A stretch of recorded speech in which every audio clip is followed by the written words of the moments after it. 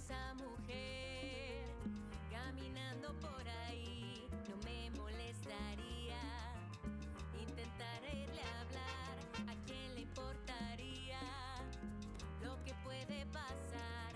El no yo ya lo tengo, nada pierdo con intentar. Ay, mamita linda, ¿qué puedo yo decir si solo soy un hombre tratando de sobrevivir? Ay, ay, ay, empezaré con un hola y desde ahí ya veré para dónde ir. Ay, ay, ay, empezaré con un hola y desde Good morning. Bonjour, good morning. Welcome to this year's Central Ideas 2025. My name is Johnny Alubu Selemani. Can I get the music to down a little, dip a little? And I'll be your host for today's day. Right now I feel like dancing. This is what's happening. Okay, we good? All right. There's feedback as well. I can hear myself. It feels a little crazy. As I said, my name is Johnny Alubu Selemani, and I'm going to take you through the program today. It feels like such a privilege and an honor to be your host in today's Inclusion, Diversity, Equity, and Anti-Racism Summit here in the beautiful city of Central Newfoundland, Gander. And before we start the program, it's important for us to acknowledge the land on which we gather. So I'll read a few words just out of acknowledgement, but it is with deep respect and gratitude that we acknowledge that we're currently located on traditional Beothuk, Mi'kmaq, Innu, and Inuit territories. As newcomers to Uktahamguk, Newfoundland, as it's known, and Labrador, we commit to collective healing, true reconciliation, and land honoring. Now, for some of you who don't know, I am from Central Africa, and I'd like to teach you something. What we do in parts of, I'm from the DRC, but one of the languages we speak is Swahili. I'd like to teach you a word in Swahili, and no, it's not Hakuna Matata. I'm sure you've all heard of Hakuna Matata, and yes, it means no worries. Okay, but the word I want to teach you today is karibu. Karibu sounds like caribou, but with a stronger K, karibu. Now, karibu has two meanings. The first meaning is close, but the other is welcome. So can you say karibu? Close enough. All I heard was caribou, but karibu was good enough. Now, when you welcome people into a space, it's important to communicate the rules of the space. So I'd like to cover some basic house rules, or housekeeping rules, as we are welcomed into the space. The first thing is there'll be no food allowed in the space. Now, we have a dining hall, a gymnasium where food will be served to my right, your left. When it comes to smoking, no smoking is allowed in the premises. I'm sure you'll see the signs outside that says no smoking. So if you need to smoke, please go out as far as possible, and you'll see the signs that says no smoking. You go beyond that. We have upper and lower level. Some of our activities will be done also upstairs, but we will communicate that closer to the time. And if you need anything, whether it is an emergency, a complaint, a praise, look out for the people with the ANC lanyard. Ideally praise, not complaints. But they're floating around the room, and they should be also around the table where you did the registration. We have a prayer room, and we also have a quiet room, just in case you need to decompress, because today's material can be very sensitive, can be triggering. So we have those spaces available. And again, you can ask our lovely ANC staff with a lanyard on them. In case of emergency, follow the emergency sign. But if you need first aid, please don't come to me. Again, ANC staff. They'll be able to direct you to all the things you need. Lastly, where I'm from, we believe in applause. Now, there's a difference between clapping and applaud. Clapping is the action of bringing the hands together and doing this. Whereas applaud is more of a using claps, cheers, whistle, excitement, basically. I will accept as part of the applause. Now, the reason why I teach you that is because we have a few guests coming up, a few speakers coming up, and I like to encourage them with applause. Again, where I'm from, it's important to acknowledge that people come up from different backgrounds, different spaces, but they also have different approaches to speaking. So when they come up here, when I call them up, please give them a round of applause to make it easy for them. Is that okay? If it's okay, please nod. Okay, I see a lot of nods in the room, so I'm going to go with that. The first person I'd like to invite up here to say a few words is Frank. Now, Frank has got an interesting resume, but can you please give a warm welcome, a round of applause for Frank as he comes up?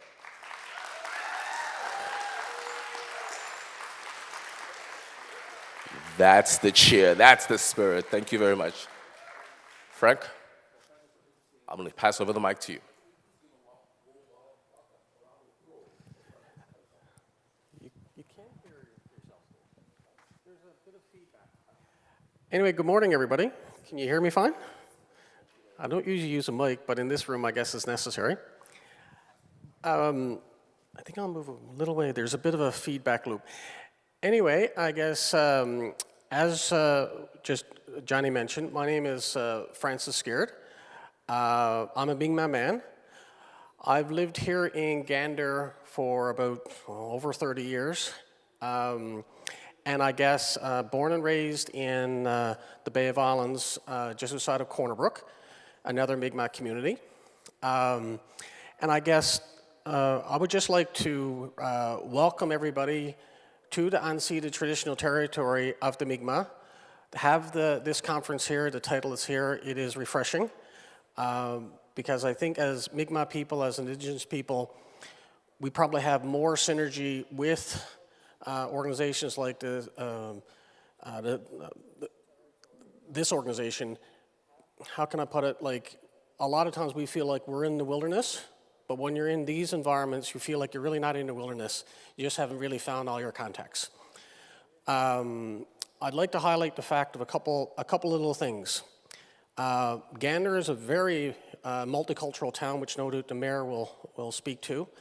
It has a history of welcoming new Canadians. It also has a history, I guess, when it was formed, there were Mi'kmaq communities of places like Glenwood, places like Benton, places like Gambo around it. And by its very nature, in and around this place, there's approximately 20% of the population are either status Indians like me or self-identifying Indigenous people. So you just look at it as a demographic, approximately 20% of the people are looking for unique services. Halibu First Nation, which I'm part of, can only offer so much of those services, but the municipalities, and I don't want to keep kind of complimenting the mayor because we tease each other off. Keep going, hey, yeah. But the town of Gander has been an extremely warm landing place for us ever since I've been here.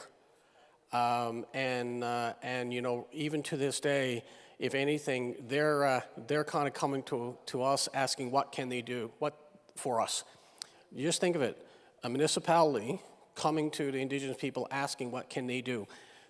How many years back would that have been exactly opposite? So I hope ANC feels the same.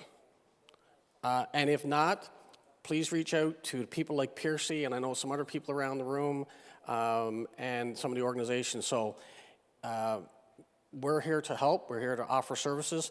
And I also remember a previous mayor, and Piercy will probably know who I'm saying here, is that when you come to Gander, spend lots, spend often, good old Claude.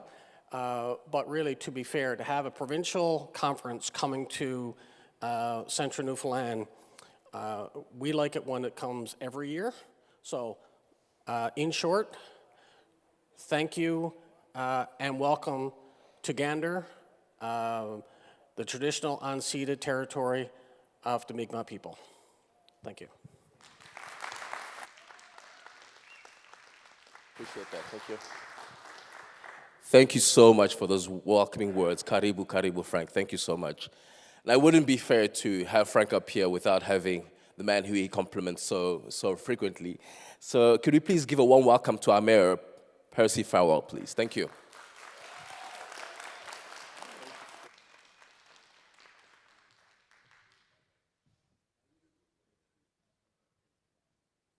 Thanks, Sammy. Thanks, Frank. Your check is in the mail. paid him good money to say all those nice things. But seriously, though, it is a pleasure to be able to welcome all of you here, Caribou, to welcome you all here to this inaugural event, which we too hope would become a sustaining event that would be hosted, preferably in a place like this. We do appreciate any visitors coming and holding events here, because there's an economic impact of that, of course, and that's important to our community, important to the businesses in our community.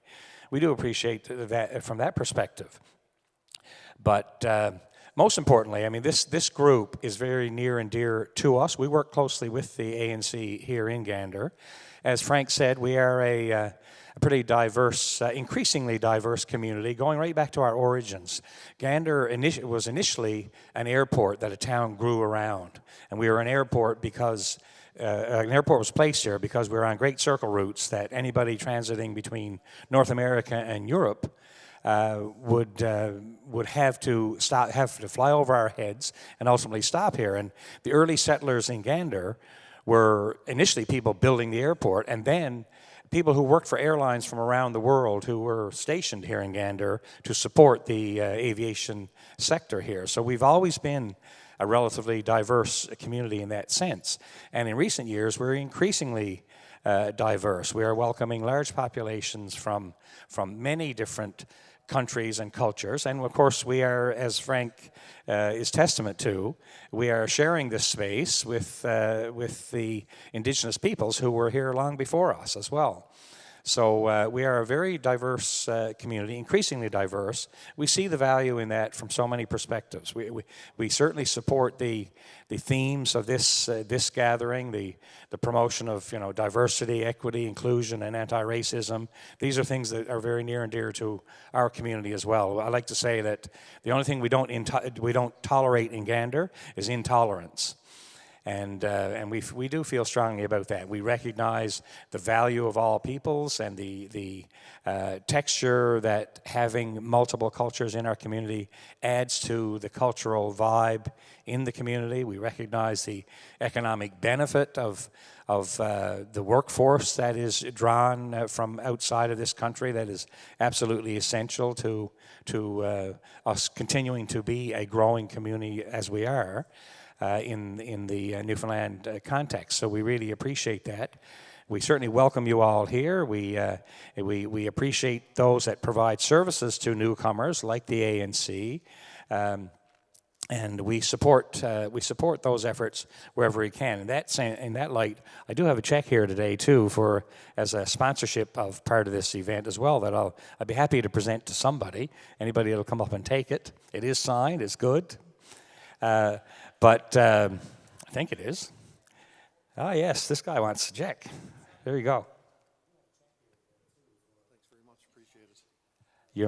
You're more than welcome. We're happy to welcome you here, and hope you have very enjoyable and productive sessions here, and that you will come again frequently. And any of you that aren't from here that might look around and think it might be a nice place to live, we'd encourage that as well.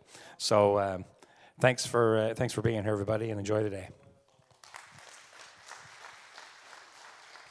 Thank you, Mr. Mayor. I really appreciate that. When he reached out into his pocket for a check, I almost started running forward, and then I was pushed back by the person who I will be introducing to grab that check. So I'm glad that he beat me to it, but thank you so much for your contributions and your welcoming words. Really, really appreciate that. Now, today's theme, Culture at Work, celebrating differences, building belonging, reminds us that our workplaces and our communities are stronger when we embrace diversity, share our stories, and build spaces where everyone feels like they belong. On behalf of the Association of New Canadians, we're so glad to see such an inspiring mix within the audience, from business leaders, government representatives, community partners, students, newcomers, who have gathered all here today, under the united goal that making Newfoundland and Labrador a more inclusive place for everyone. Now, at this time, I'd like to take a moment to just give a shout out to all our sponsors, including what was just done just now. So can we give a warm round of applause to all our sponsors who contributed to making this possible.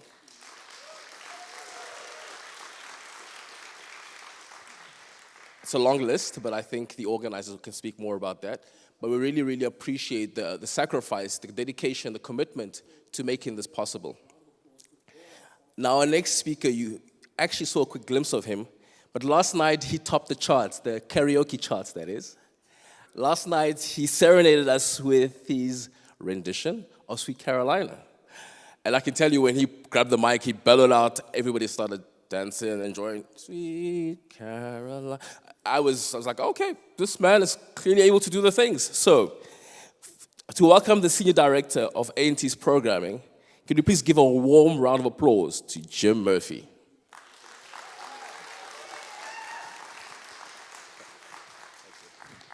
No, I'm not going to try to sing again this morning. Thank you very much.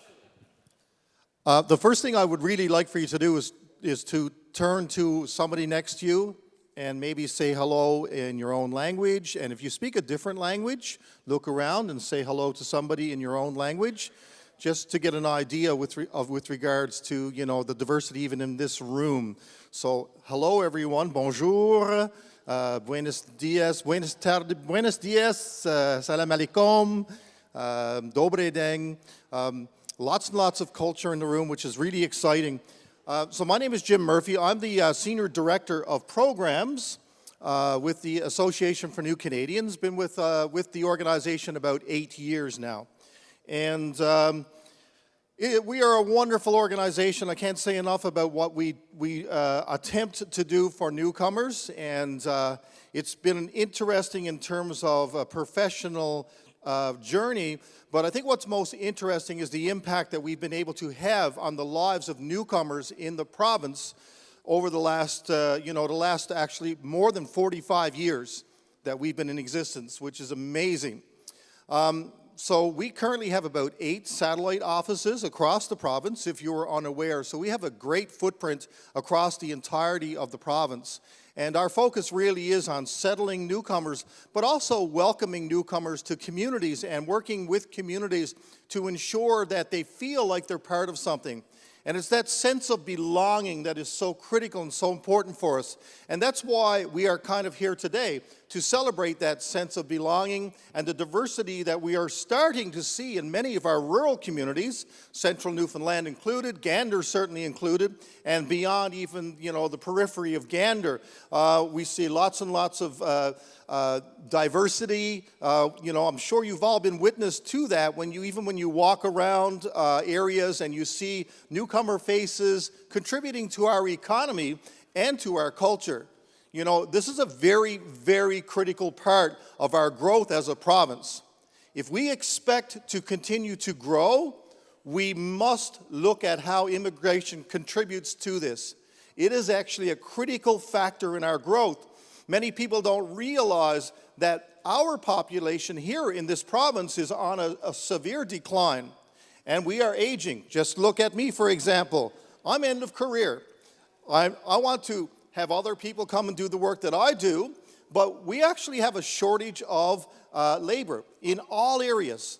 And so immigration is part of the solution for this, and we really must be cognizant of this as we continue to grow as a province. Actually, there are many studies across Canada that will allude to the same thing. We are not alone in this. But I will say to you that the province of Newfoundland and Labrador is actually leading in terms of the highest average age in the country, okay? And actually smallest birth rates as well. We continue to lead. Probably not a good place to be leading, by the way. So immigration is a critical factor for us in terms of this. Anyway, back to the speech. We're here today to build stronger communities. So on behalf of the Association for New Canadians, I really want to welcome you all here, because it starts here. It starts with your interest. It starts with your desire to want to feel part of something in terms of the integration and the welcoming of newcomers to our communities. And for that, we are thankful. I hope you have a superb conference. please, if there's somebody that you don't know in your small groups, walk up and introduce yourselves. You all have something in common. You're here because you have interest. You're here because you can see some of the future, some of what's going to happen as we continue to grow as a province. So I hope you have an excellent conference. Feel free to walk up and have a chat with me if you have a brilliant idea that's burning or a question that's burning, and there's some way that we can help to grow our supports as the Association for New Canadians. Thank you very much, everybody. Have a great conference. Thank you very much, Jim. Really appreciate that. As said, newcomers, the tapestry of Newfoundland is changing. We see it as we walk through these streets, as we drive through these streets, we see that there are new faces, new cultures, new ways of doing things, and that, for me, excites me. Now, the next person on our program is Dr. Khalid Al-Hariri. Now, Dr. Khalid, who is someone who embodies inclusion and empowerment in action. He's the Director of Employment Services with the Association of New Canadians. Dr. Al-Hariri has dedicated his career to helping newcomers succeed through meaningful employment and education. His research in multiculturalism, social justice explores how we can create fair and equitable hiring practices that reflect the diversity of our communities. Now, I see he's right there, so can we please give him a raw round of applause? Thank you.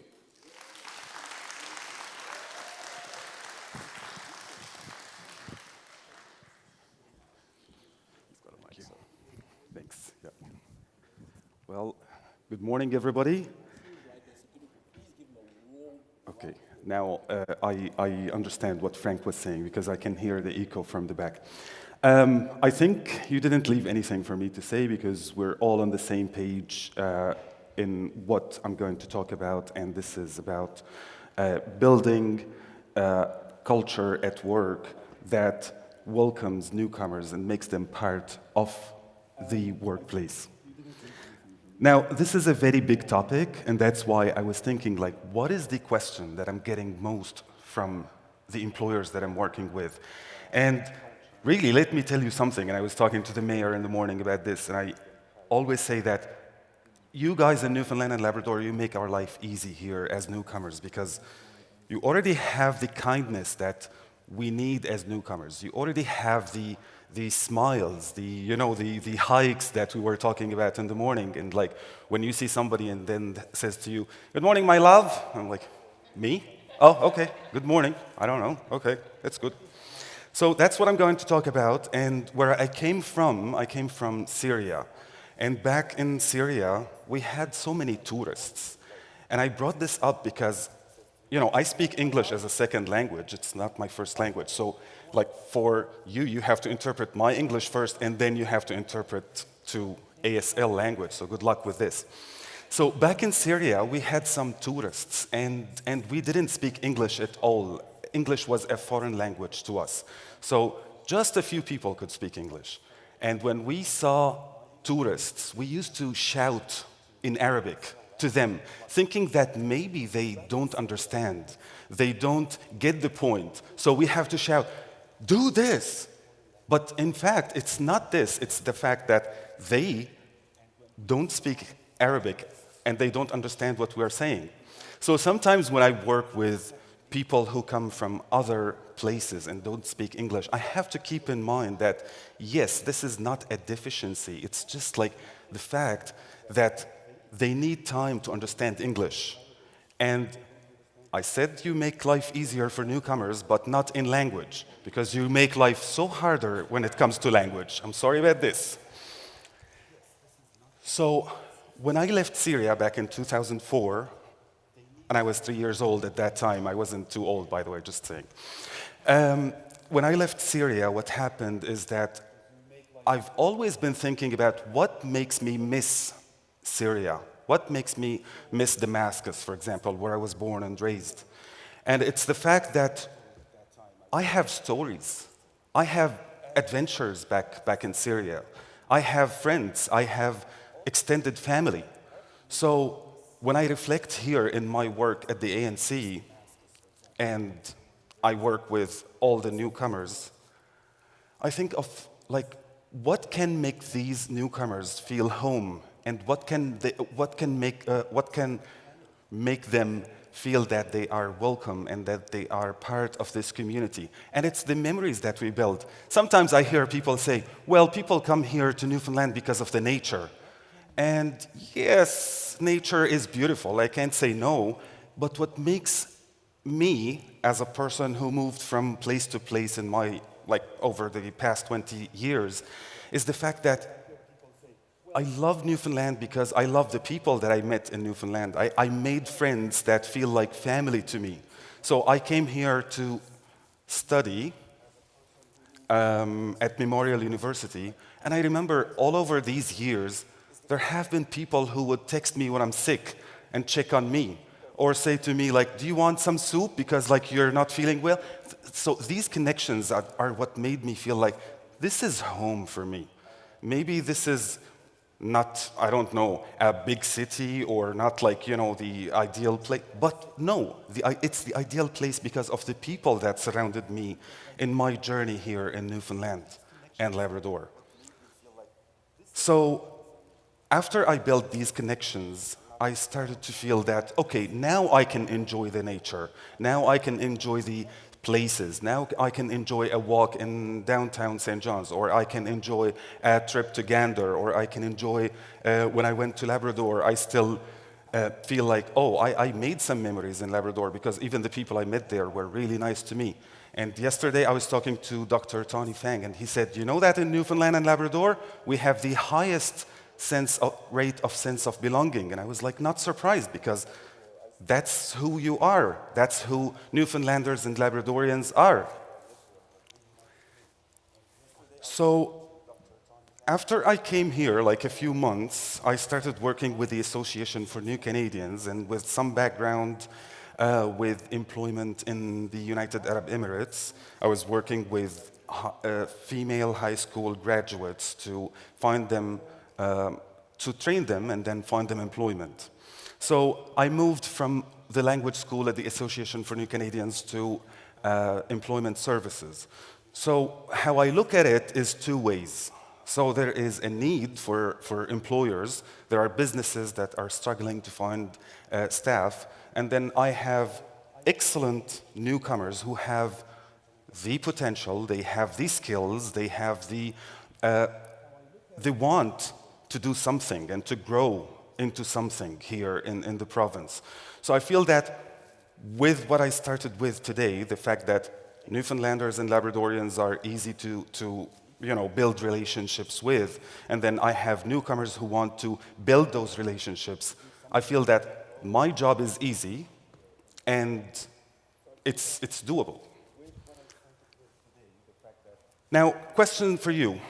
Please raise your hand if you have ever hired a newcomer or if you work with a newcomer in your workplace. Excellent. And please raise your hand if you believe that labor shortage is a concern of your business or of the business that you're working in. So we are all on the same page. We all have the same concerns. Now, why does this matter? As Jim said now, Newfoundland and Labrador is the first province in Canada where over 25% of residents are aged 65 of age and more. And we spoke to some municipalities here in central Newfoundland a couple years ago, and they said that the average age in our municipalities is 65 years. So we need people to come and work and do the job with us and live with us. As of July 1st, 2025, so just a couple months ago, 25.2% of Newfoundland and Labrador's population is 65%, compared to 19.5% nationally. And we have here in Newfoundland and Labrador the highest median age of 47.8 years. And this is increasing. So if we look at the data from 2014, it was the percentage of age 65 plus was 17.6, it became 18.2, then 19.7, then 20.5. So that's increasing. On the other hand, in 2018, there were 2,400 unfilled jobs in Newfoundland and Labrador. And the reasons were retirement. We have many people who are above the age of 65 in the province. We have lower birth rates, and we have out-migration because our young kids are leaving the province to go to work in other provinces. So that's one piece, and then we have some newcomers who choose to leave the province and go to other provinces. So I thought of this, and I thought, like, what is the skill that Newfoundlanders and Labradorians have that will make this issue or resolve this issue? So we have one skill. We have many skills, but we have one main skill that makes Newfoundlanders and Labradorians able to resolve that issue. What do you think that skill is? Any thought? Of course, it's that, Of course, it's that we are welcoming people. So Newfoundlanders and Labradorians are welcoming people. They know how to welcome people. They know how to make people feel home. Now, one of the questions that I got from many employers across the province is that we want to help newcomers, and we want to make them feel home. So what can we do? So when I thought of this so many times, I was thinking that, okay, maybe we have to make sure that the businesses are not just friendly, but welcoming. The problem in work is that we are all so busy at work. We're all drowning in work, and sometimes we forget little things that make the difference between friendly and welcoming. So that's why it's important for all of us to think of, okay, so when I have a newcomer working with me, I have to make the extra step to make sure that this newcomer is welcomed. It's not just that we say to them, "Good morning, honey." No, we have to do the next step for this. So some of the comparisons that I found online between being welcoming and being friendly are these. So being welcoming is more of a proactive approach. So I don't wait for something to happen to show my kindness, but I take this step to make sure that the person is included and that the person is welcome. The other one is that it makes people feel comfortable and at ease.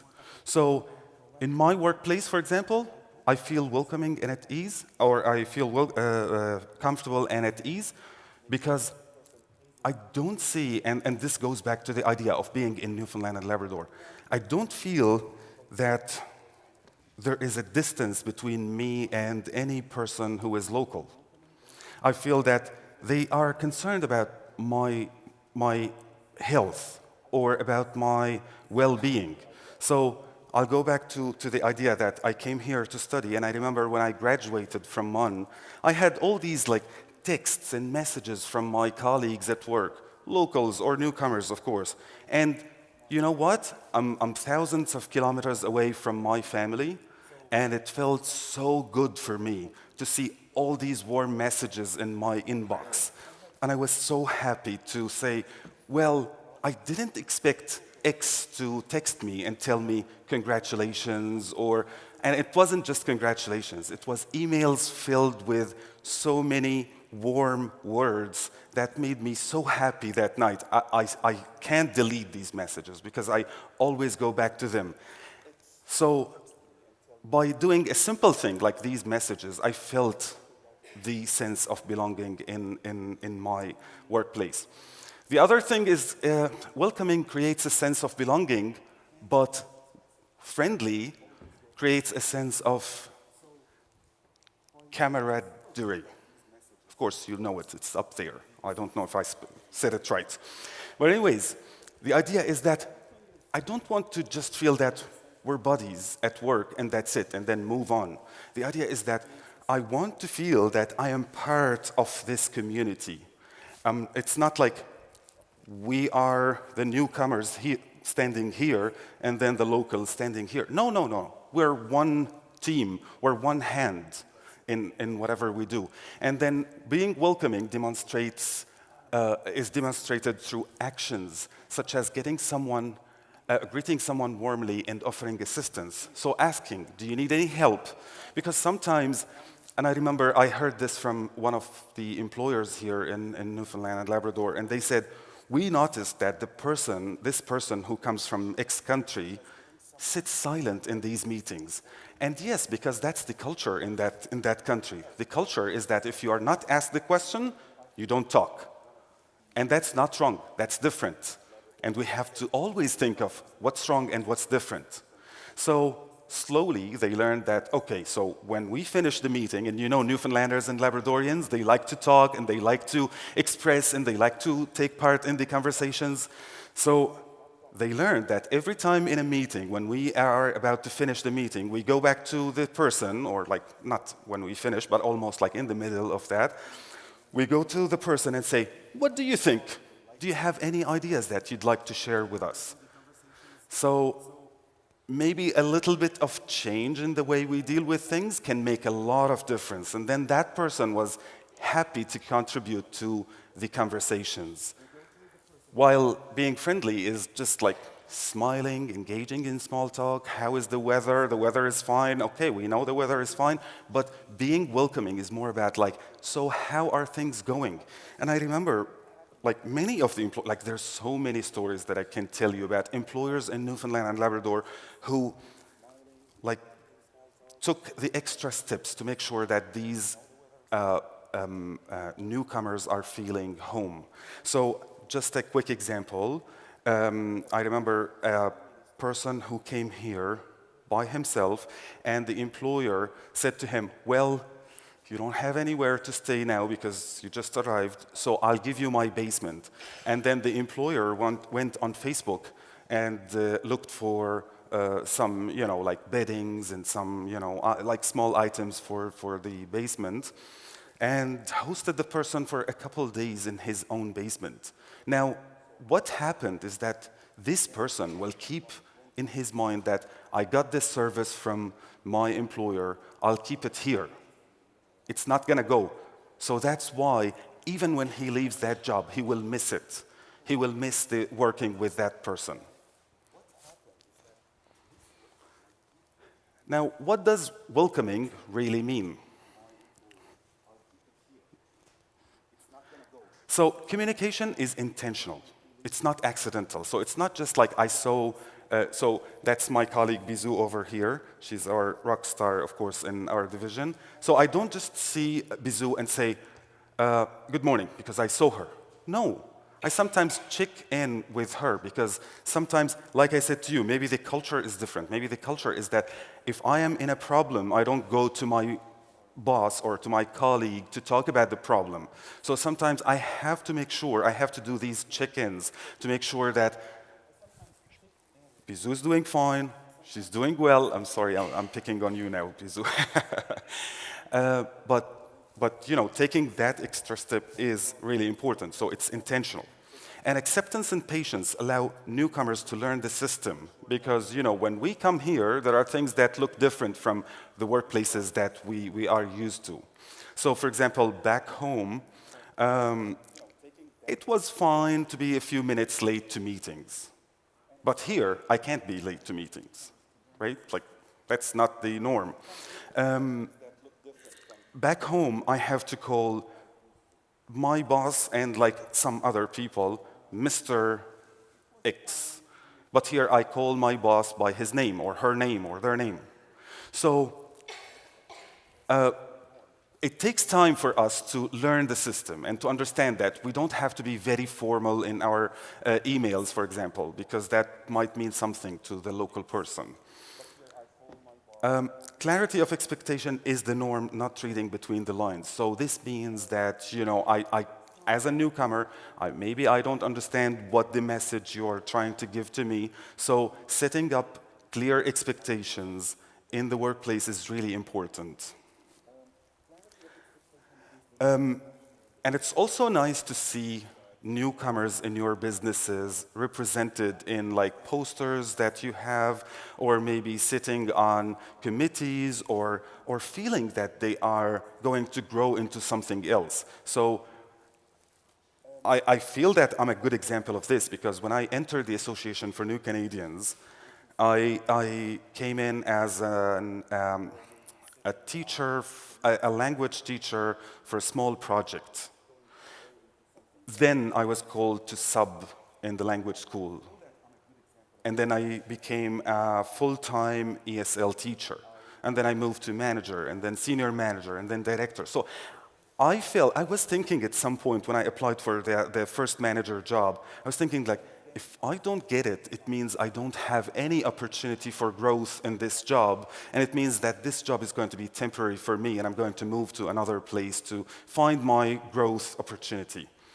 But I got that opportunity, and that's why I have been working with the association since I came here to Newfoundland and Labrador, because I can see where I'm going in my career, and I see that I'm learning, I'm growing. I'm one of the team. I'm like, the team doesn't distinguish between anybody who comes from Newfoundland and Labrador, or from Syria, or China, or Africa, or anywhere. We're one team, we're all the same. Okay. And what's more important is that the community, so outside of the workplace, the community is engaged. So I can give an example from some of the clients that we sent to work in one of the towns in central Newfoundland. And, you know, the clients were working, so we sent about 24 clients to that town. And they were working from, let's say, 8 to, I don't know, 4 or 5 p.m. But what about after work? What happened? So when we were speaking to the municipality, they said, well, we have the, you know, like every town has its day, so Gander Day, St. John's Day, Eastport Day, etc. So they said, we want to engage these newcomers in our day, which is coming in a few weeks. So newcomers, of course, they were happy to share their culture. They were happy to see themselves represented on that day and to show the traditions of their home countries to other people. And, you know, like, of course, Newfoundlanders and Labradorians are so nice, so they go to them, oh, that's so nice, that's so good. So they feel happy. They feel happy to share and to learn from Newfoundlanders and Labradorians. Now, when I learned yes, bye and geez, bye in the office, listen, that's the only 2 words I was saying to them in the office for the whole time. And then they, like, even them, they were telling, please stop doing it. But the idea is that the community, again, is really important. I can't forget, and this, so when I came in 2018, there was like a day with lots of snow, and I can't forget that one of my friends, classmates at MUN, who was local, also from St. John's, she asked me if she can drop me home because it was snowing.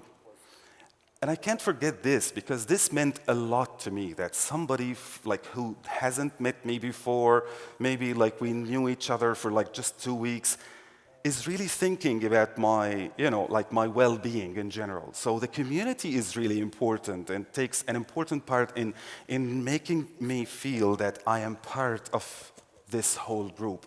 I'm not just an outsider who came here and like, hey, honey, what's up? And then, like, move on. No, I am part of this whole. And also, something that's really important, because I come from the Syrian community, and I always talk to my community about, like how things are going.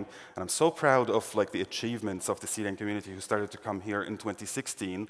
And now I look at them and they're working, they have good friends with everybody in the province, and some of them started businesses. So I'm so proud of their achievements.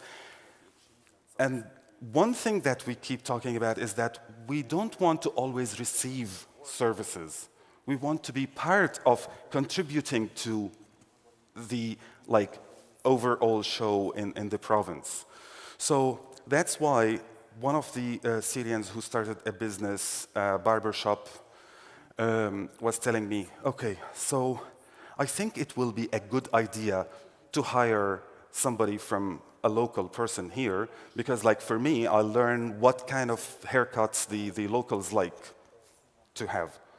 I was like, well, this is really a good idea. So you are now contributing in a different way. You're finding opportunities for newcomers and locals and everybody, because you're growing the economy in a small way, in your own small way, but you're doing something that's important.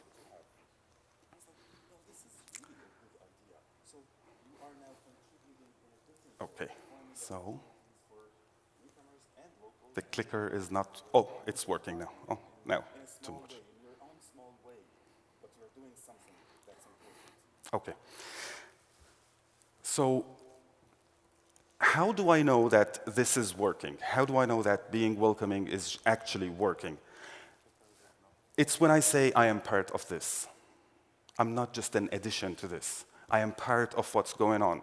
And now I look at myself, I reflect at myself, and I reflected, and like I allow myself to also like maybe talk about Bizou here, my colleague, and we feel that we are part of the decision at the association. We're part of the decision in our work. So I sometimes go back to my boss, who's sitting in the back, Mr. Jim Murphy, and I say, well, what do you think? And he said, no, that's, you have to decide. So I'm part of the decision, and that's why I feel like, okay, since I'm part of the decision, it means I am part of things here, and it's my responsibility to make sure that it is going to be successful. I'm not just coming here to add something, to just perform simple tasks and go, but I am part of the success or failure if I fail. So that's why I'm accountable, and I feel that I have to take care when I decide what I want to do. And this is like being a welcoming community is a retention strategy. It's not just something that is an addition or nice to have. It's part of the retention. And I am an example of this. I stayed because I felt that welcome. I stayed because I felt that I am part of the whole. So my own table to differentiate between being friendly and being welcoming is this. Being friendly is about individual attitude, individual instances. So like one time I see you on a hike, I say good morning, love, and I move on. Or maybe like, I don't know, I know you, I see you in Walmart, I say like a few words about the weather and I move on. But being welcoming is about the mindset. It's about like, do we really want to have newcomers taking part in what we are doing? Do we really want them to contribute to our, not just economy, but the culture? So it's about the mindset and about the policy that we create. Being friendly is, like I said, it's just like one time of kindness, but being welcoming is something that's built as a relationship. And I have examples sitting here of people who I met maybe like a few years ago, and I still feel that we have a strong relationship. I can go to them and tell them about my concerns, and I can like, you know, share stories with them, and I feel very comfortable, like sometimes professional, sometimes personal, etc. So the last one is social circles are the same. Newcomers are an add-on, but when we are a welcoming community, newcomers are they are an integral part of the community. Now let's practice. Which one looks friendly and which one looks welcoming? So if I say to you, if you need anything, please let me know. That's very friendly. But to be welcoming is to say, here is what we can do together. So together, we can do things. So in this way, I feel, as a newcomer, I feel that, okay, so it's about both of us. It's not just about you helping me to do something, or if I have a question, I come to you. Another one, we value your difference. So the difference is valuable. And I said to you, and like, my research was about language and how like sometimes like different ways of pronouncing or producing language might be looked at as a deficiency, but it's just about being different. But if I say, we don't mind your difference, that's fine, that's not really welcoming. So what can we do, practically speaking? In a job ad, we have to think about local experience vs. experience. And I know that there is lots of focus on local experience. But this means, when I say that I want local experience, it means I'm eliminating all the history and experience that you came with.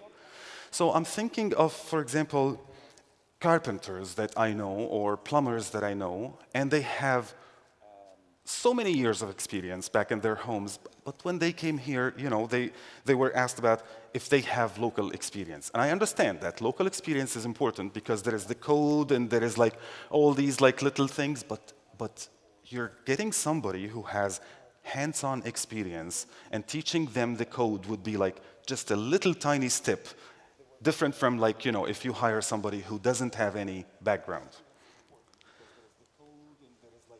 Also, in the job ads, it's good to use simple, clear language because not all of us speak English the same, you know, level.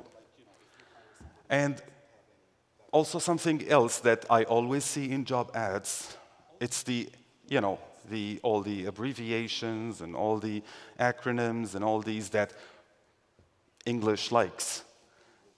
I would go with something like this. I would go with spelling out the words so that newcomers can read and understand these ads. So instead of saying HVAC, maybe you can say heating, ventilation, and air conditioning. This makes it easier for the newcomer to know, oh, okay, so I can do air conditioning, I'll apply for this job. Also, say if you accept other styles of resumes, because in employment services at the Association for New Canadians, we get all kinds of resumes. Some people like to have their photos on the resume. Some people may have their exact address on the resume. That some people say, like in my country, it was common to say your marital status on the resume. I don't understand why, but this is how it was.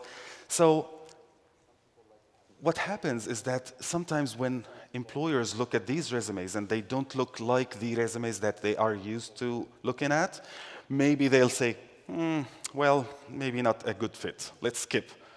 But it's good to say, if you accept international resumes, to say that, or if you don't accept them, so that the newcomer can see that, okay, I have to look up what a local resume looks like.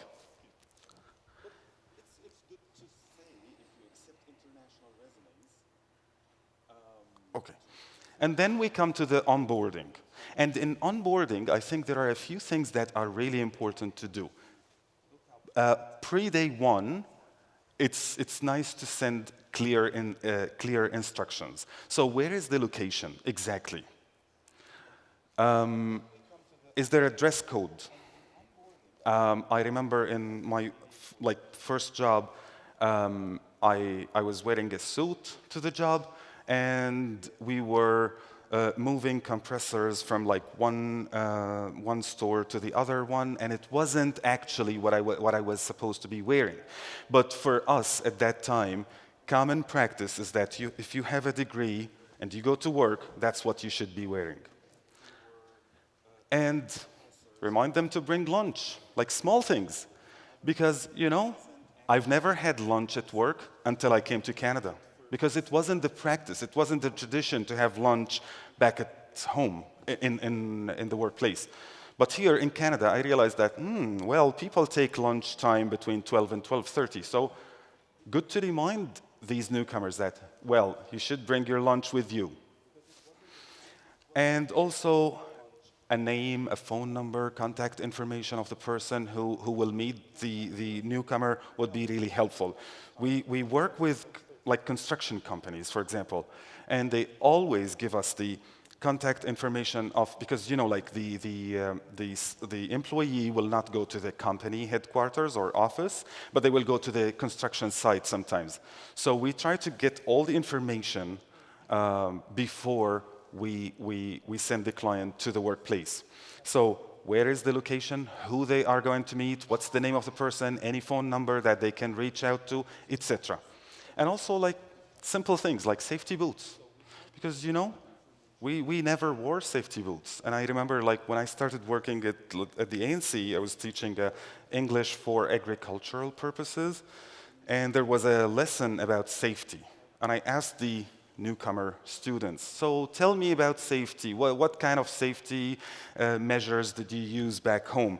And I remember they said, only God saves us. I was like, not in Canada. In Canada, there are other things to do. Yeah. And really nice, and I feel that this is a key in the workplace, but also if like somebody comes to live in Gander, let's say, to assign a buddy. Somebody who's not my boss, but somebody that I can speak to and I can feel more comfortable to ask questions or, learn things or, if I want to figure out something. Please use plain English and try not to use Newfoundland and Labrador English because it's very hard. And I know it's sometimes very hard even to people here in the province. It's lovely to hear, but it's really hard. So like avoiding these acronyms, avoiding these like very fast paced production of language, that would be really helpful. And use visuals wherever you can. And we worked with one of the construction companies, and they said, okay, so instead of having signs that say, don't go this way, we will have a visual. And then that made it easier for newcomers who don't have so much English to like understand that, okay, I shouldn't go that way, I should go this way, for example. And there are so many unwritten rules. I can give you so many examples of these. So, for example,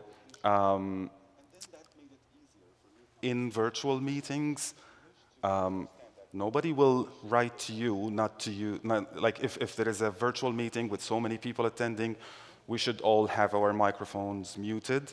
And this is an unwritten rule. So for a newcomer, it doesn't hurt to say it to them, to verbalize it to them, because maybe we don't know. Maybe the culture back home is different. Maybe I didn't think of it this way.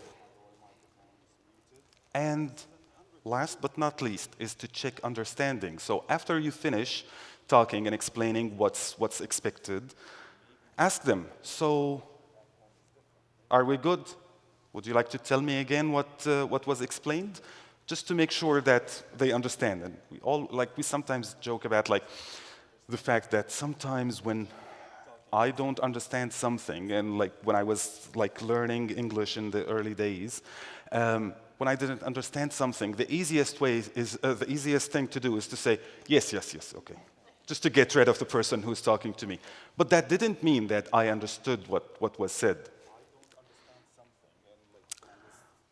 Now, lastly, and this is not the last slide, by the way, just saying, but in this group of points. So, praise asking questions. So if the newcomer comes to you with a question, that's really nice. Make them feel comfortable asking more questions. Follow up verbal instructions in writing, because you know what? We have so many apps on our phones that we can use to translate these instructions. Sometimes if I don't, maybe like my language is so good, but I don't understand everything in English. So having something written will help me go and translate on Google Translate or other apps that are all over the place now.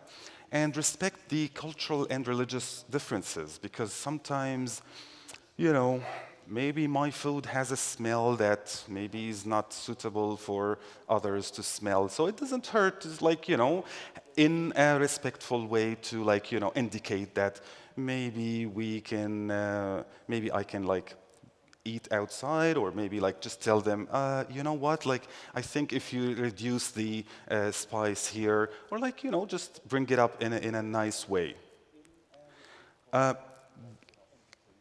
feedback is a big thing because it's nice to have feedback that is specific, not just like, you're not proactive. That's not what, so what do you mean? What do you exactly want me to do? But say something like, next time, please email the client if they don't get back to you in a week time. So now I know exactly what is expected from me. So that kind of feedback is specific, to the point, and nice, kind at the end of the day. Again, how do we know that these are working? The same as what we said before. When I feel that I am part of things here, this is one of the best ways to retain people in our communities. And what's the outcome? The outcome is that people stay where they feel they belong. So again, I'll go back to myself as an example here. And I stayed here in Newfoundland and Labrador because I felt I belonged. I didn't feel like a stranger in Newfoundland and Labrador. The smiles of people, the kinds of friendships that I built, the growth in my career, all these things made me feel like, okay, I belong here. I'm part of life in Newfoundland and Labrador. Welcoming workplaces attract talent, and excellent example is that we sent like 6 or 7 clients to a very small town on the west coast of Newfoundland. And like a few months later, we realized that they were speaking to their cousins in other provinces, and they asked them to come and join them in that very small town. Like, maybe this looks easy now, but when we were trying to convince them to go to that small town, they had so many questions. So will I find my cultural food? How will I get this? How will I do that? But then after a few months of staying there, and that was in 2023, and they are still there with their cousins who came from other provinces, we feel that this was a real success for us, because the word of mouth, their word of mouth to their cousins, is what brought these cousins to that small town. And of course, when I feel I belong, that boosts my performance, because like I said before, I am part of the success and I'm part of the failure. I told you I was a teacher, so of course I can't let anybody go without a homework. So the homework is for everybody to think of one way that they can think of to make the workplaces where they are working more welcoming and more appealing for everybody to feel we're one team. We're not like us and you, us and them. No, we're all one. Now, here comes the role of the Association for New Canadians and our Employment Services Division in particular. We have so many services for employers to make sure that they are receiving the support that they need to make their workplaces more welcoming. So we have, of course, access to a very diverse talent pool. We help in the recruitment and support for all employers, from screening newcomers to training them, to like any kind of support that you can imagine in terms of recruitment. And also we help with the onboarding and training while the newcomers are in the workplace. We serve so many types of newcomers. We have permanent residents who are economic immigrants, sponsored by families, government-assisted refugees. We also serve refugee claimants and protected persons, so somebody who comes to the country and seeks asylum, and then people who get approved for asylum, they become protected persons. We also support temporary foreign workers from like work permit holders, and of course, students who are authorized to work in the country. We have many services and programs. I can name just a few here, just to highlight the fact that we look at the market, we look at the needs in the market, and we build the programs based on that need. So we noticed that there is lots of needs in construction. So with our friends in the provincial government, we work to get programmings up and running for construction, one called Build Your Future, and that's open to any newcomer. And part of it, so it's two parts. Part of it is in partnership with the Millwright College. And we have also an ESDC funded project that's for youth, I think between 15 and 30 years old, and that's Newcomer Youth Trades Toolbox. And mentorship programs, we have internships, we have all kinds of programs that address the specific needs of the labor market in our province. Then we have the core weekly programs that happen on a weekly basis, and that includes employment readiness training.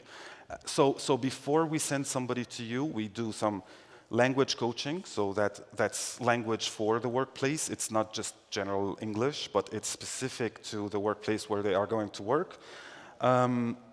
We also do some soft skills training. We talk about Canadian workplace culture and what to expect in the workplace in Newfoundland and Labrador, for example, business. Interview preparation, digital literacy, and so many resources that our clients have access to, from laptops to other resources. We see the impact on a daily basis, and let me tell you that there is nothing in the world that can make me happier than seeing these messages coming to my colleagues in the Employment Services Division. Things like, people here are very nice, and it's really beautiful here too. Nice place to work. So these newcomers are happy and appreciative of the opportunities that all the employers in the province are giving to them. And it feels so good to hear somebody saying, someday I will tell my children about you and your colleagues, that in today's world of wars and violence, there are also kind people that Canada helps and supports complete strangers like family members on the difficult path of immigration. This is so heartwarming and so nice to hear from all the people that we help. And why? Because of Newfoundlanders and Labradorians, because you are taking that extra step to help and support these newcomers to integrate and feel home. Unfortunately, that's it for me. I like the microphone, but I have to step down and, sorry. Thank you so much. Thank you so much, Doc. He actually did say he was a teacher, and you could see it the way he gave us some very valuable lessons.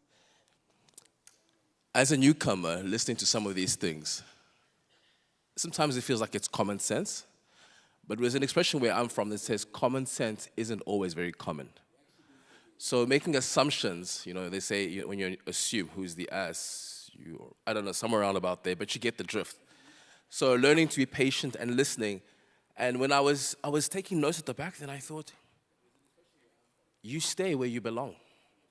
My parents have been in central Newfoundland for over 14 years, and because of how they feel, the belonging that they felt over here has made it easier for our entire family to integrate.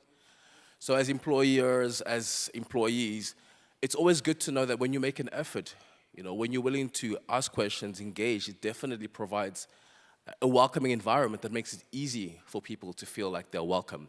And as he said, when you feel welcome, you want to stay, right? I mentioned the word karibu, which is Swahili for welcome. And when you welcome in someone's house, it's important to be fed. So we're going to give you a short break with some food. We're going to, to my right, your left, I'm going to direct you to the gym where the food will be eaten, and left, again, only water in this space. And one of the performers in there is a guy called Bobby Black. He's an Afrobeat artist. He's a good friend of mine. Someone who I met at Cobbs Park about a year ago. Someone asked me last night, where did you meet Bobby? And I couldn't remember. And it was one of those where we were at Cobbs Park last year sometime, and someone said, there's a newcomer here. I said, where is he? Where is he from? And apparently, he loves to sing. I'm like, oh, let's connect. And I started hearing his story, because we talk about sharing our stories and hearing our stories. And we found so many points in which we connected. And we've become such good friends over the year, but it feels like a lifetime. So I'd encourage you, as you listen to his music, take a moment to take it in, ask him questions, take some photos, make him feel important, make him feel welcome. Because again, where you feel welcome is where you will stay. So we'll take a quick break for about 15, 20 minutes. Again, to my right, your left, straight down the corridor, you'll see signs to get some food, for culturally appropriate food. Thank you very much.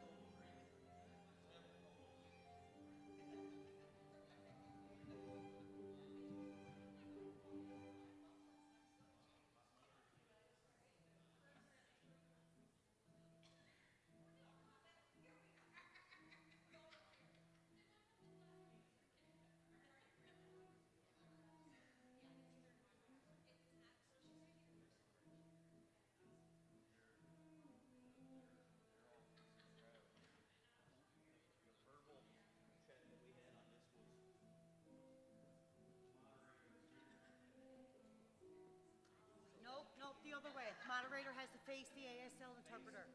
Yeah, the ASL interpreter got to be able to see you.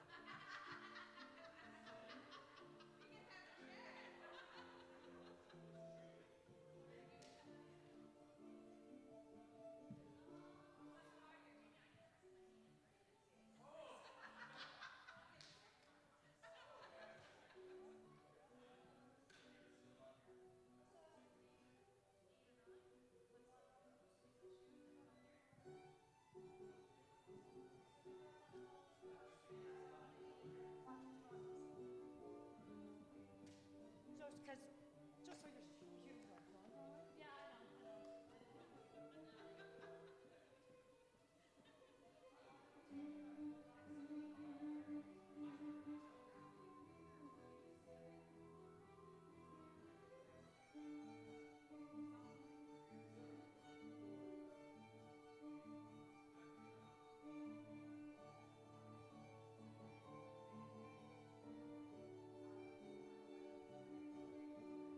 know.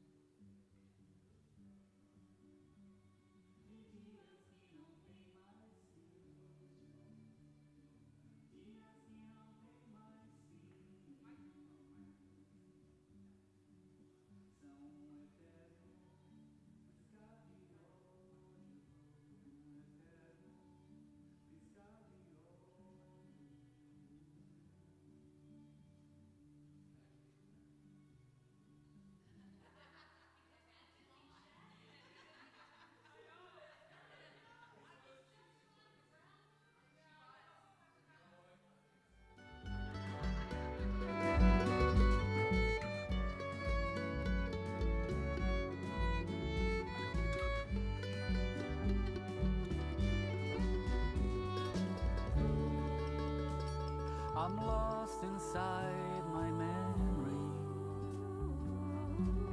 I see the harbor fade into the fog.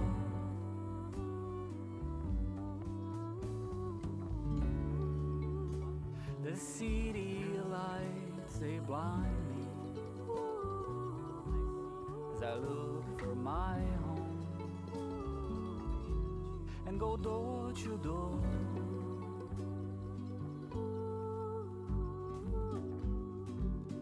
Looking for days that never end, days without an end.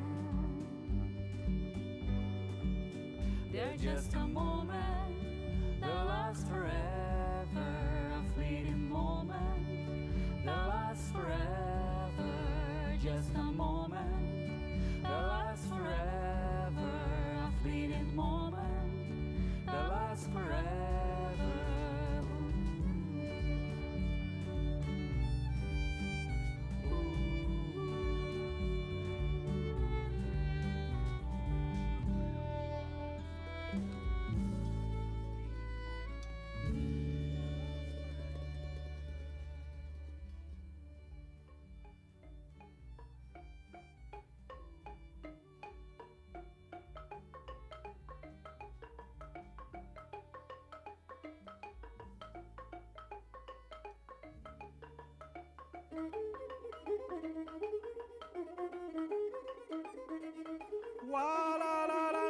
Ntunze omusajja ntunze nandere ntunze ntunze nandere ntunze nze omusajja ntunze nandere ntunze omusajja ntunze nandere ntunze nze omusajja ntunze nandere.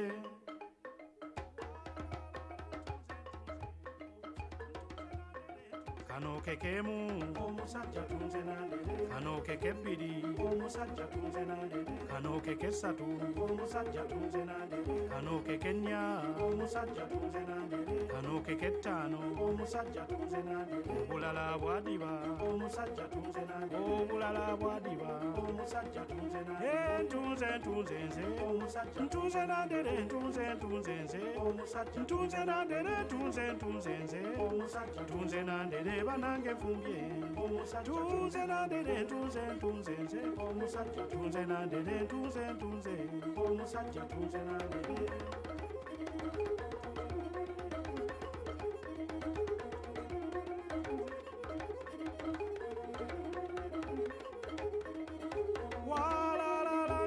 Tunze nze omusajja ntunze nandere ntunze nze omusajja tunze nandere banange ntunze omusajja tunze nandere banange ntunze nze. Kano kekemu kano kekebiri kano kekesatu kano kekenya kano keketaano obulala bwadiba obulala bwadiba obwo obudiba bwendya.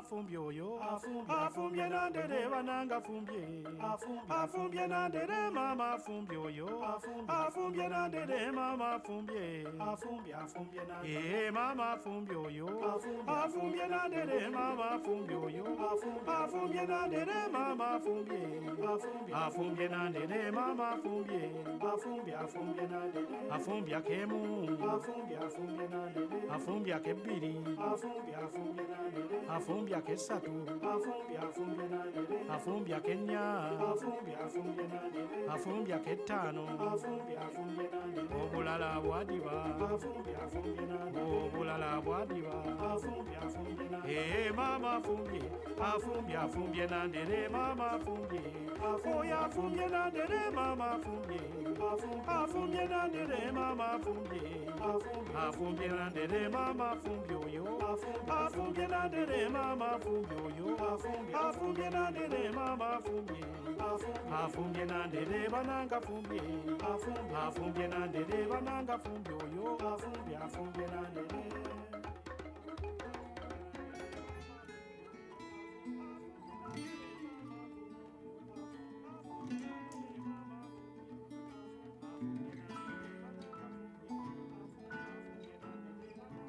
just for you, just for you.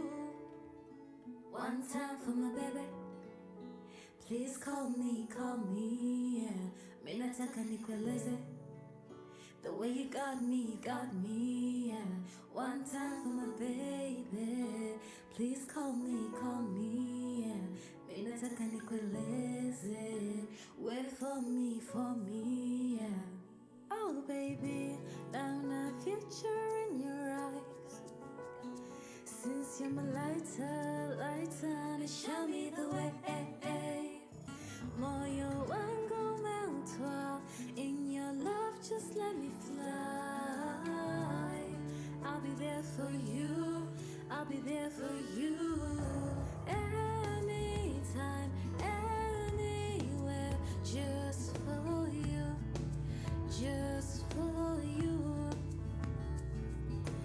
Mi amor, mon chéri, just for you, just for you. One time for my baby. Please call me, yeah. Mimi nataka nikueleze. The way you got me, yeah. One time for my baby. Please call me, yeah. Mimi nataka nikueleze. Wait for me, yeah. I don't have a time but just to let go. When you call, I come through any special. Independent times 2 up to date. Oh, anything I'm cool, just we say so. So holy baby, you're my guardian angel. Notification light, no tiny candle. Love to define, summarize, quite bad. Oh, I'll be there for you till infinity. For you, love. Anytime, anywhere, just for you. Just for you.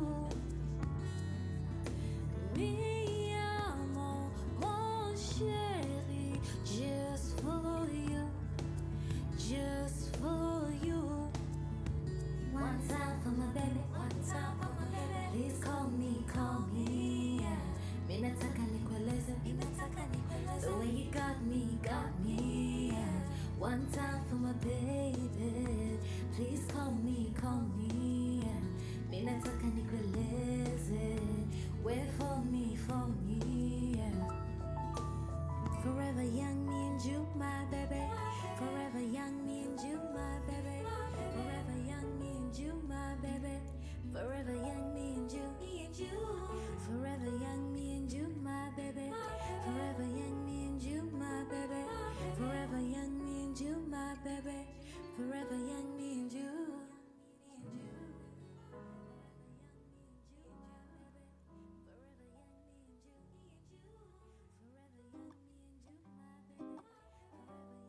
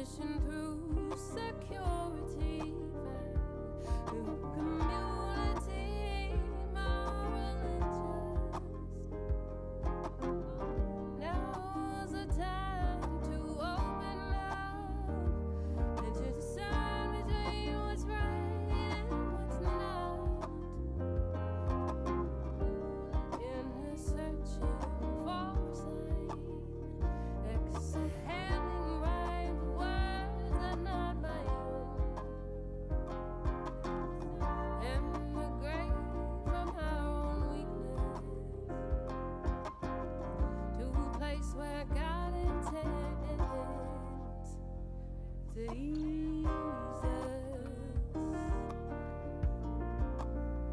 God tends to ease us. These words are not my own. These words are not my own. These words are not my own. Not my own. These words are not my own. These words are not my own. These words are not my own. Emigrate from our own weakness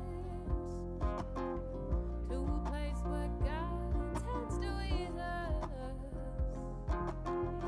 before we fly away off on our own. Off on our own. Off on our own.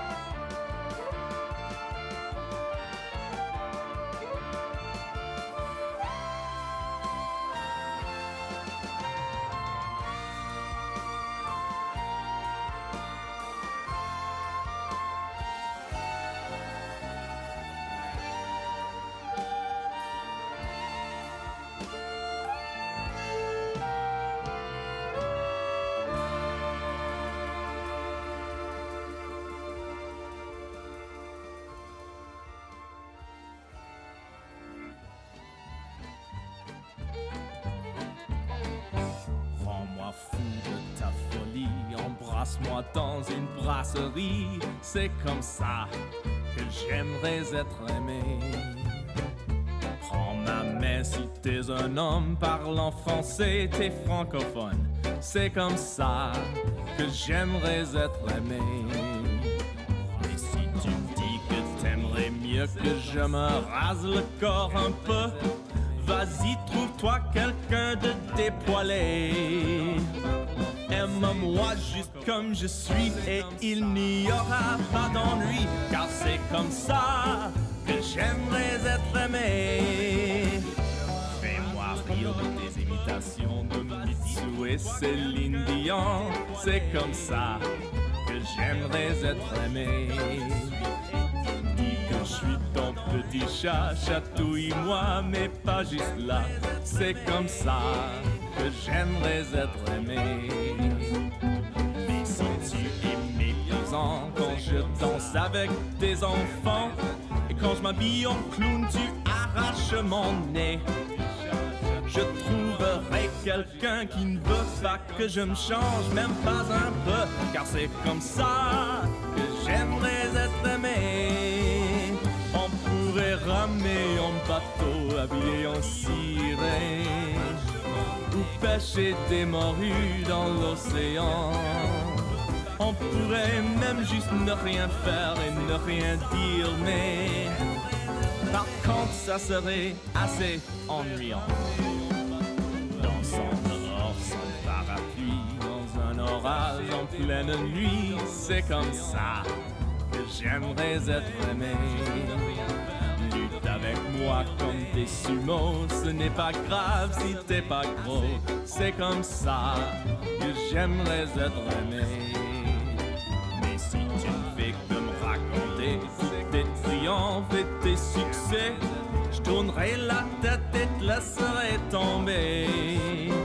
Il faut que tu pédales un peu quand t'es sur un vélo à deux, car c'est comme ça que j'aimerais être aimé.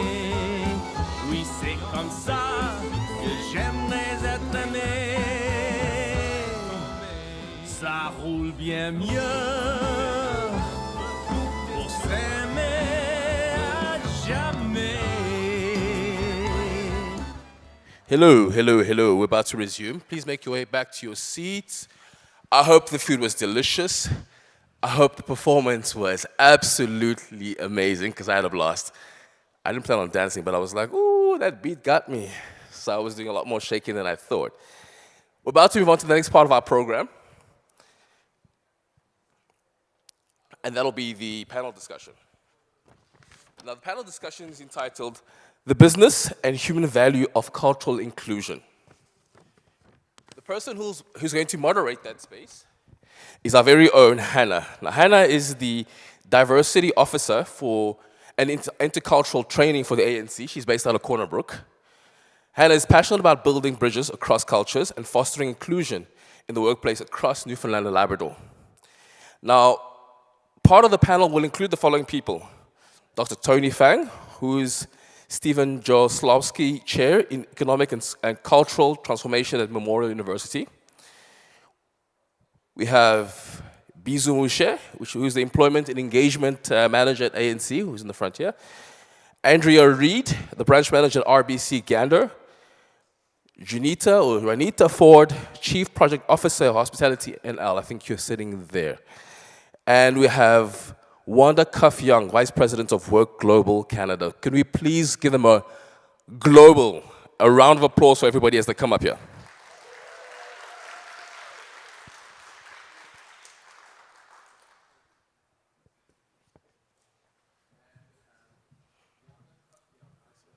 Hannah, over to you.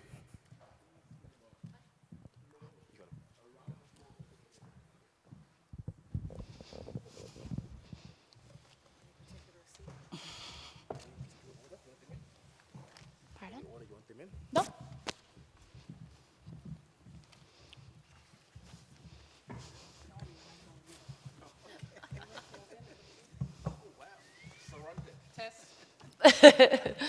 Okay, good morning, everyone, and welcome to our panel discussion on the business and human value of cultural inclusion.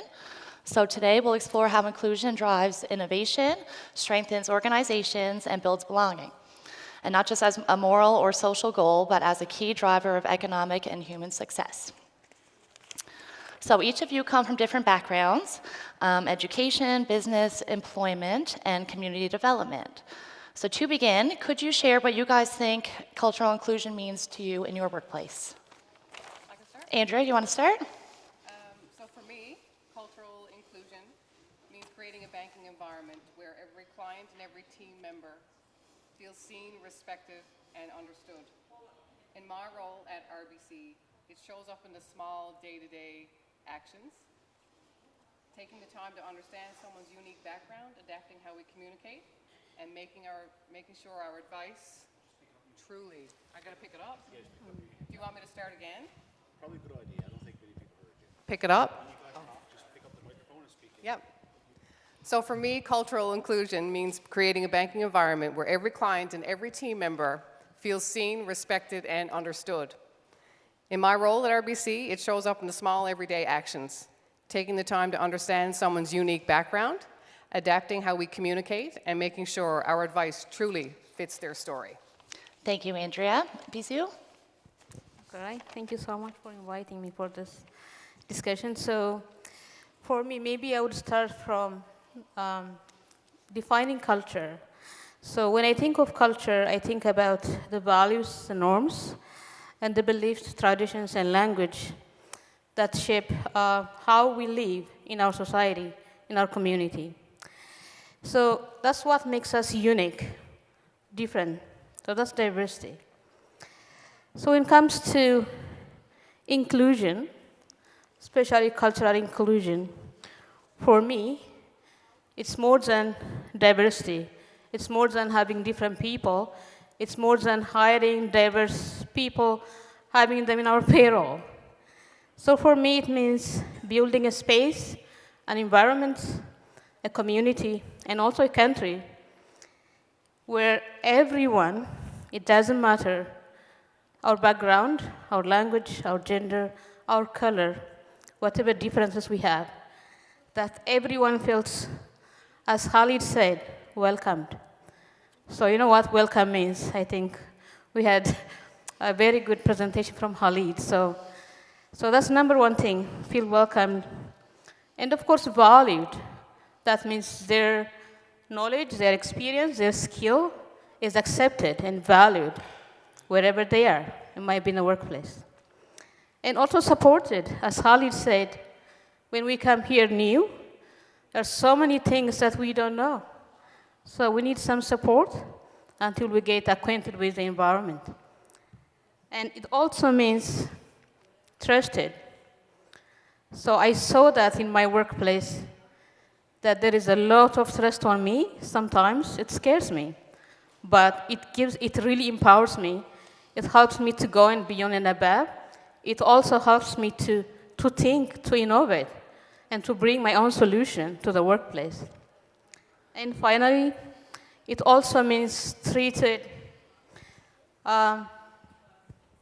equally, not like really different. We don't need a unique treatment because we are newcomers. We want to be treated maybe equally. So that's what cultural inclusiveness for me. Thank you. Thank you, Bizu. Dr. Fang? Yeah, thank you, Hannah. I forgot my cheating sheet. Yes. So we're working in the high education sectors. We're facing a global talent market, basically, right? So for us, I believe, EDI is actually a business necessity. Okay, so it's, we always talk about diversity is a fact, right? Equity is a law. Including is a choice. Right? To us, it's how to systematically leverage, right, the diverse workforce and talent pools in order to actually enhance our innovation, creativity, and productivity is business must, right? And so this is, how the important source of innovation from newcomers, global talents, is actually the diversity mindsets, diversity perspective, diversity skills, sometimes diversity language, right? And so we're not only create a more welcoming, inclusive environment, but also we are creating a level playing fields for everyone, right? In terms of the inclusive hiring, selection, training, and also compensation. A lot of time we're talking about to pay someone fairly equitably is also important. Reflect their social, economic, cultural contribution to this beautiful province.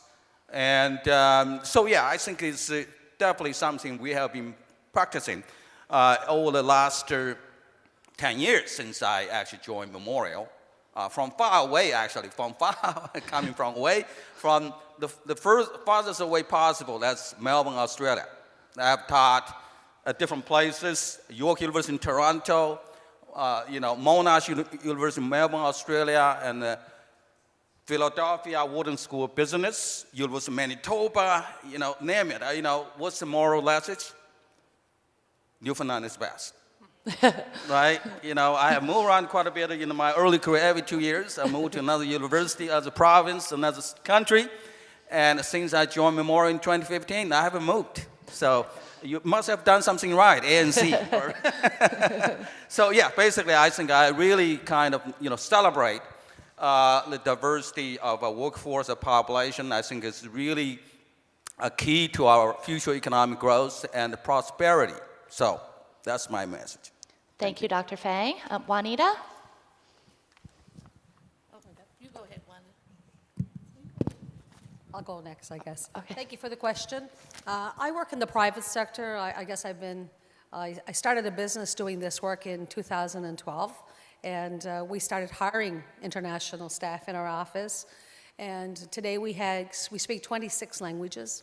And I guess from the experience that we've gone through and working, because the role that we play is we place people from outside of Canada in roles predominantly in rural Newfoundland and throughout the province. And part of that is to ensure that the settlement works, and that a lot of the issues that we're dealing with are the cultural acceptance and understanding around religion, requirements, communications, the simplest things, even your pay stub, how those things, how we pay people, the labor laws, all of these things are so important. And often things many of us as employers or community leaders don't necessarily understand, because we've just been so used to dealing with local people that have been employees or been part of our network. But as our population ages and our dynamics change, you're seeing more and more people move into communities. And we need to ensure that they stay, their children go to school. We build communities, and we build a system that protects our economy. So in order to do that, education is very key. So very important working with community organizations. Many of you here today, and it really comes from the way of thinking, how you look at things differently, and the importance of your staff and the organization, whether you're a church or a municipality, welcoming these people when they come to the community to ensure that their needs are understood. And I think often many people fall into places where they don't know anybody, and they often don't stay because these things are problematic. And employers are often looking at, are they going to work today? Training, language, all of the things that are done similarly but done differently. I mean, we construct homes from wooden structures. Many places in the world, they don't use these technologies. So in order to have success and train them to be successful here, we have to diversify and change our methodologies. And I must say, over the 15 years I've been doing this work, I've seen significant change. I've seen significant adaptation throughout Newfoundland and Labrador and the communities and the organizations that we're working with in their ability to embrace change. But I think the key thing is it's always very important to, whether I'm in a drive-through or wherever I talk to, I always say hello to people.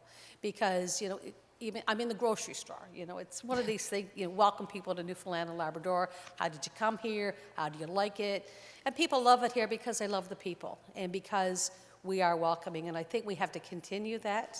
But I think we have to be cognizant of the backgrounds and the religion, the communication styles, because they're not always like the way we've done things. And in order to be inclusive and adapt, we have to change our perception on things and maybe look at things just a little bit differently.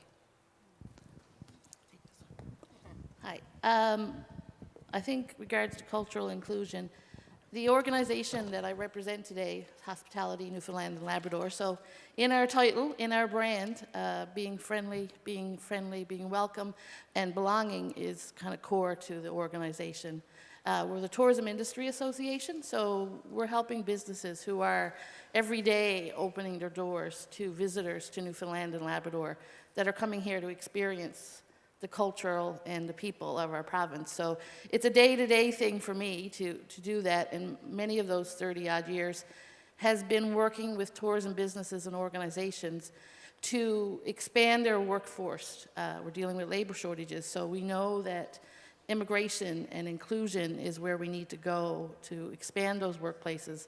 So we said, you know, for me today, most of my goal for the last number of years is making sure the businesses are open and welcoming and that they're providing the service that are authentic to the workforce.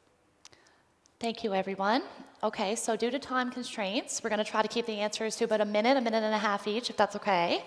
So the first question is going to explore economic and organizational impacts of cultural inclusion.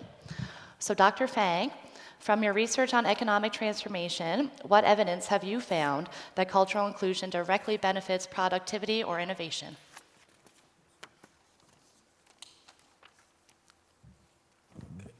Great.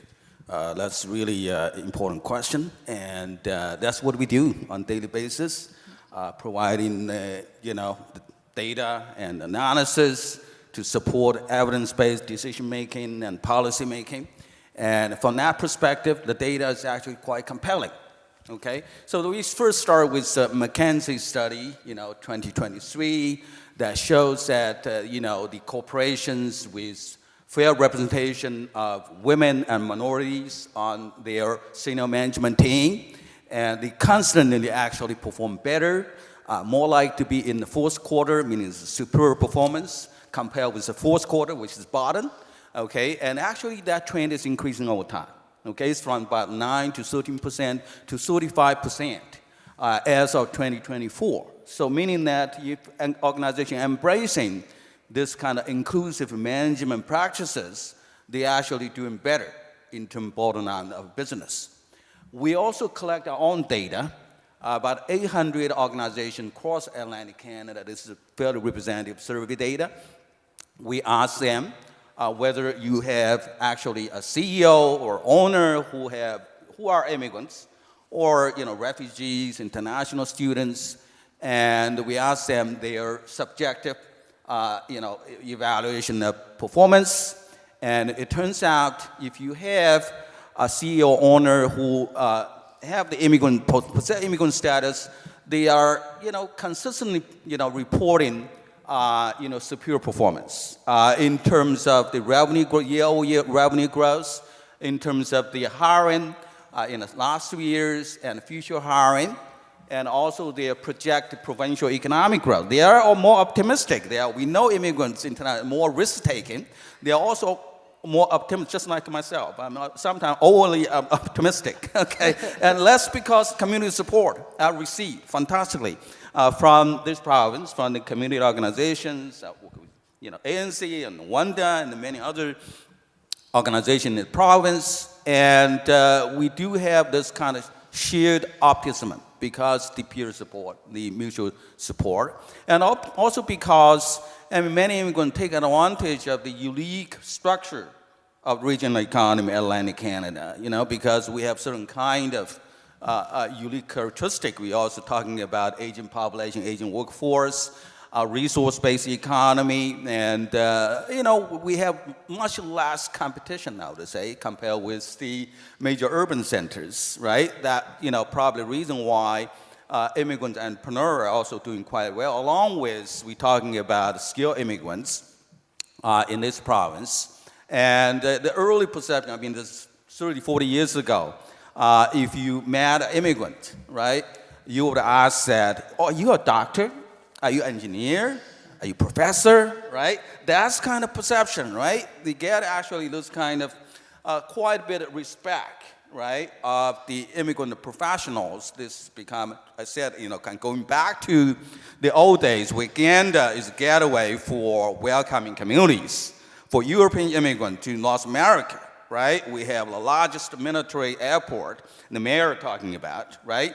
And so, yeah, we do have the tradition. Even I think, the province has up and downs over the years, but, we have been consistently been welcoming to newcomers from all parts of the world. Initially from European countries, now we're welcoming more from immigrants from Asian countries and African countries, and so we have wonderful this early morning session, the keynote speech, and also the lunch singing and dancing, and I learned quite a bit.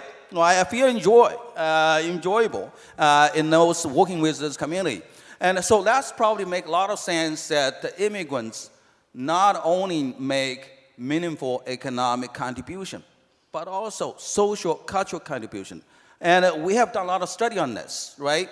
The short-term retention is really about getting meaningful employment, right? Supporting the individual themselves and also the families.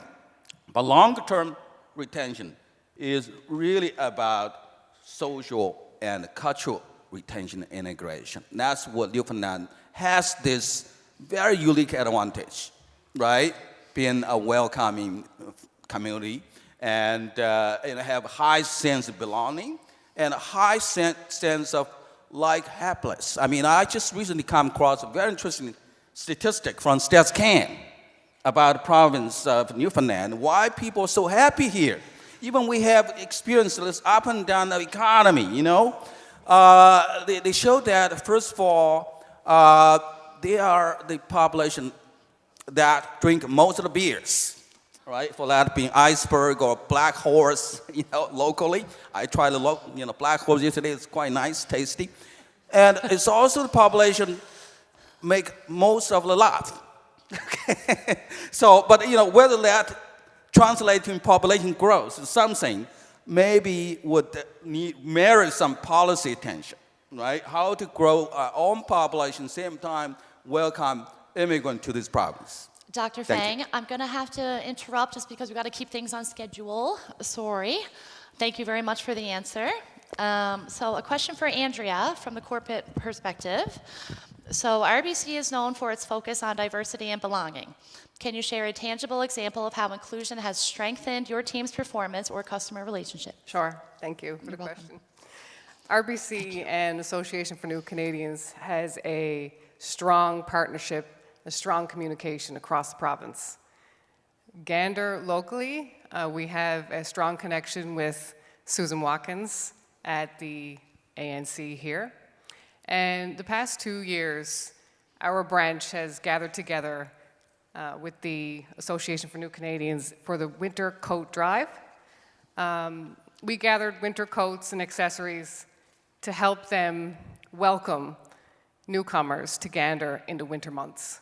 And we really enjoy this because we get to go to the place of work and we get to go through, I know it may seem a little silly, but it's meaningful to us, but go through all the coats that are donated and lay them all out and see, oh wow, this is a really warm coat and they're really going to appreciate this when they come here. So that's how we welcome them with really wide open arms in the winter months. I just met my new friend here, Bizu. She has a lot of connections with RBC on the Avalon, and I really appreciate all the work that you've done in connection with RBC. Even just, small things of inviting the clients to come into the branches and meeting people there, hiring individuals from ANC. So I really thank you for that. Thank you. Thank you, Andrea. Just one more follow-up question. So what advice would you give to business leaders who see inclusion as an HR extra rather than a business essential? Well, it's just not an HR extra now, is it? No. My advice is simple. Stop viewing inclusion as a nice-to-have HR incentive. Start seeing it as a core business strategy. Inclusion drives better decision-making, stronger teams, and deeper client relationships. When people feel valued and understood, they contribute more ideas, they collaborate more openly, and deliver a far better client experience. Thank you. So the next round of questions is going to highlight the personal, human, and community benefits of inclusion. So Bizou, you work closely with both employers and newcomers. What have you seen as the biggest aha moments for businesses once they start working with a diverse talent? All right, that's my favorite question.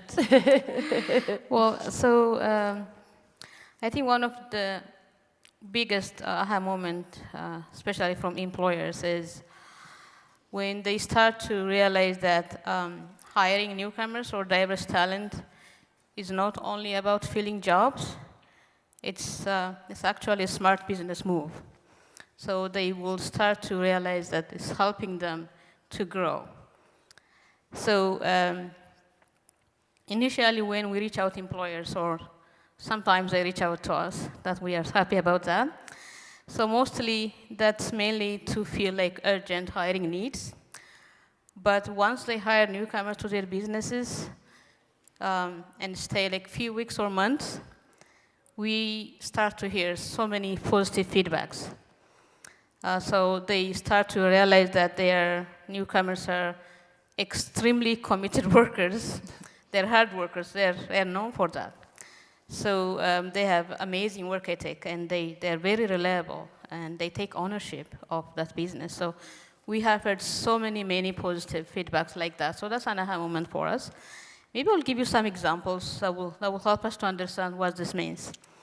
So recently I had an employer, it's a construction company at CBS. So he hired a newcomer who just relocated from Ontario, and that person is a construction skilled worker. So for him, that's his first time to come to NC, talk to us, and hire that person. So I said, okay, yeah, I will try. Let's see how it works. So he hired him anyways, but he wasn't really sure how that can work in his business. But after, I think, 2 weeks, he called me back. He said, hey, Bizou, I can't believe how this person is motivated and he's working, calling me on Saturday. Is there any duty that I can finish today? And then he asked me, is that the culture back home? You guys work in the weekend?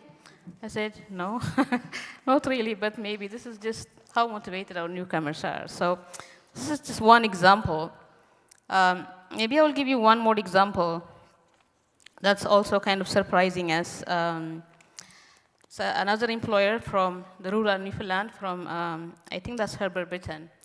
So she owns Mary Brown's there. It's her first ever time. She never hired a newcomer to her business. So she wasn't sure if she has to move forward. Of course, we had a couple of conversations, couple of meetings with my team, my employee engagement team. So we sent a couple of resumes. She carefully reviewed all the resumes, maybe 20 plus resumes. And then she selected 2 people. And those people were also, they just relocated from Ontario, but they're originally from Nigeria, so they're couples. Even them, they weren't sure that's rural Newfoundland, they don't know where to go. So we have to also kind of talk to them. And finally, anyways, she decided to take them. She came all the way from Harbour Britain, and she drove them like 7 hours back to Harbour Britain. And then I didn't know that she's going like extra mile arranging accommodation for them. She bought new furniture for them, like a bed, a sofa, everything. And she sent me the picture of the room. So I was like, wow, that's interesting. And I really thanked her. So she called me actually last week, and she said, Bizou, thank you so much. These people are amazing. They're welcomed by the community, and they're thriving here. So we have so many examples like that we hear back from employers, business owners, that they're happy, and they're welcoming, they're going beyond and above to make sure newcomers are welcomed and settling. Thank you, Bizou. We're going to move on to the next question, if that's okay. So what does a truly welcoming workplace feel like to a newcomer entering for the first time? Well, I think I have said that before, but at workplace, For a newcomer, I might be a living example. I was a newcomer myself. I had that experience, and I was very lucky enough, fortunate enough, and I have experienced that welcoming environment everywhere I go, not only at ANC, but also from the community. So for a newcomer, it means that they're trusted, they're treated fairly, not differently at all, and they're trusted, they're welcomed, and I think employers should take time to learn from them and also to help them grow. So that's what welcoming workplace for me means. Thank you. Okay, so the next question is going to explore how inclusion prepares the next generation and adapts to changing industries. So Juanita, tourism relies on connection and storytelling. How has cultural inclusion shaped visitor experience and business sustainability in Newfoundland's hospitality industry? Thanks, Hannah. I guess regards to, as I said in opening about tourism and being open. We've been facing a labor shortage in the industry growing. I think I've been telling that to the industry for almost 30 years. Most of them didn't believe me until COVID. And then their businesses got shuttered, and when they tried to reopen, there wasn't a workforce. So we had to work with them to find a workforce. So that's been kind of the building back in the industry in the last few years. So of course, business sustainability, in tourism, you can't have a tourism experience or a tourism business if you don't have people working in it. It's that type of world. So, we had to make sure that the businesses were confident to welcome different labor pools into the workplace. So we're working with newcomers, Indigenous employees, older workers, youth at risk. Wherever we can find a labor pool, we're helping to build confidence in our members to hire them. And we work closely with Wanda's company, and many of our members use Wanda's company to help bring employees to their workplaces.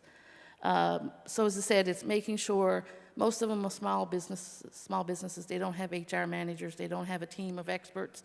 So they rely on organizations like ourselves and Wanda's and the ANC to bring those employees to the workplaces. So it's vital for our businesses to sustain themselves going forward that way. One of the, I guess, it talks about visitor experiences. We're now seeing a shift in regards to an authentic Newfoundland Labrador tourism experience is probably not what it was 20 years ago. Now with the changes in the workplace, one such example of a member that we have in Happy Valley Goose Bay, the Royal Inn and Suites, it's owned by an Indigenous organization. It's part of their business mandate to provide that an Indigenous experience in Goose Bay with an accommodation and a fabulous restaurant. But in order to operate, most of their employees are new Canadians. They're fabulous employees. I interact with them. Every word we get about how they're working in the workplace is fabulous. The excellent customer service that company provides to the visitor, but yet it's an Indigenous, so it's there to provide an Indigenous experience, but wouldn't be able to do that Indigenous experience without newcomers to Newfoundland and Labrador. So we're seeing that it's the only way we're forward for our industry is to embrace that in expanding the visitor experience throughout the province. That's a really good answer. Thank you. So what can other sectors learn from how tourism integrates local culture and global diversity? Well, I think, other sectors, and I see and I have colleagues in all of the other sector organizations throughout Newfoundland and Labrador, and they're facing the same challenges. They're trying to do the same supports. They're trying to compete for these employees, so it's all about making sure, and I think a few months ago, the previous government started a jobs charter where they brought all the industry organizations together to try to make sure that we're all working together, so that we're not duplicating, we're not we're not using the dollars that are out there to help support businesses doing the same thing, maybe not getting the same results. But as sector organizations we need to work together to make sure that the right person is in the right job and having the right supports. Thank you very much, Juanita. So the purpose of the next question is going to address the intersection between immigration, entrepreneurship, and workforce needs. Wanda, your work connects international talent with Canadian employers. What are the biggest barriers you see integrating global workers, and how can we remove them? That's a good question. Removing them may be a problem. There we go. There we go. Sorry about that. So thank you for the question. Yes, I do work with, we work with employers across the country because we have, people based in multiple provinces. Can you hear? I think that we need to stop, actually. I think that we're out of time. I can't see it. Oh, last question? Okay, so how do you convince businesses that cultural diversity isn't just filling labor gaps, but unlocking innovation? So I'll try and summarize this very quickly. Okay. So as the question in general is, we work with employers to fill the gaps. The problems are around licensing, the challenges, because the rules are different in various provinces. And I'll use one as an example, and that's working for heavy-duty equipment mechanics. We're here not to take local jobs. We want to work with local people that are here with the ANC. Our role is really to go out and find the talent that doesn't exist here. Yep. And the challenges of bringing them here are really based on federal immigration rules, which are outdated and overdue. I think some of these things that the province are doing are very strategic. Understanding how this industry needs to be better licensed and regulated to help people come for the right reasons. We will continue to have this labor issue. The issue that we're also finding is the retirement. It hasn't really been broached here, but even in the hospitality sector, we have many people that are selling and retiring and moving away from their businesses. I've just said 6 immigrant Canadians buy businesses here, and they're going to start and expand these businesses and create new jobs. This is what about the growing economy is. So I think the overall goal and the message is we have to work together, the collaboration, identifying the issues, and working collaboratively and lobbying government and organizations and methodologies to help fulfill our needs in the province of Newfoundland and Labrador. Okay, well, thank you guys so much. Thank you all for your insights today, that we've learned that inclusion is not just for good people. It's good for business, innovation, and community well-being. So as we move forward, let's continue building workplaces that celebrate differences and strengthen belonging. So thank you guys very much.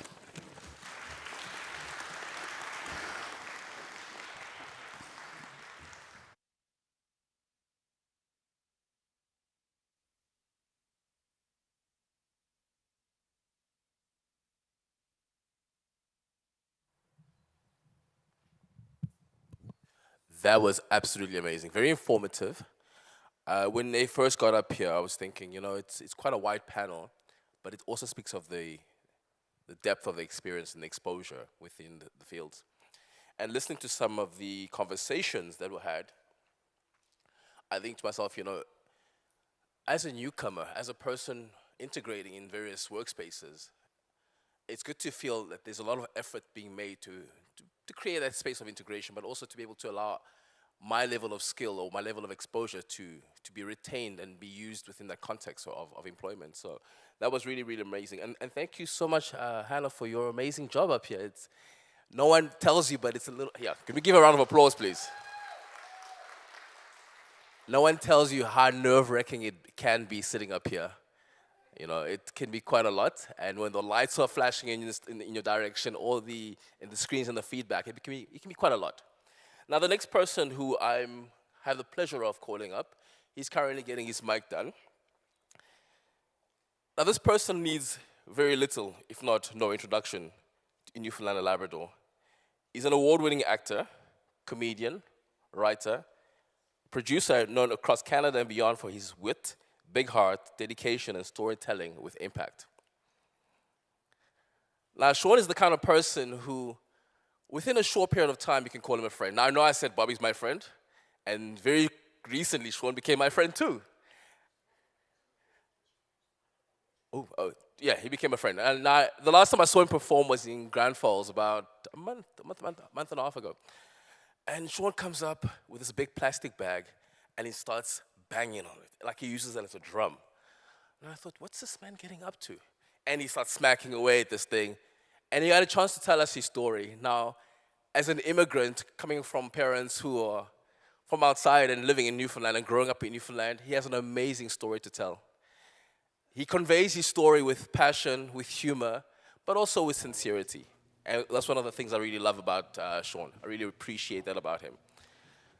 Now, Sean, I don't know how far you are with your mic session, but when you are, give me a thumbs up. You promised today to hold some of these jokes, but this is Sean. I don't think that'll be possible. So you'll hear it seep into a lot of the conversations you'll have. But more importantly is his story, because his story kind of motivates, it inspires, but it also gives a different perspective of the journey of a migrant, a journey of an immigrant. He's one of those success stories, as he's navigated this space, and now he's on an international platform and has come back to this side of the world. When you hear his story, it gives one of hope, it gives one of encouragement, it gives one of excitement to say, hey, this is what the prospects of life look like when you apply yourself. The other thing that I found quite interesting, I'm like, this man is ripped. He is in good shape. I mean, we hung out yesterday. I was like, man, I greeted him. I'm like, this man is definitely in great shape. So felt a little bit challenged. So when he tells you a story, listen with an open ear and an open heart as we welcome Sean Majumba. Oh, yes, Johnny! No, Johnny, give you oh! My guy. He almost crushed me. He almost crushed me with his power. Give it for Johnny. Isn't he great? Isn't he great? Great energy, great love, great power. Oh, my God. This is great, guys. How are we all doing? Make some noise. Make some noise. Shake it out. These things can be really dry, and we can talk about stats and data, and I'm here to kind of shake it up a little bit. I'm here to tell you my story about my journey, my little journey, but not just my journey, but, how the hell, like I get that question a lot when I travel. People are like, how did you end up in small town Newfoundland, right? And I've told my story on stage many times doing stand-up comedy, and, it's weird because I had no idea for a long time how I got to Newfoundland and Labrador. And there I am, look at me. Can you spot me? Like a little bit of ash falling on a snowbank. There's the little beige baby. There I am. I said, one of these things is not like the other. There I am, my little cute little. Look at how happy I am in that picture. Isn't that amazing? What a beautiful day. I'm surrounded by my first cousins. That's Daryl and Lisa, my beige sisters in the background there. And I was the only little beige baby. I say beige because I wasn't quite full. Like I wasn't Johnny Dark. You know what I mean? I was in the middle because my dad, as I learned later in life, he was from India. And my mom was from Newfoundland, right here, white. Like the whitest you could ever imagine. Like even that's Newfoundland white. For my brown brothers and sisters here tonight, like it's not another. It's another level of white in Newfoundland and Labrador. Like when guys take off their shirts, you can see their hearts beating inside. Like they're see-through. It's not a normal white. It's like if E.T. had sex with one of those cold tie spring rolls. You know the ones where you can see the carrot vein going down the side and you dip it in the orange, like that kind of see-through, right? That's the kind of white we have here in Newfoundland. And then my dad was brown. But when I think about my journey coming to Newfoundland and being in Newfoundland, being raised in Newfoundland, not just Newfoundland, but rural Newfoundland, we're here in Gander, big city of Gander, hub, which, by the way, I didn't bring the picture. I threw this stuff together yesterday after I landed at the airport. But it was so funny. I just love how Gander's been, on the map a lot. I love Gander. but Gander kind of pushes them. But sometimes they go a little too far with the beauty of Newfoundland and Labrador. Like in my boarding pass, Air Canada sent me a picture and said, your flight to Gander is now boarding. And it was a picture of like an outport community with ocean and boats. I'm like, Gander, why are you lying? There is no, and I feel bad for people who go see Come From Away in New York City. You know what I mean? They're like, oh my God, I love that place where 9/11 happened. He was so passionate. I love it. I'm going to go look up Newfoundland. And they go look it up on the internet, and they see the pictures and the whales and the icebergs, and then they pay 10 grand each to fly here from New York, and they land in Gander, and they're like, this is garbage compared to what it was on the website. There's a jungle gyms and there's cigarette butts everywhere. It's not what I expected. I want my money back. No, I do love Gander. But anyway, by the way, this talk today, I may get sidetracked and spin off into little things, but that's kind of fun, isn't it? Okay, so how did I get here? Well, it all started with my dad. And my dad, being Indian, you know, he came South Asian, he came from India. And where specifically, let's talk about where I'm living, where I was raised, in a town called Burlington. Okay, now you can see the little red dot there. It's like a bindi. It's like a bindi I put right there. That is my small outport town. It's on the north coast, on the Bayvert Peninsula, population 350. That's including youngsters and pets. And there's been no crime there since I robbed Danny Foster of a goal playing road hockey in 1981. Yes. Not much crime. And of course, I was the one who was the goalie because I was the only beige kid in town. And nobody wanted to play. That was my first instance of racism, I think it was. It was nobody wanted to play road hockey or play goalie on a gravel road. Because you're not just getting a frozen tennis ball in your nuts, you're getting buckshot of gravel and pellets also. So they were like, stick the brown guy in net. Now I understand how that happens. Oh, go back one. Look at that. That's my hometown of Burlington. 350 people. Gorgeous. If you're right there, we're facing south as you stand on that hill. No, that was a drone shot. But looking south. So then to the left, that's Greenland. If you keep going that way, it's just north, and it's Greenland and east, northeast. And then that's where all these icebergs come in, and it's such a stunning place. They should have, that's the stuff you see on all the commercials. So I was so thankful. I was raised there. And my dad, how did he get from this place? This is a small town. Well, I don't know how big the town is, compared to Newfoundland. Probably like in India, like a small town is like 50,000 people or something. But this was a small community named Kumilla, and that was where he was born.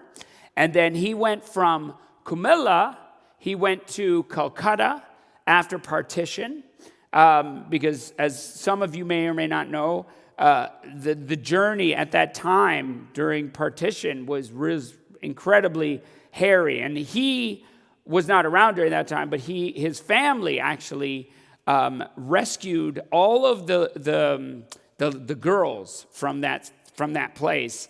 And when partition happened, there was horrific atrocities, fighting between the Hindus and the Muslims. And my grandmother's father actually went on a mission, knowing the future of this area was terrible for his daughters. He literally, under the dark of night, smuggled his family, like crossing rivers, like, staying overnight, hiding out in the jungle, and bringing his family of girls all the way to Calcutta, where they finally found refuge there, and then their whole lives were raised there. And I'm so thankful for that. But when I think about how did I get to Newfoundland, and then I found this story out when I went over there. I was doing this show called Who Do You Think You Are? And they revealed all this stuff to me, and I was so blown away on my dad's side. And so anyway, he got there, and then my dad left India when he was a young man, And, like many people, they're looking for more opportunities. He went to a Catholic school there, but he was Hindu, but he was a bit of a rock and roller. Like, you can tell, look at him, he's a rebel. Like, look at that, man, what a handsome dude. And he found his way via, other cousins and other people that he heard stories. He ended up in Germany. And that's where this picture was taken. He was in just outside of Munich in the 60s. And while he was there, he got away from his incredibly strict dad. His dad was like, you must get education. You are going to, that's all you're going to do. You're going to get education. You're going to become an engineer. You know the story in India. Education, engineer, doctor. That's it. Those are the only two options. And my dad, he was very artistic. He was very creative. He was a rebel. He was like, I get my education, but I like Elvis. I mean, look at him. He's like an Indian Elvis there. And then, also too, his traditional sense of love, he went against all of the old ways of thinking about, arranged marriage versus love marriage and all of this. But he was a free spirit, and he was one of the younger brothers. And anyway, he kind of did his own thing. And while he was in Germany, he fell in love with this woman named Elizabeth. And Elizabeth, or Liesel, as he called him, it was love at first sight. I mean, look at the joy on his face there, He fell in love with Liesel. They were passionate. They were sparky. He was handsome. She was beautiful. They partied. And this is in Germany in the 60s, right? Now, you'll notice, I don't know who that other brown guy is there. I actually wondered about that. It's like, is that my dad's, he looks like my dad's security. He could be. But anyway, there you see the tall ostrich-looking fellow in the background. His name is Albert, and that was my dad's best friend. And that's how, Dad started dating his sister. And then to Dad's left there, you can see the mom. That is Liesel's mother. Now, take note of that, because that's an interesting thing. They were, my dad was vivacious, and, they partied together, and they hung out together. They formed such a great bond. And it was a beautiful love story. And my dad said, here's what I'm going to do, okay? Because, again, the cousins that he was following and meeting up with, from a 22-year-old guy is like, oh, I'm going to Germany, I'm going to get a job. Then they ended up going to Canada. So then these other people, and I say this kind of like, it's a gray area for me because I didn't get all the details. But what he told me was, he said, oh yeah, so-and-so, Ashit and other people, they all went to Canada. And so he told Liesel, I've got to follow them because we're going to have a better life in Canada. That's the goal. I'm going to go to Canada. I'm going to get a job. I'm going to come back, and I'm going to get you, and I'm going to bring you to Canada, and we're going to live happily ever after. And my dad now, he had some work experience. He was working in Germany. He was working alongside engineers. He didn't get a full engineer degree, but he was, he was doing his thing. And so he left, and Liesel was alone. He left Liesel, said, don't you worry, my love. I'm going to come back. I'm going to get you. And so then he came to Canada. And when he came to Canada, he did the thing. He came over by boat. He came to Pier 21 in Halifax. And when he arrived, he went through the process, right? And when he went through the process, they found a little gray spot on his lung in the medical. They did all the biometrics and stuff, but they found a gray spot on his lung. It was the very early stages of tuberculosis. Now, back then, you didn't just take medicine and be sent on your way. Tuberculosis was so serious, and he had to be quarantined. And so when he got here, he was like, okay, wait, what? I'm going to meet my family. They're all up in Toronto getting jobs. I need to, no, you've got to be sent to a small town called Saint-Agathe, Quebec, and you need to be in quarantine for 6 months before you can continue on, right? So he came, and he went into this hospital. And he was writing, so he was quarantined in this hospital. And this lady here, who I've circled, started nursing him. He was like, they became very close. But in the meantime, he was writing letters back to Elizabeth, saying, Elizabeth, I'm coming to get you, and keep writing letters, and didn't hear from her. She totally ghosted my dad. And he was like, wait, what? And like this is, you can't be, think about this too. This is like, you had to write letters. Back then, for the young people here, you couldn't just text someone and be like, you up? Yo, it's sending like, I'm coming to get you and I'm going to bring you back to Canada and we're going to live happily ever after emoji. That didn't exist. You know what I mean? You had to literally go out in the land and you had to cut down a tree, carve off the bark. Then you'd have to eat giant amounts of food, roll around on the bark to get really fat, get really big and obese, and then roll around it, make it nice and flat. Then you have to go out and kill a squirrel, and then you have to put the squirrel's butt all over, and you have to make paint, which becomes, the blood becomes the paint, and then you have to write that into the bark, and then you have to roll that up and shove it up a pigeon's arse and send it off.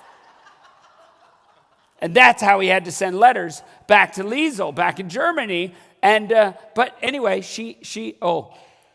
how do you sign that? I just realized, that's kind of weird. How do you do pigeon's arse? I'm just curious. Pigeon's, I love that.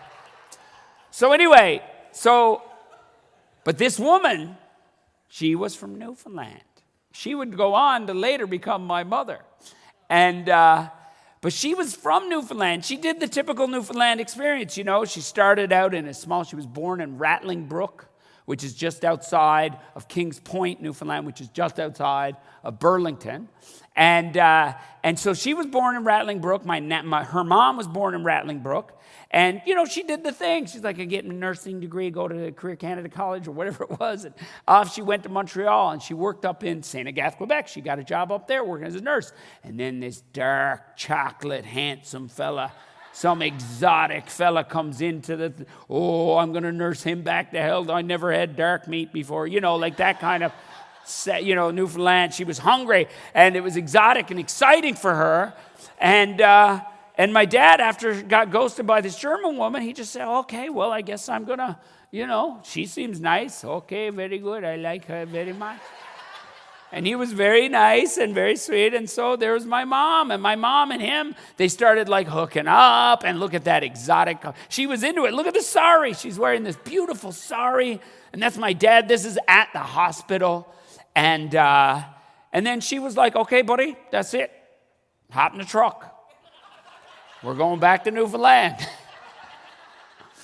And he was like, he fell in love. Now he had his friend, jobs up there. But my mom was very adamant, like, no, we're going to go back to Newfoundland. I want you to meet mom and dad and do all this stuff. So they came back to little tiny town Newfoundland, which was Burlington, my hometown. And my dad told me a story. He said he woke up one morning and he heard, when he went back, like now he got this brown man in this tiny outport community. He was truly a fish out of water.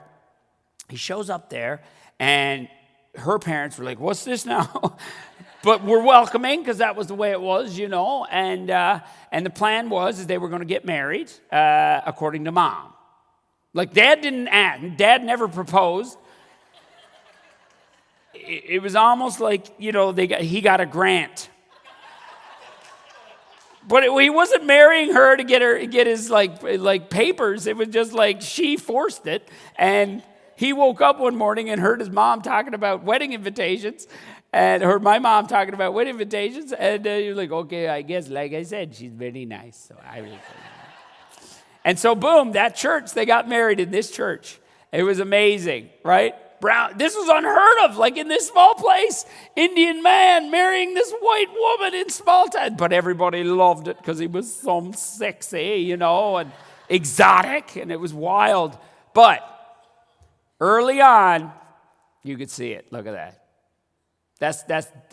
They're not quite as connected. You can feel when it's not quite right. Something was off. Like it didn't happen organically. It wasn't sparks. She kind of, she was a hard, stubborn Bartlett woman. And she was just, this is what we're going to do. And he, I could see he got something else on his mind, he's thinking about Liesel, right? It's not the same spark, as you could see in that picture, as it was. But they went on, they had a good life, they were mom and dad, they had a couple of babies, and there I am. I'm the littler one. My sister is there, my sister Ronnie. and they had, they had children, but it wasn't meant to be, I'll be honest. They were not happy. I have remembrance of thinking about them. There was always bickering, there was always arguing, and something wasn't right when I was a kid. But there's we went up to Halifax, and that's my dad with his mother is there, 2 people from him, my takuma, and then cousins and aunties. And, then they split. They really did. They were together for maybe 7 years, and then they split. And then my mom was like, okay, I'm taking the youngsters, and we're going back to small town Newfoundland, which is where I was raised, right? So I was in small town Newfoundland now by myself with my mom. We didn't have much. We lived in this tiny little trailer. It was Uncle Roy's trailer, and we had no money. I remember we had pets. Well, no, the pets were rats falling out of the cupboard. And I named them, that made me feel better about it all. But I didn't have any sense of we're poor, we had nothing. It was amazing. I had shelter. Because when a storm would whip through and you were in this beautiful little bubble, it was a safe place, and I loved it. And we had, the only pets we had that was Stray, and then you see the small black, sorry, you can't really see it there. Can you see it there? Yeah, right here. There's this little hump on the bottom. That was my wiener dog named Wiener. And I remember one winter, he was some delicious. And the other one too, we had to eat them all because we didn't have much. No, I'm kidding. We didn't eat any dogs. But that was the full spacious living room where we had supper, dinner, and I think we may have even went to the bathroom there too. I don't know, but we did have a lot of space. But there I was, in rural Newfoundland. My dad was up in Ontario now. He was working at Petro-Canada, living the dream. But he was alone now, right? He didn't remarry, and he was up there doing his own thing. And my dad would come down and visit every now and then. But there I was, having a great time, and I loved it. Being the only little beige kid in small town Newfoundland was such a unique experience for me. Like I said, there were things like, stick the brown guy in net playing hockey, road hockey. That was fun. But I didn't have any sense of kind of racism towards me. There was curiosity. I remember that. That was interesting, right? They were very kind. Everybody was kind. But I also, you have to understand, as a kid at this age, where I was a baby when my parents split, I come back to small town Newfoundland, I had no sense of India.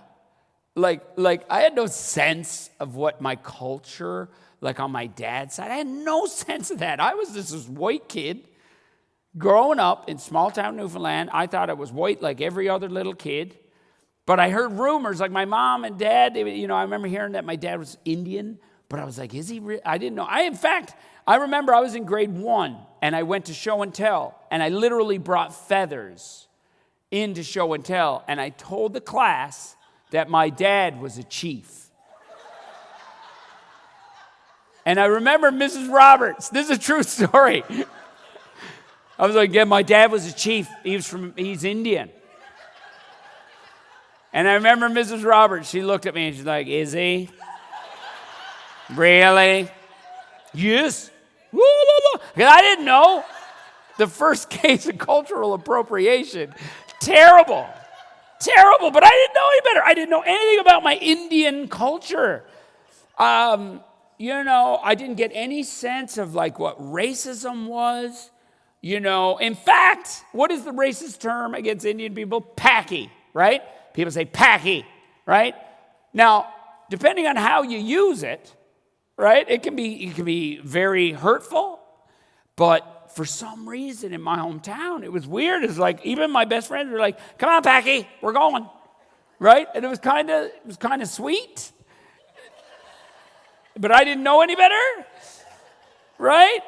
And, I remember one recess, it was bad. I remember the boys, they got around me, and they were like, "Come on, Packy, we got you now, Packy." And I'd be so excited because I'd be standing there, and I'd be like, "Yeah, Packy, get the Packy." I'm like, "Oh, yeah, I'd never seen a Packy before. Come on, let's go get him." And they'd all be standing around staring at me. I'm like, "What are you staring at me for, boys? Come on, the Packy's getting away." And it turns out I was the Packy. But I didn't know that. I didn't know, and I went home. And I was like, Mom, I got something to ask you. Am I a Paki? And she was like, well, I was going to wait till your 18th birthday to tell you. Right?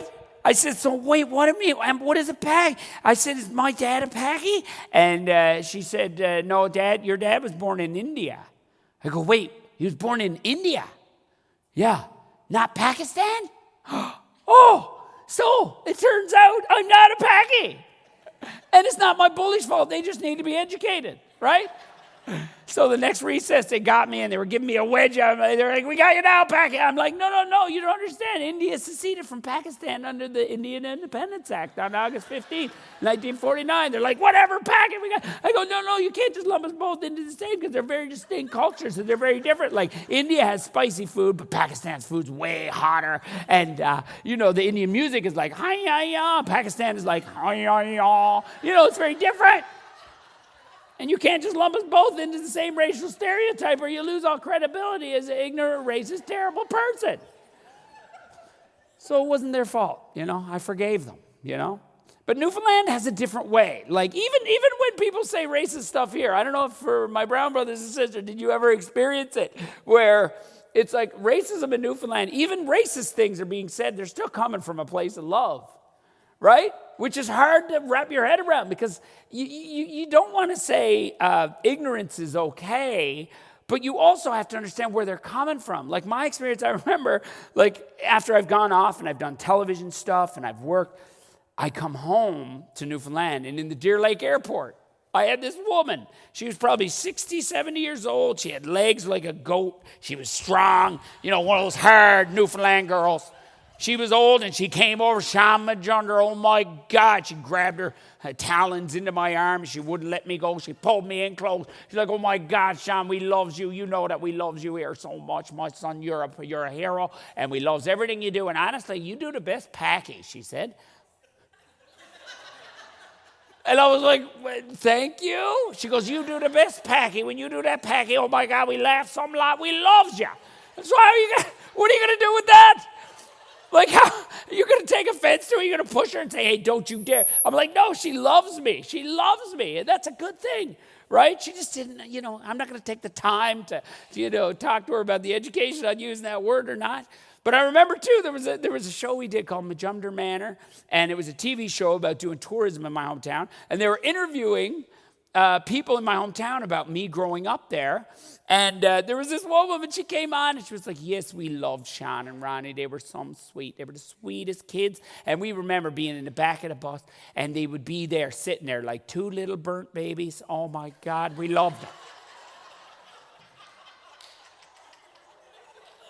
Two little burnt babies, they said. We loved them. Like, what are you going to do? You can't really, thank you. That's sweet. But I loved it, man. But I didn't know any better. In fact, I was a little bit racist, too. I swear to God, I turned a little bit racist. Because, it's just weird multiculturalism in small-town Newfoundland because there were some of the more racist kids that were cool, and they got to play on the basketball team.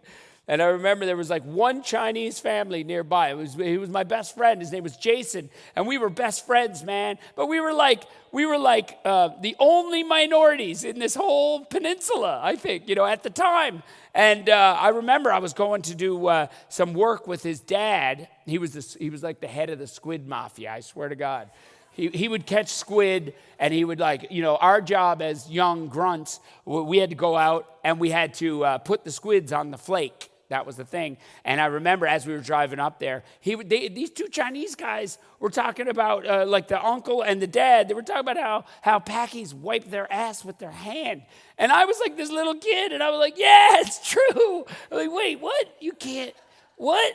Wait, China, you're being racist? To me, it was only like last year did I realize. And I was like, you can't say that, chick. You can't call me Paki chick. Like, you can't. You're not allowed. But it was weird. It's like where racism comes from in small-town Newfoundland. But they are, for the most part, and I don't know what your experience has been like. I know it's not always, what you see on the commercials, being the friendliest people in the world. There can be some dark sides of this place, too. But But I think overall the community, look at me, look at that. Isn't that beautiful? Peanut butter and chocolate, look at that. It's just perfect. That's my cousin Daryl. And it really was a beautiful, beautiful, free childhood growing up here. But then I got way too sexy. I mean, look at that mustache. Look at that mustache. 12 years old with a mustache. What is he, Salvadorian? What is he? Where's he from? You don't know. And that was the other thing that was great about growing up, like, with a kind of biracial, because, if you wanted to be racist, people would try to be racist to me, but they couldn't quite figure it out. You know what I mean? They weren't quite sure. I would go down to the States and I would go into places that were really racist, and I'd go in and people would be like, hold on there, little fella, we don't serve your kind in here. You're one of them there, we don't serve, no.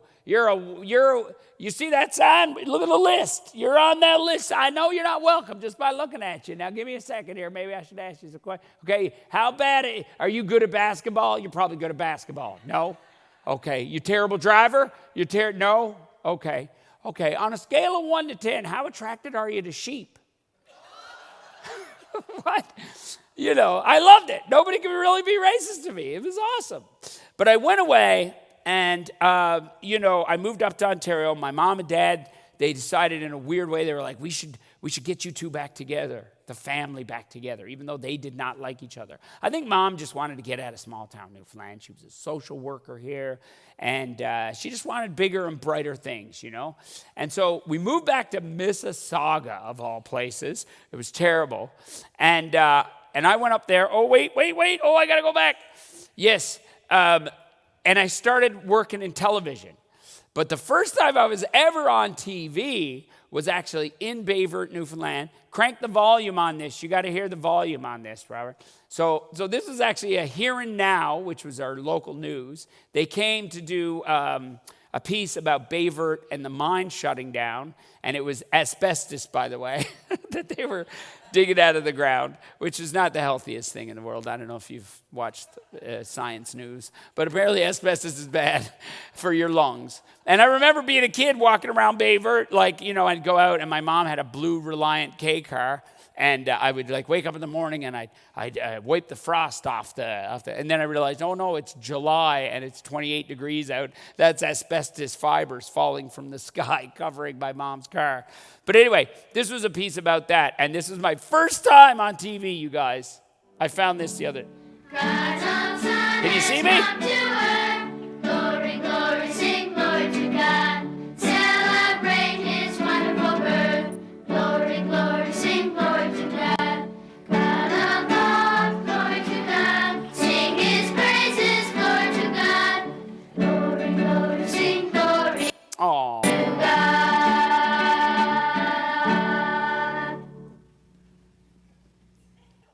First time on TV, guys. You can applaud that. And this guy, by the way, yes, convicted pedophile. I'm not even joking. His name was Uncle Steve, and he was, that's a whole other movie of the week that I could go off on. But he was an immigrant. He came from South Africa, and he became a part of the church. Terrible thing. Uncle Steve Collins, go look him up. But he's gone now. He's gone back to where he came from. But anyway, sorry, I thought I'd throw that in. Is that uplifting? I don't know.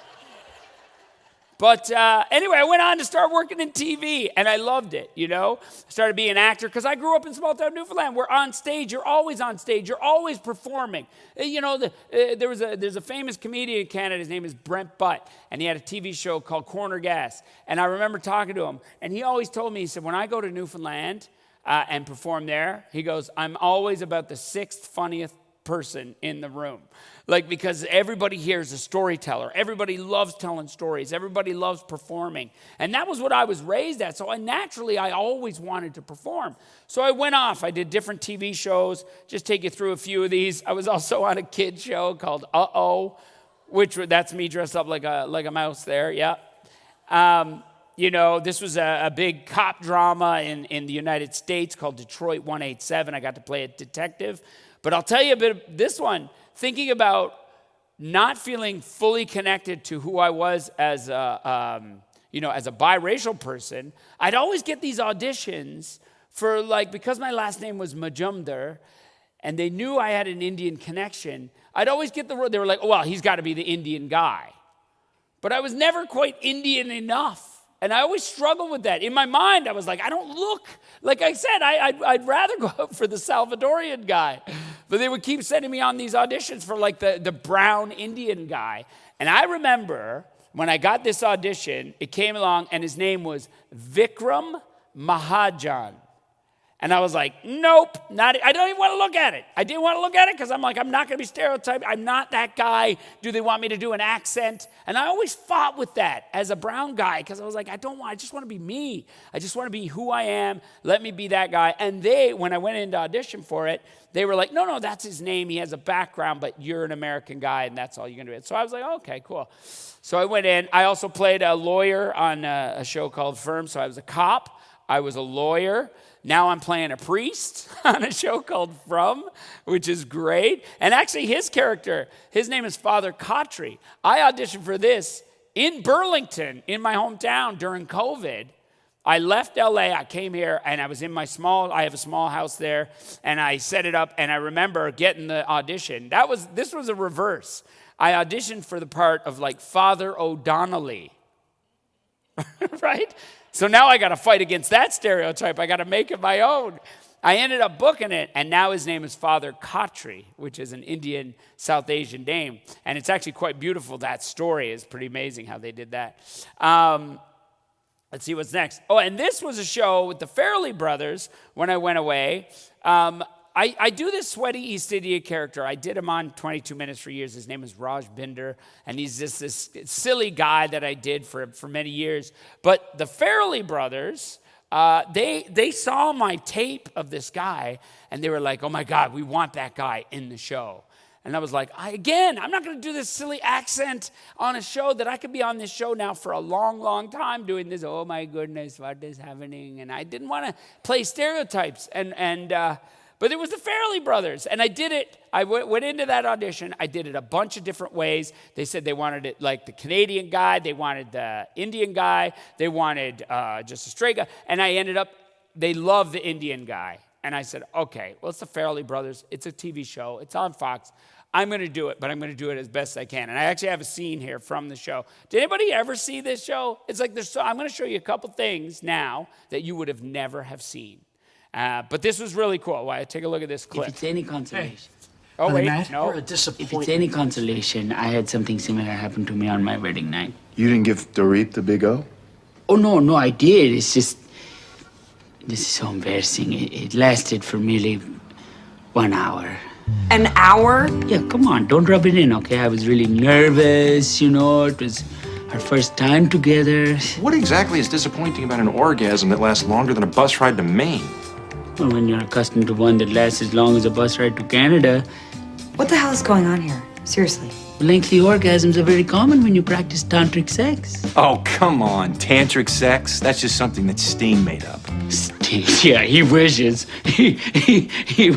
No, Tantra, you guys, is basically the Indian art of conscious lovemaking. Oh, Fred. You got to teach me that before I see Erica again. If you're going to teach him here, can you put down some newspaper? I'm not sure you have the discipline necessary, Tommy. Please. I want to take this chick to Maine. Yeah, we all do. It's just... No. I want to take this chick to Canada. And that show was on for 6 episodes, and then it died. Now, here's a clip of a show that I got on where I auditioned for it, and it was with Cal Penn. And for my South Asian Indian people here, there's a Bollywood star in this that you would have never heard in Canada. But this was a sitcom that we did, and David Schwimmer from Friends directed it. But take a look. Hey, are they mad? You're a disappointment to this family. Yeah, I know, but are they mad? I was 10 minutes late. Too late. We have already arrived. Govind Singh is a servant. In India, servants don't eat with us. We're not in India. But he does not know this.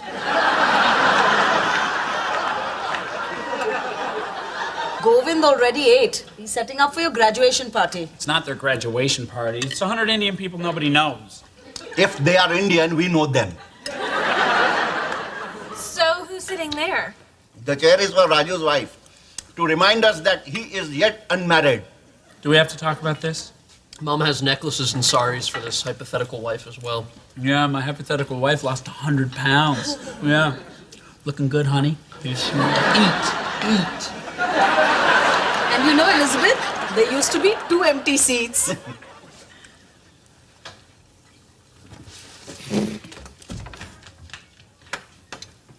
Your mango pickle is tearing this family apart! That's my favorite line I've ever heard in any TV show. Your mango pickle is tearing this family apart. Why don't you just... And then this, sorry, and then I worked on 22 minutes. So this is a clip from 22 minutes. To all Canadians, that Turn you're it up. a radical Hindu Muslim working closely with the Buddhist Brotherhood to try to impose Jesus Murphy's Law on all Canadians. Why don't you just come clean, man? You know what? I'll do this. Today, on 22 minutes, I'll come clean. Beautiful. You and I have a lot in common, which I think is really interesting. We do. It's pretty cool. A couple of young brown kids growing up in Newfoundland. Go figure. Right? We have a difference though. I'm a proud townie. I'm a proud Bayman, which, I mean, you and I would be getting into fights. We get into scraps. We get into in scraps, Newfoundland, that's but right. as soon as we exit Newfoundland, That's we're right. brothers. We're brothers. Newfoundlanders. Newfoundlanders. That's what we are. If it's any consolation, wait. I had something similar happen to me on my wedding night. You didn't give Dorit the big It's not up? supposed to be there. Oh, no, I did. It's just... Oh, yeah. Can I pause there? Pause that. There needs to be a pause button. That you're a radical Hindu Muslim working closely. Okay, so here, I'll tell you. Can we just pause it? To all Canadians, that you're a radical Is there a Hindu pause? On the VCR, you should be able to put record and play at the same time. Then I'll skip this. So that's 22 minutes, a political satire show that I was doing here in Canada. But then I did this, listen, like I say, my experience with racism was pretty minimal growing up in Canada. But then I did this other video on 22 minutes called Beige Power. And it was in response to when Donald Trump in 2016 was coming into power. Everybody was saying he was a racist, he was a white supremacist, and I was like, no, that's not true. It's like, you know, I come from Newfoundland, and, you know, he's just dumb. And, you know, relax, everybody. We're all going to intermix anyways down the road. So I wrote this sketch called Beige Power, and here's a, crank it up, crank It's it up. inevitable, a beige horizon. Brown meets white, no use in disguising. People out making whoopee, colorblinded by love. Genetic crisscrossing, forgot to wear a glove. Whoops, there it goes, generational drip. Look at the pure breeds losing their grip. Pure what? It's a lie, ask your DNA. We've been mix matching since the break of day. Beige power, mixy mix arousing. Gonna look the same by the year 3000. Beige power, can't fool us with hate. This is Canada, bitch. We already great. Right? Yeah. So that was in response, and I was like, I don't want this racist stuff going on. Like, it's just everybody relax. Now, I did this as a little joke, but that very video, that very thing hit a nerve with the Nazis. Now, are there any Nazis here? That might have been triggering for you, any white supremacists. That is triggering, right? And that hit a nerve. I had people tweeting at me like they were coming. I had David Duke, who was the former Grand Wizard of the KKK, tweeting at me and saying, how dare you? Why do you hate white people so much? Why are you promoting white genocide? I was like, what? Are you kidding me? And I just thought it was jokes, so I was like a stand-up. I was tweeting back stuff, and I was like, whatever, bud. Yeah, I guess you figured me out. I hate all my white family in Newfoundland. I grew up there. Now I have to, you know, tomorrow's white genocide Christmas crafts and bake sale has to be moved to a new location now. Like, just messing with people. But these were some of the tweets I was getting. Look at this. Beige power is a thinly veiled anti-white race. White people have a right to exist. I was like, is that real? Right? Then this guy, he wrote, no more whites. And then he follows it up with, hey, you racist. Then says, brown piece of shit. Like, what? You take a biology class, you effing expletive. And then I was like, okay, I did. So I did take an expletive. And then look, all humans living today belong to a single species, Homo sapiens, and share a common descent. Pure races in the sense of genetically homogeneous population do not exist in the human species today, nor is there any evidence that they have ever existed in the past, you effing expletive. There it is, right? But the tweets I was getting, like, look at this. I got this from this beige power video. A swastika rising in a field saying, good morning, sir. And I was like, oh my God. But of course I'm a comedian, so you can't take it to heart. I was like, oh, I felt bad for all the migrants working in that field that morning. You know what I mean? That must have been bad. They're like, oh, run, ándale, ándale. The worst part of waking up. You know? And they even, look at what they did. I did not do this. These are people who were coming after me. This was like the racism that I was starting to see in Canada that existed. And it was in the United States. They're doing all these graphics. This was my favorite. I was like, wait a minute, right? Look at this. They sent me these pictures to intimidate me. But you got to have a sense of humor about it. You can't, I never was once like, oh, this is serious. In fact, I was like, you know, I'd never seen this green frog. His name is Pepe the Frog. Has anybody seen this guy? Pepe the Frog. He's a meme, and he's like the alt-right white supremacist meme. But I didn't know this. I was like, holy shit, Kermit. Like, what happened to you, bud? I know you were frustrated, like Piggy wouldn't put out, but like, this is you. You're gone so alt-right. Like, that's how bad America has gotten, that the Kermit the Frog is now a full-on white supremacist, and here he is, you know? I was, like, shocked by it. Now, I'm not sure what the next... Oh, yeah, so this was the first time I'd ever experienced real racism in Canada on that level. It was bold-faced. It was all going around the time when Donald Trump was now, you know, in power. And it was gross. But I also kept reminding myself, I'm like, no, that's not all of humanity. I know there's a lot of divides in this world, and Canada really is a great place to be. We have a lot of love here, and going back to Newfoundland, you know, I kept thinking about my dad's story and how he came to Canada and how he thrived. He had great opportunity here, you know. But I kept wondering, like, what is up with my dad? Oh, wait, there was, yes, no, this is it. This was an example of how Newfoundland specifically was one of those weird places where it gives you real optimism for the humanity that we have in these small places.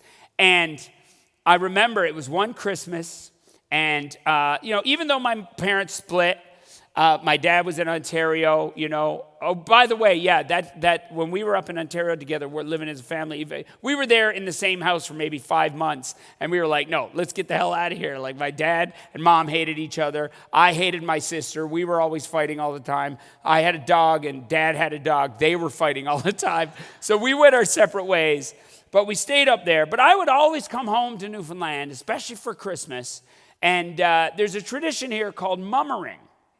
Do you guys know about mummering? So mummering is this amazing tradition here that goes back to Old England. And people get dressed up and they go door to door, like full cover. Like they look like bandits, banditos. And they go door to door and they bang on the door and they try to force their way into a house. And then they steal all of their drinks and their treats, and then they kidnap somebody and they go to the next house and continue to kidnap people as they go around this small town. Not exactly, but you know what I'm saying. And so anyway, I remember one winter, my dad was home for Christmas. I brought him home, and my nan, who is so beautiful and so sweet, Dad was staying at my nan's house. And I was going mummering, and I brought this group of banditos, and my dad had never seen mummering before, and we came over, and I banged on the door, and the first thing you say when you're covered up is you go, any mummers allowed in tonight? And my nan answered, she looked over her shoulder, and she knew this Indian guy was in it. It's like, oh, I don't know. No, I don't think any mummers. She was embarrassed. She didn't know. She was afraid to scare the shit out of my dad, and I was like, Nan, it's me. It's me. It's, oh, okay. Anyway, came in. But this shows me it's like this cross culture, this beauty. Take a look at this. This is when, jack it up. volume.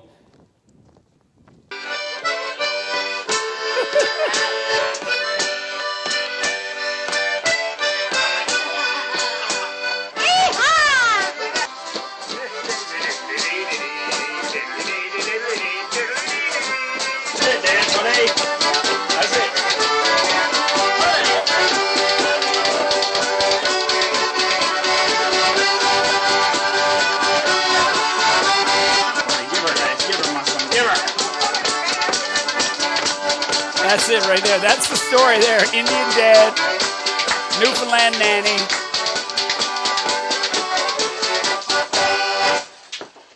Yes, sir. It was awesome. It was amazing.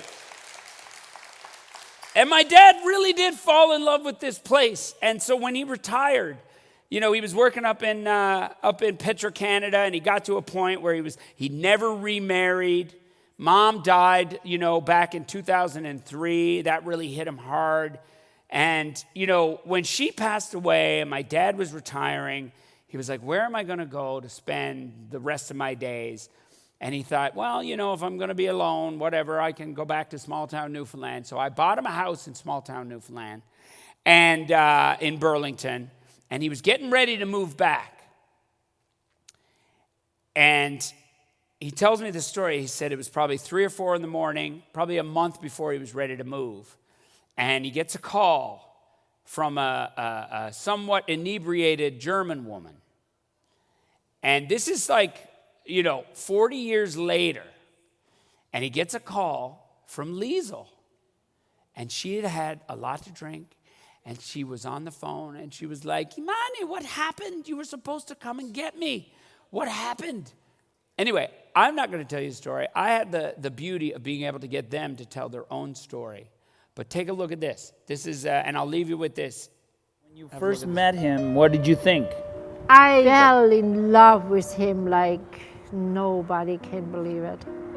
It was just so great. He was like everything.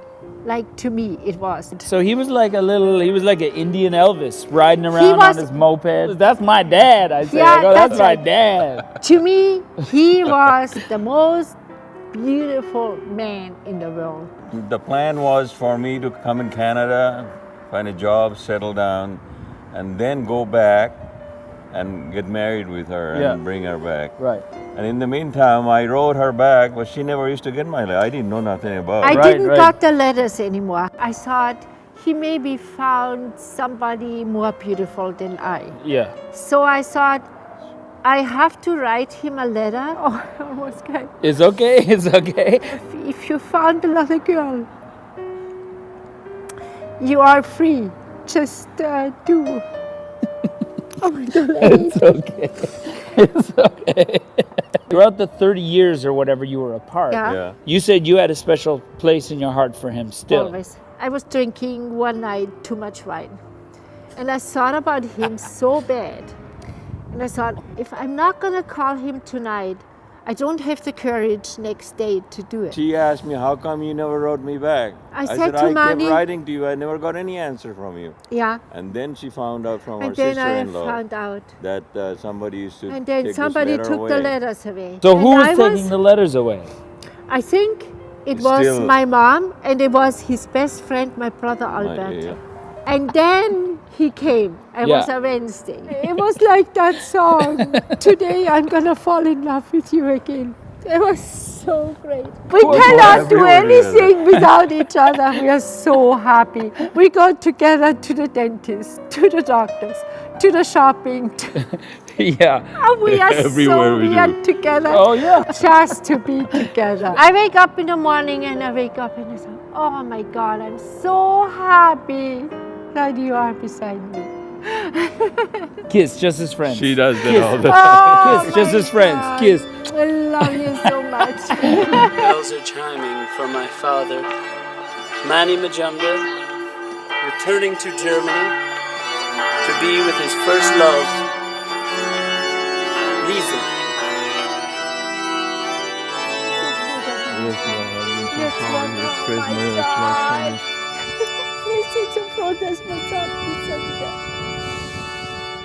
Das war eigentlich ganz gut, gell? Yeah. Ja. Isn't that great?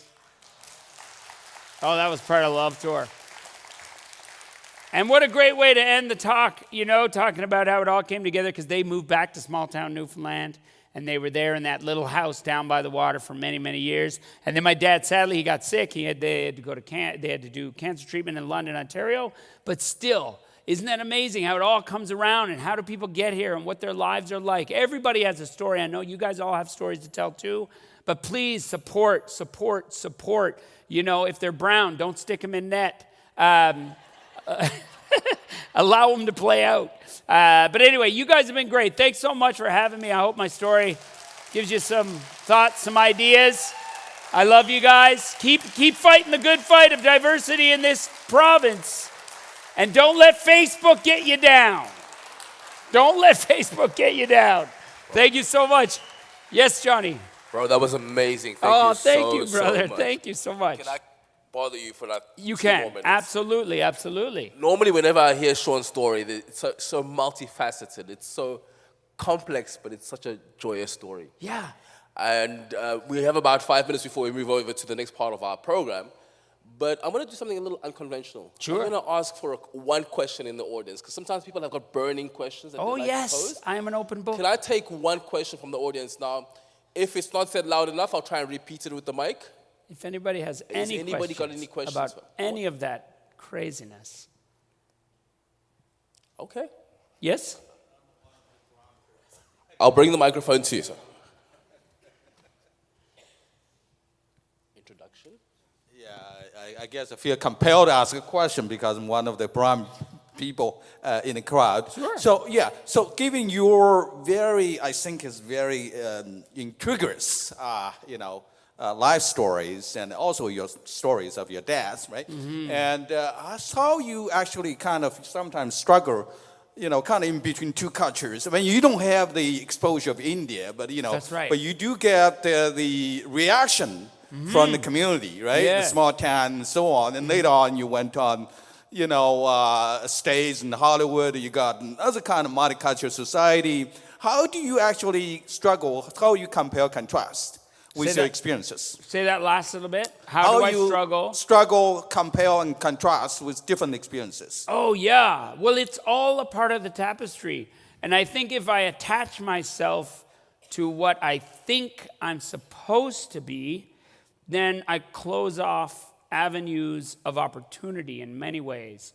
Where if I go in with an open mind to all of it, and then bring with me all of the cultural experiences that I've had. Like when I went to India for the first time, that opened up a whole new world for me that I did not know and fully understand. But then when I think about the fact that my Takuma and my family from India, they survived the genocide, and that, that struggle and the power that my great-grandfather had to support the women at that time. That kind of is counter to what you may have heard. It's like some cultures, like women aren't allowed. No, he knew the power of women.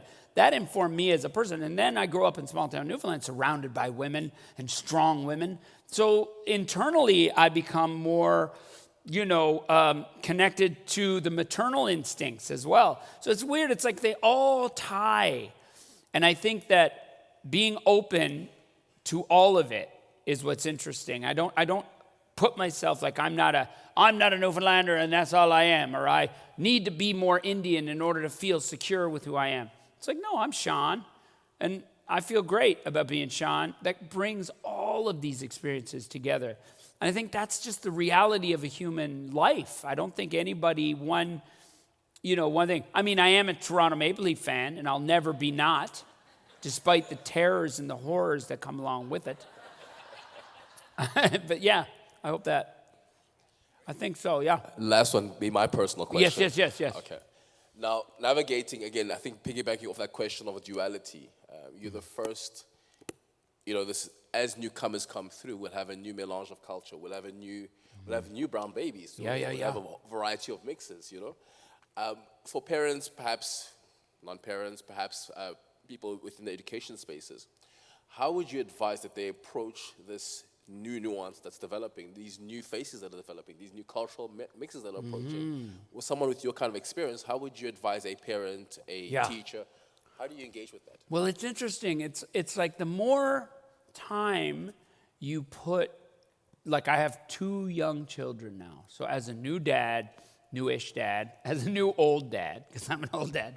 But, you know, I think about this all the time now. What are the words I choose with my children in terms of how we describe people?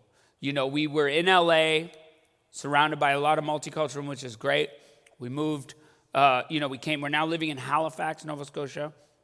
But even making the choice of like, you know, brown people, black and brown people, I don't even use black and brown. Like, we use flavors, which is very interesting. I'll say, oh, did you see that girl with the beautiful chocolate skin? She was so beautiful and she was amazing. And I use that, and then there's a positive association immediately. It's not black or white. It's not us. It's not them. It's like there are so many shades and colors and flavors of people all over the world. We're not cannibals. Stop it. We don't eat humans. I'm just saying that the flavor thing has actually been really nice because there's a positive association with seeing somebody who does not look like them. I'm talking like 3 years old, right? So you want to make sure that the first steps in terms of being integrated into a world that is so diverse, it's like, you know, choosing language like that has been really positive. And also not making that much of a deal out of it. Like not thinking about, you know, we do talk about different cultures and how that's really beautiful and really good. But, you know, I think fear of the other is what perpetuates the discrimination and the racism. It's all rooted in fear. That's all it is. When you don't know, then there's a possible threat for some reason, right? Oh, the Sharia law is going to take over. Canada's going to turn into a mosque. Say, what? What are you talking about? Why do you feel that way? You know, like I don't want my kids being like. Even the other day, you guys, I was at a birthday party, and they were all like, you know, 8 to 12-year-olds, and all these kids just all of a sudden they spontaneously started talking about like Donald Trump for some reason. It's like he's a bad person, and I'm like, I'm not pimping this out. Like this is how they're talking. But then one of the kids chimed in, and he was like, "No, but Mark Carney." I said, "What about Mark Carney?" "He's letting all these people in." I'm like, "What? Where did you?" I didn't push back, but I observed it for a minute. I'm like, so what is this kid's journey going to be like now as he integrates into the world, when he goes to school? What are his parents telling him? And what is the narrative on social media? It's not real. None of it is real in truth. It's like if you start your life with that kind of us versus them, they're letting all these people, like think about that 8-year-old boy and what he's going to go through the world. Already these things are being burned into his head.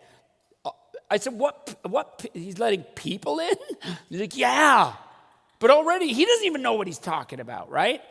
So Newfoundland is obviously a place where you get a lot of that. And you know, I see it. I see the racism here. I see, you know, it's not all nice and everybody's welcome.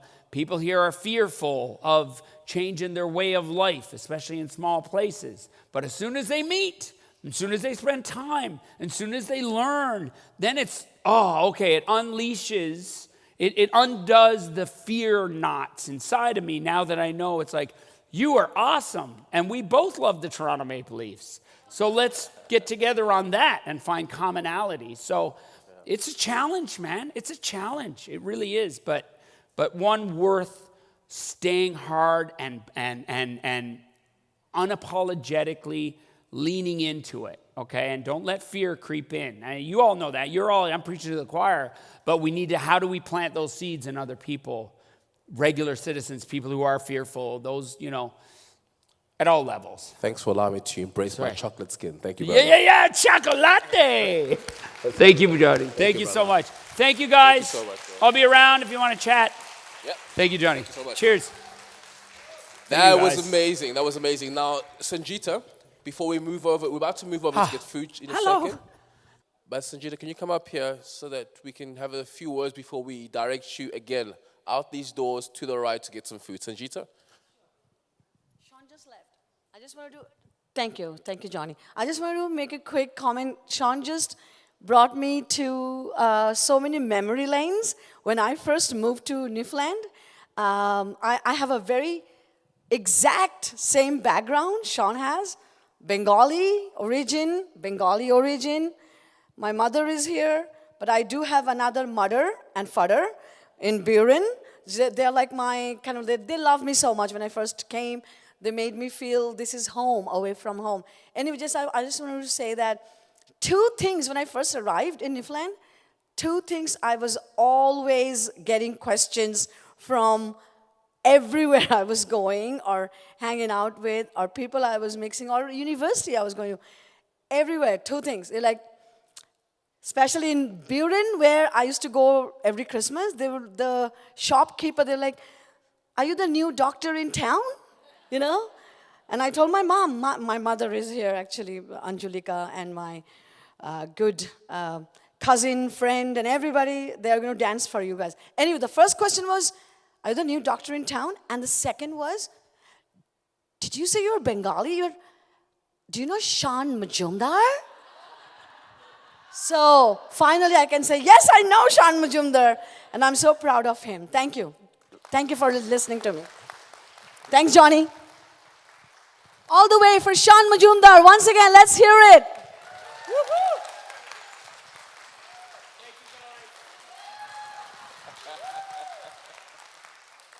That was amazing. Thank you so much.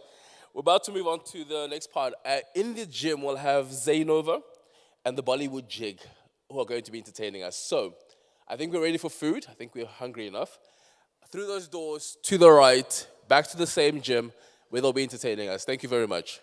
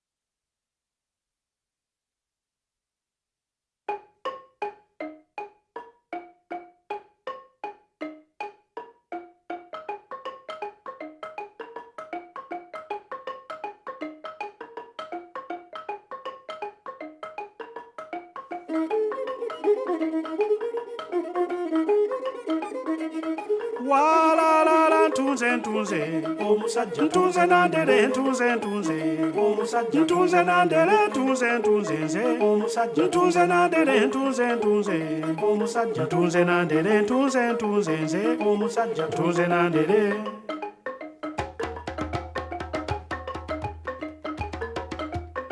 kano kekemu omusajja tunze nandere kano keke bbiri omusajja tunze nandere kano keke ssatu omusajja tunze nandere kano keke nnya omusajja tunze nandere kano keke ttaano omusajja tunze nandere obulala bwadiba omusajja tunze nandere obulala bwadiba omusajja tunze nandere ntunze ntunze nze omusajja ntunze nandere ntunze ntunze nze omusajja ntunze nandere ntunze ntunze nze omusajja tunze nandere banange fumbye omusajja tunze nandere ntunze ntunze nze omusajja tunze nandere ntunze ntunze omusajja tunze nandere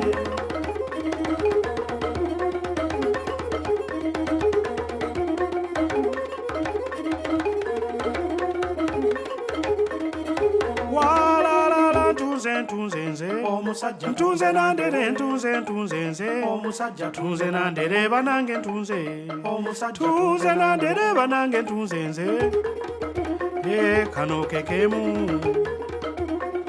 kano keke bbiri kano keke ssatu kano keke nnya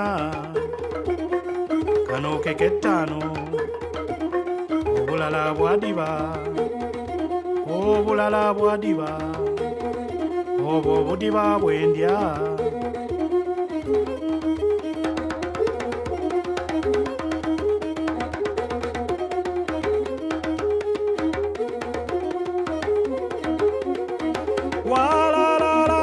afumbye oyo afumbye nandere bananga afumbye afumbye nandere mama afumbye oyo afumbye nandere mama afumbye afumbye mama afumbye oyo afumbye nandere mama afumbye oyo afumbye nandere mama afumbye afumbye nandere mama afumbye nandere afumbye akemu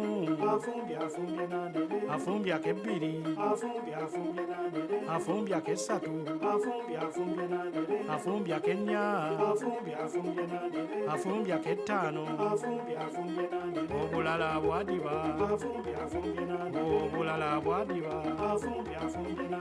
mama afumbye nandere mama afumbye oyo afumbye nandere mama afumbye nandere mama afumbye nandere mama afumbye oyo afumbye nandere mama afumbye oyo afumbye nandere mama afumbye nandere bananga afumbye nandere bananga afumbye oyo afumbye nandere.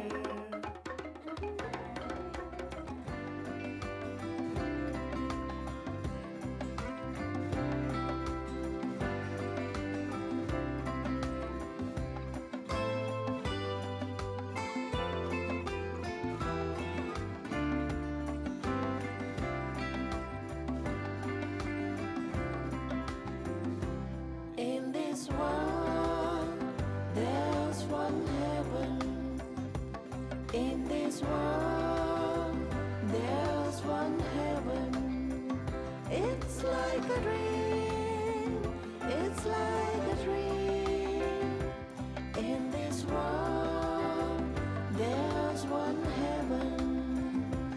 There are people, kind and helpful, pretty, pretty women and handsome gentlemen.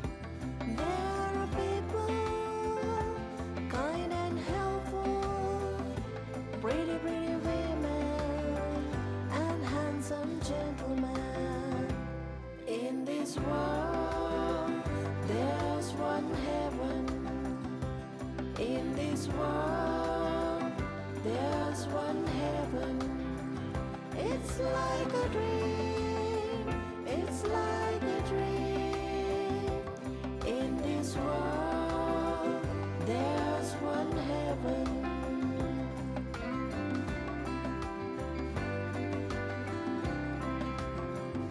Snow white winter time, colorful summertime, ruled by the Atlantic Ocean, part of our beautiful nation. Snow white winter time, colorful summertime, ruled by the Atlantic Ocean, part of our beautiful nation. In this world, there's one heaven. In this world, there's one heaven. It's like a dream, it's like a dream. In this world, there's one heaven.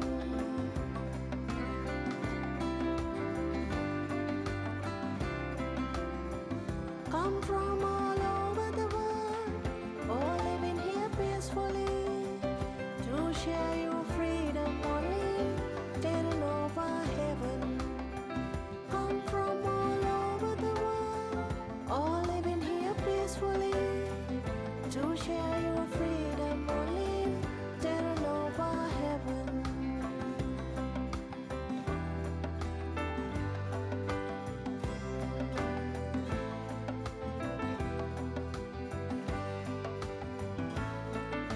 Yes, never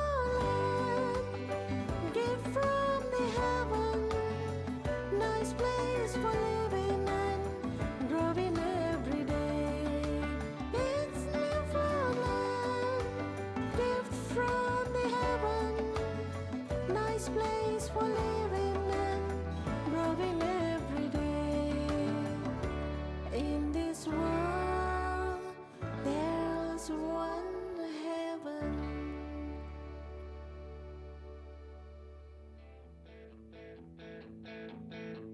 Ой, you Lucy Kalina, oh, you Lucy Kalina, Kalina, Kalina, Chubarigi Chupchi Kalina, Kalina, Kalina, Chubarigi Chupchi Kalina.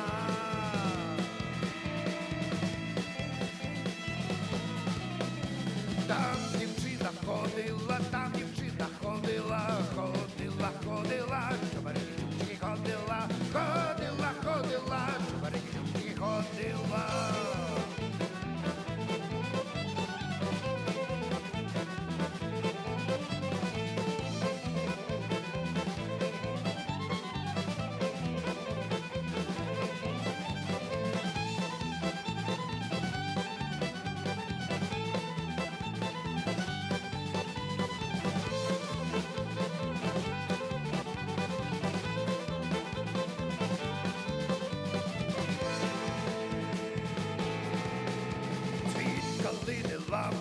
Цвіт калини ламала, ламала, ламала, Чубарики чубчики ламала, ламала, ламала, Чубарики чубчики ламала.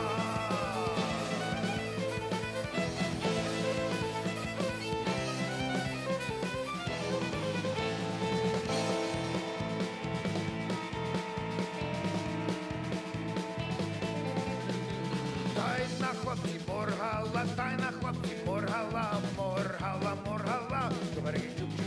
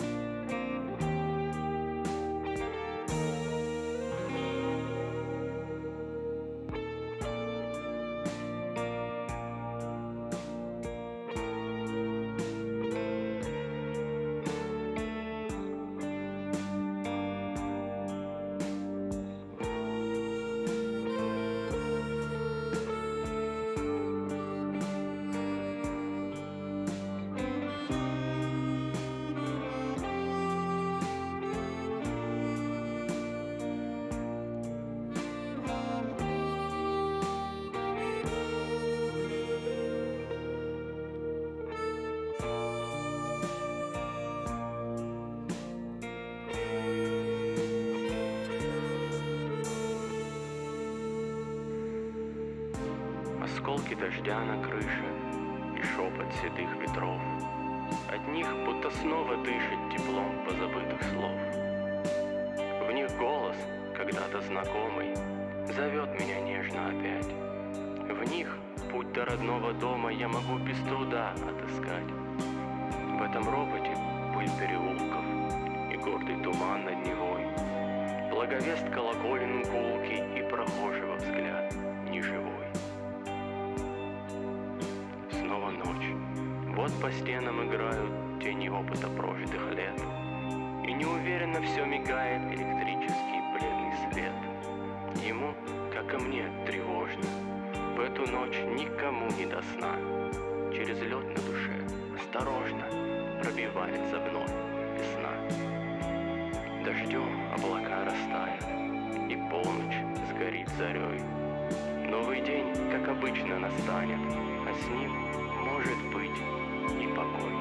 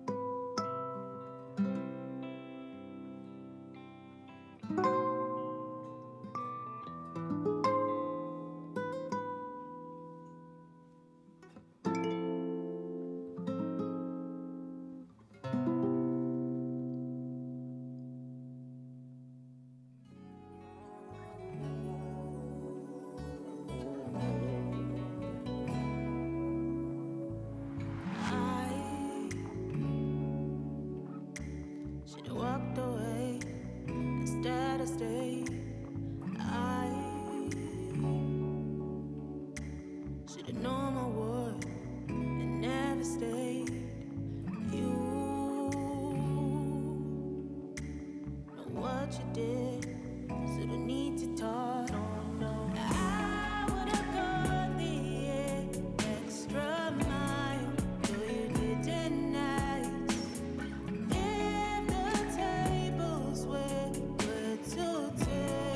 Would you do the same? Usually I see between the lines, but I didn't then. You were fooling me. You were fooling me. I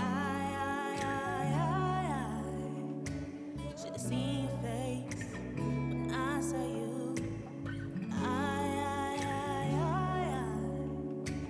This time I learn from you.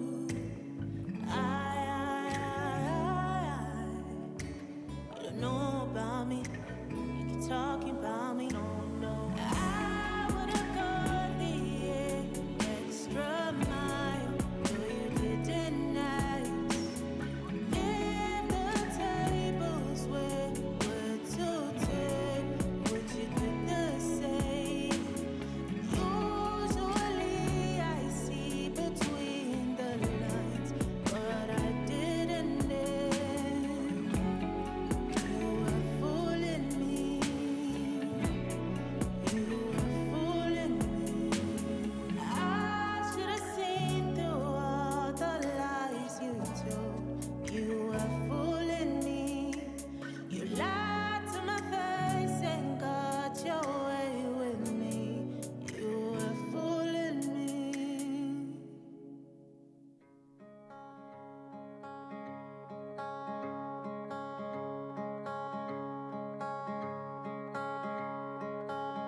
When I get a little older, when I grow a little more, When I find all of the things you really needed, I will love you like before. When my promises are broken, with the laughter in your soul, all my actions will be words that I have heeded.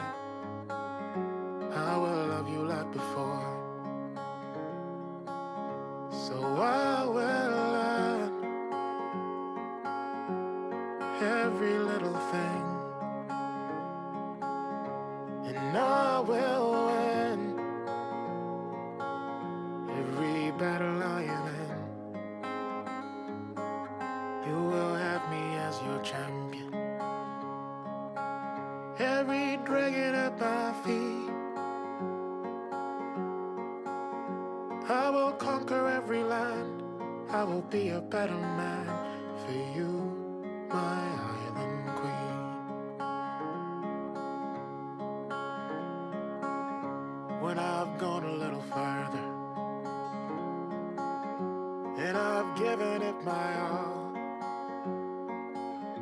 when I look below and all I see is mountains, I will love you like before. And if I'm lucky, you will be there at that cliff on Signal Hill. I'll be nervous and my heart, it will be pounding, but I'll love you like before. I will learn every little thing, and I will win every battle I am in. You will have me as your champion, every dragon at my feet. I will conquer every land. I will be a better man for you, my island queen. I will learn every little thing, and I will win every battle I am in. Baby, I will be your champion, every dragon at my feet. I will conquer every land. I will be a better man for you, my island queen. For you, my island queen. For you, my island queen.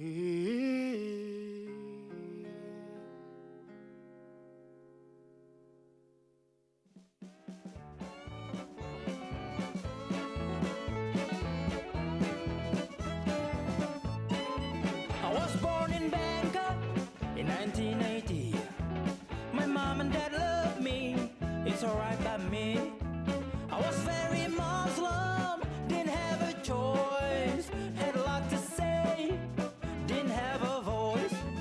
I'm in the new Newfoundland, I'm glad I'm here. I'm living in paradise, I'm drinking beer. But don't tell me, mother, that's right.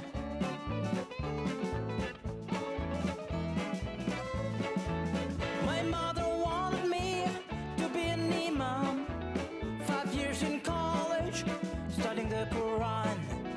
I started paintings on the mosque walls, calligraphy, my future calls. I went to Java about 20 years, had a lot of laughs, had a couple of tears. I started in radio, became a star.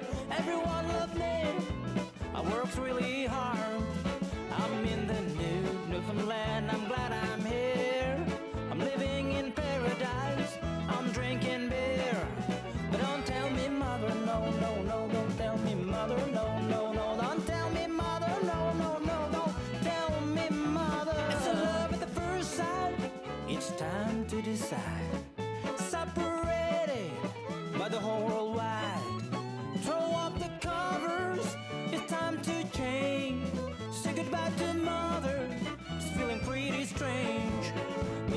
said, don't drink the beer till you are in paradise. Paradise is here.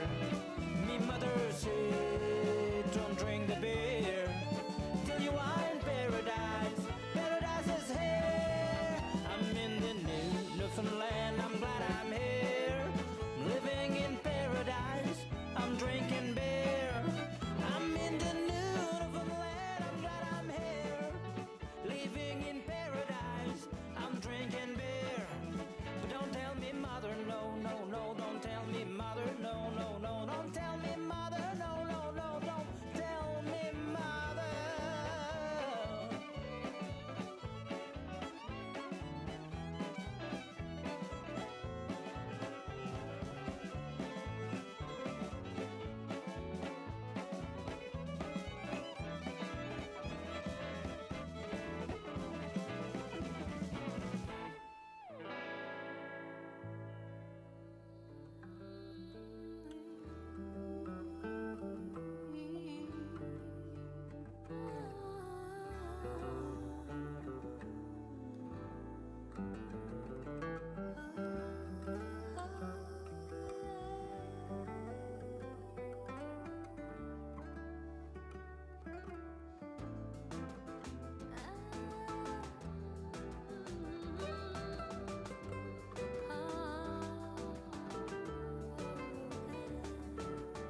Come tonight, baby, come and find me, yeah. My lips are dry, but I miss you hard. Just wanna feel you closer, just wanna hear you breathing. Oh, papi miss you, come let's enjoy the night.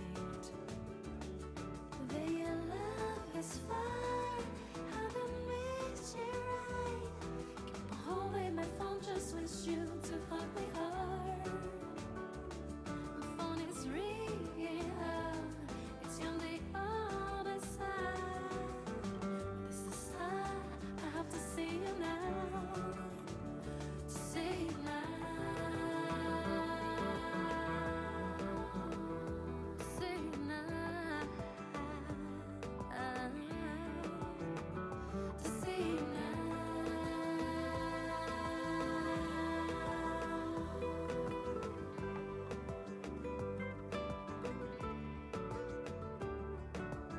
Oh, Holy God, bless my life. Fill my heart with joy, yeah. Fill my life with life. Óyeme, papi, pega tu oído a mis labios otra vez.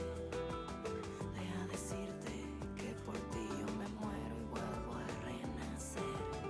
Con esos ojos que me enamoran cada día más. Puedo sentir tu cuerpo, abre esa puerta que ahora puede entrar. Que ahora puede entrar.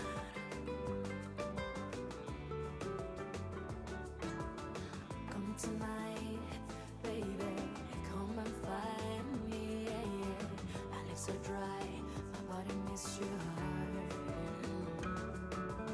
Just wanna feel you closer, just wanna hear you breathing. Oh, papi miss you, come let's enjoy the night.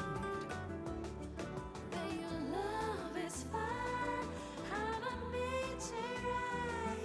Keep on holding my phone, just wish you to hug me hard. My phone is ringing out, it's your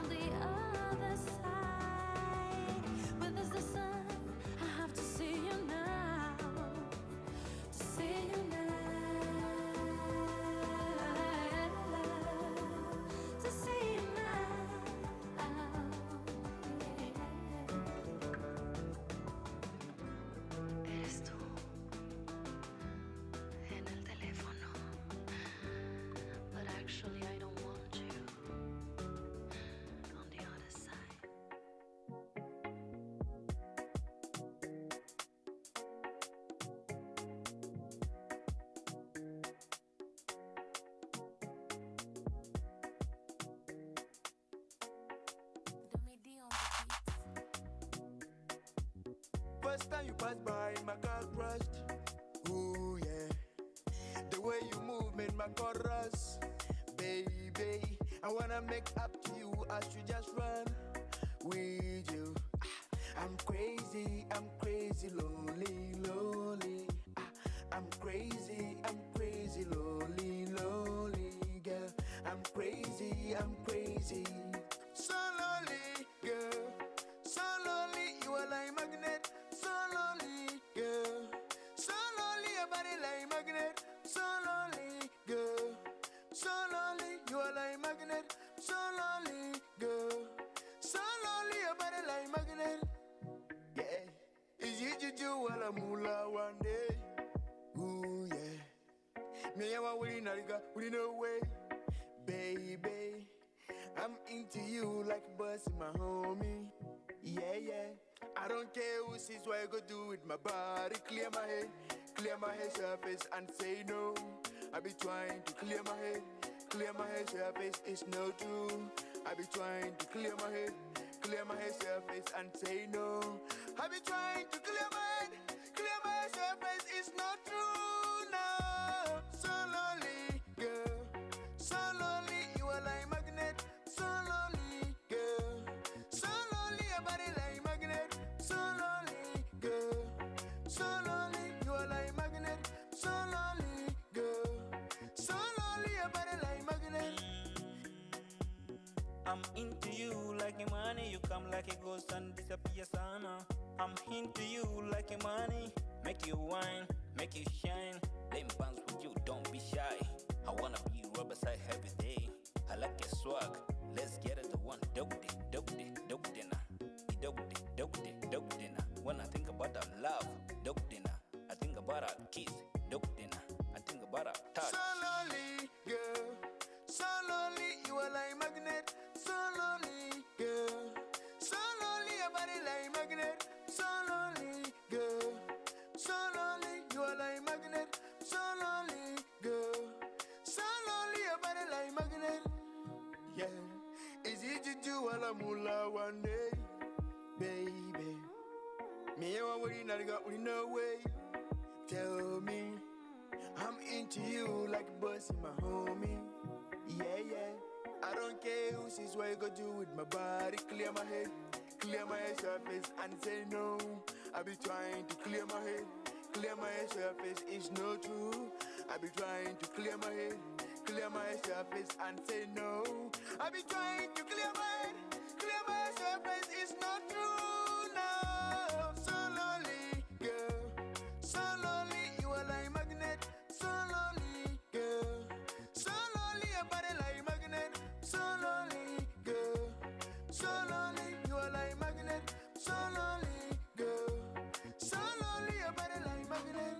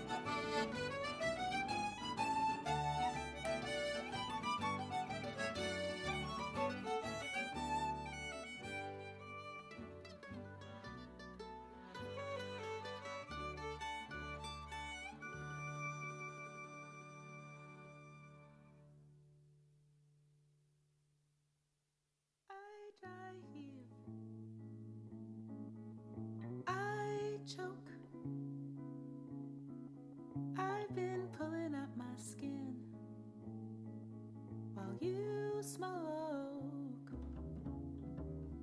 They're ugly, these thoughts of mine.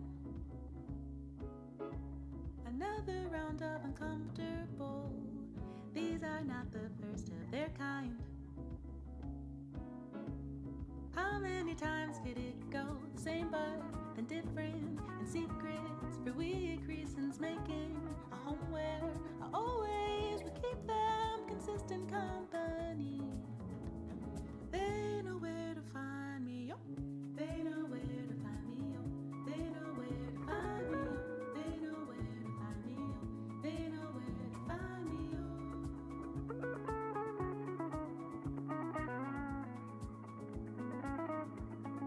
I know better. So why is it hard? Haven't I learned? Gone through this part.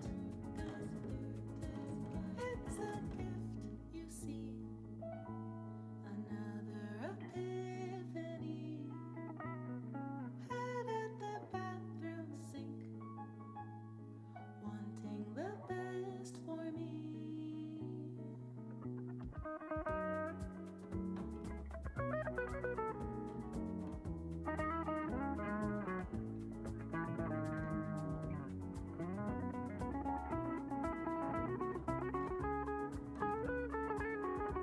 And how many times could it go? The same but then different, and secrets for weak reasons, making a home where. And how many times could it go? The same but then different, and secrets for weak reasons, making a home where I always would keep them. The same but then different, and secrets for weak reasons, making a home where I always would keep them consistent company.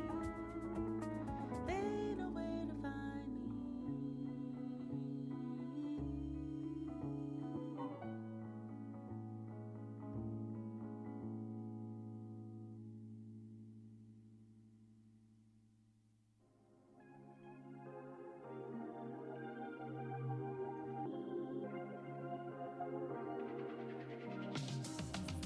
I know you think I'm being selfish, that I'm out of my mind, but I don't wanna keep taking advantage, leaving you damaged. You wanted me to pick up my phone, but leave a message up to the door. Don't wanna hurt you anymore. Please don't make this complicated. I made up my mind. This time I let you know you're running out of borrowed time. No, thinking the mask, keep it moving. No need for changing the past, cause we're humans. Just gotta live with the fact that it's over now. You know I tried, so don't hold a grudge. It's safe to say that we're out of touch. I wanted to feel so in love, but I'm stuck in a rut. Truly, I can't even judge. It's fair to see why you kick up a fuss. I wanted to feel so in love. I can't seem to shake that feeling. I did you so wrong. You don't know what you have till it is over. And I'm undeserving of your love. You wanted me to pick up my phone, but some things are better left alone. Don't wanna hurt you anymore. I know you can feel it, I just don't think we align. Tell me I'm too forward, well, please hold on to your pride. No, making the math, keep it moving. No need for changing the past, cause we're humans. Just gotta live with the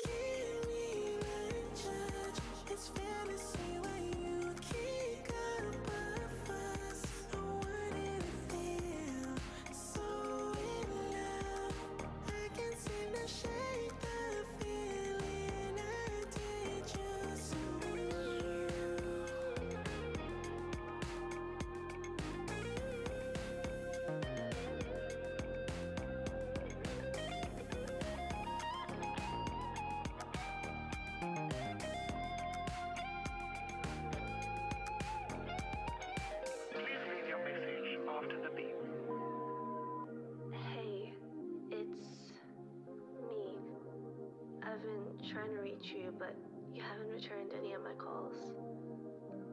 I don't know if it's something that I did or maybe it's something I said. I know we don't always see eye to eye, but I think I'm going insane. Do you hate me? Anyways, I don't know how else to make this right. Just call me back when you get this, okay?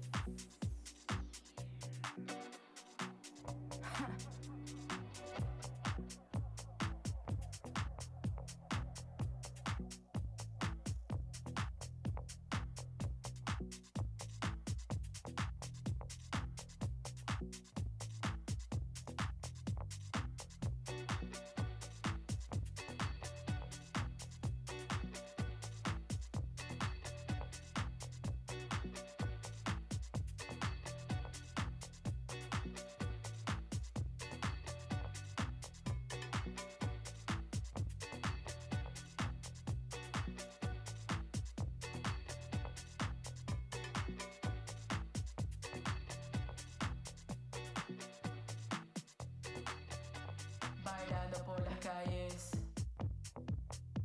mirar el tiempo pasar.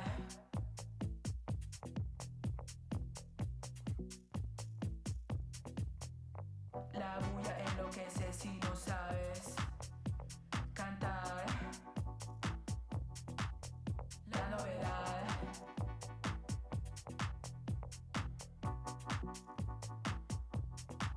Despreocupada, despeinada. Despreocupada, despeinada.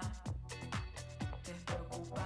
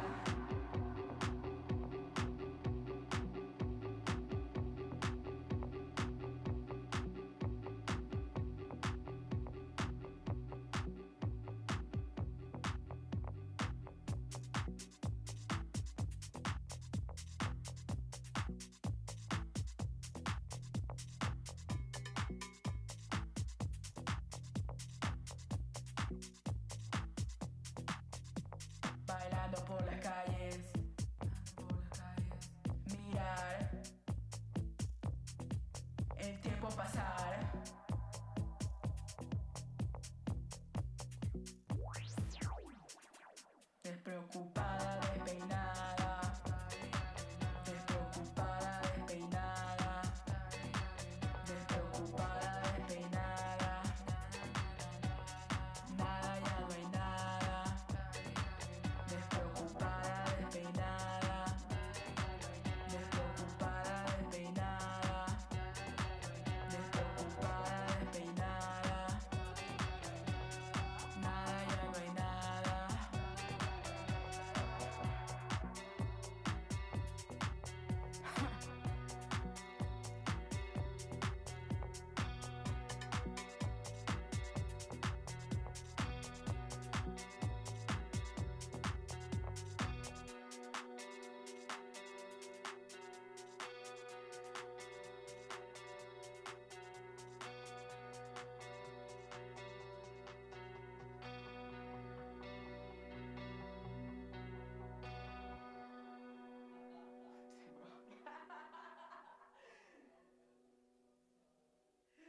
Up there.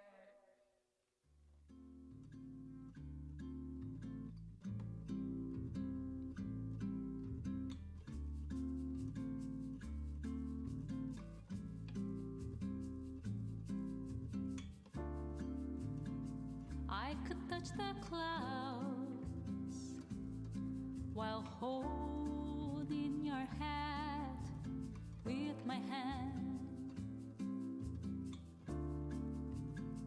seeing pictures of the nature, living the perfect life. The tall green trees, the tall green trees, the vastness of the land, the long, long road, the long, long road. They are forever in me, forever in me, forever in me, forever in me.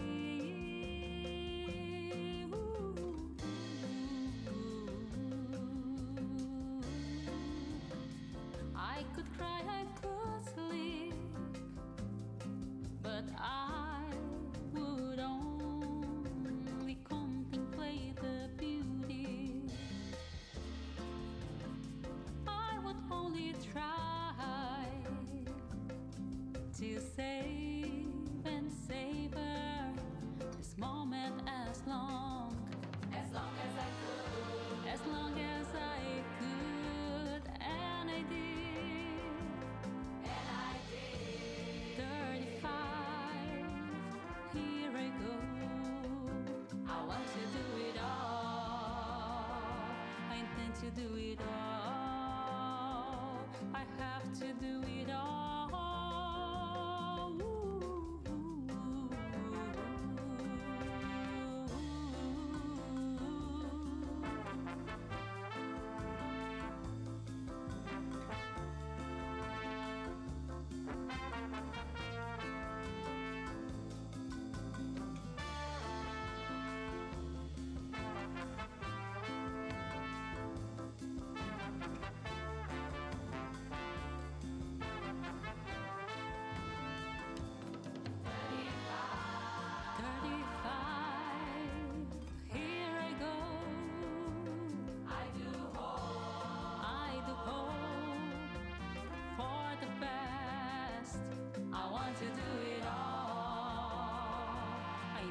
To do it all, I have to do it all,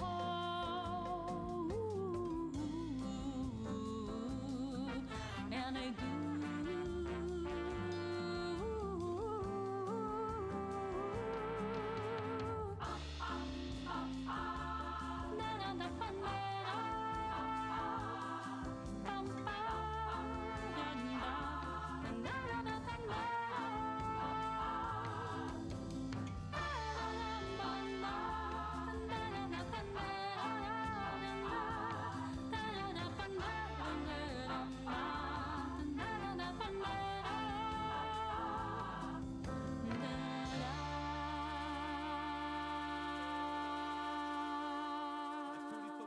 C'est à vous que je tire mon chapeau.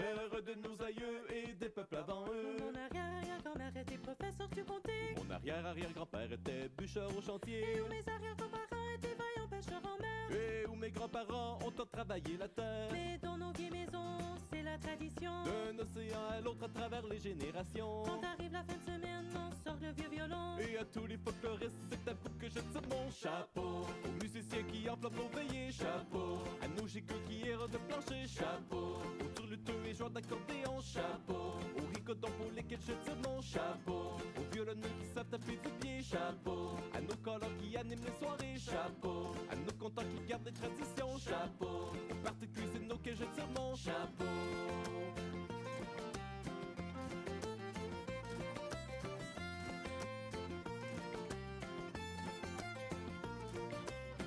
Quand que les violons résonnent dans nos veillées, c'est en bonne compagnie qu'on est rassemblés.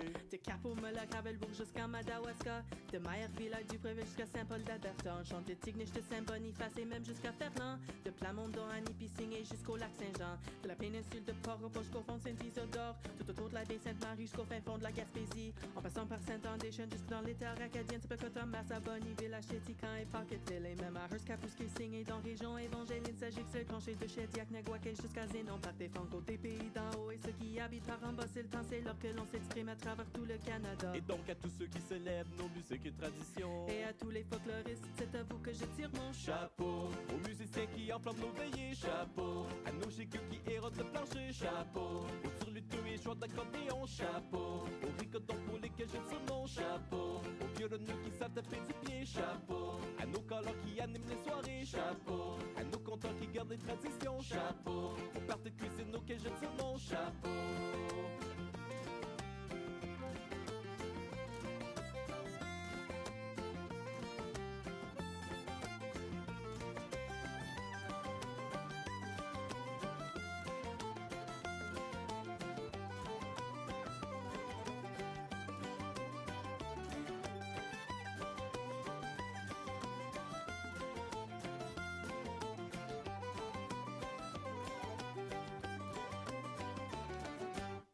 Chapeau, aux musiciens qui enflamment nos veillées, chapeau. À nos gigots qui érodent le plancher, chapeau. Aux turluteux et joueurs d'accordéon, chapeau. Aux ricodons pour lesquels je tire mon chapeau. Aux violonneux qui savent taper du pied, chapeau. À nos colons qui animent les soirées, chapeau.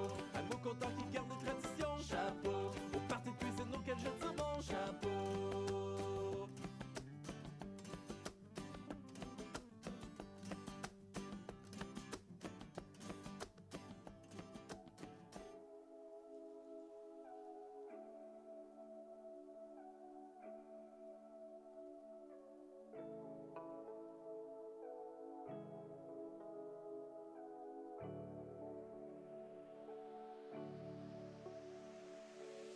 Little girl, you're perfect. Little girl, you're worth it. I'm a gay, don't be shy.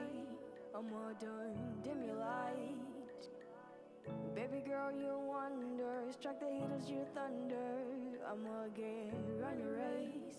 The world is yours to take. Your smile shines brighter than the morning sun. Morning sun. Morning sun.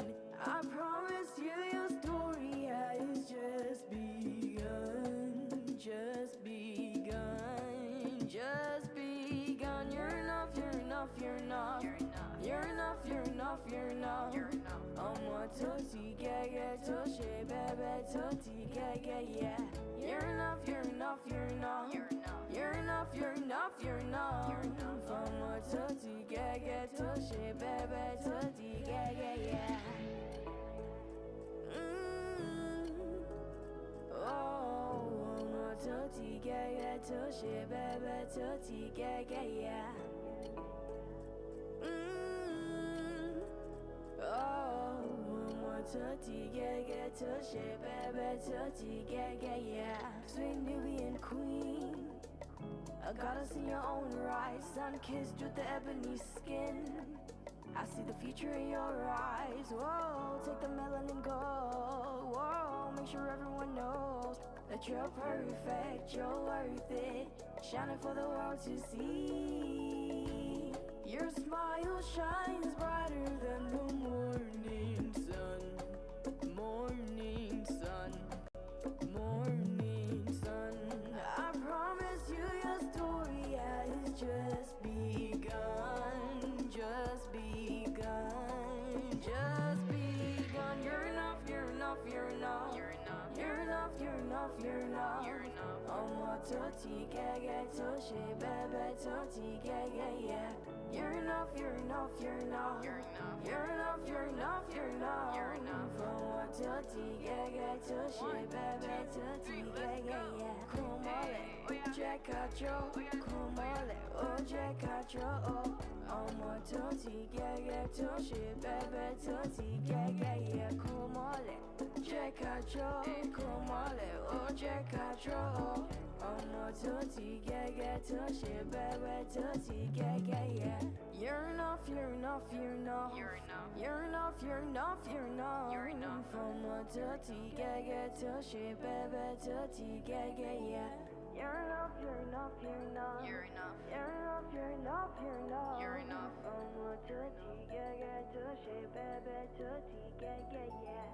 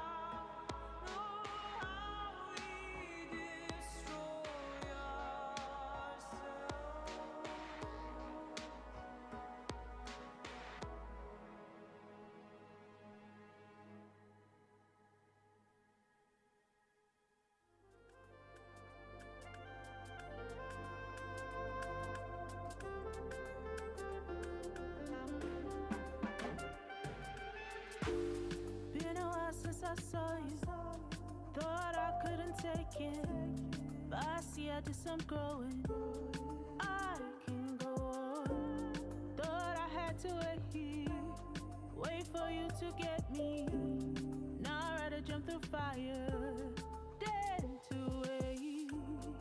Certainly, I must admit it, I thought I couldn't escape. Your hold on me was such a grip, I thought I couldn't break. Finally, I see myself standing still and tall. I'm moving on now, yeah. I'm moving on now, yeah. I'm moving on now, yeah. I'm moving on now, yeah. Sure you to say I don't know. You want it from Superman now. You want it come from a corner. Shay, I be moo. I no go let you run me twice. No go give you any chance now. For my mind, you don't cast eyes. I take control. Certainly, I must admit it. Thought I couldn't escape. Your hold on me was such a grip, I thought I couldn't break. Finally, I see myself standing still and tall. I'm moving on now, yeah. I'm moving on now, yeah. I'm moving on now, yeah. I'm moving on now, yeah.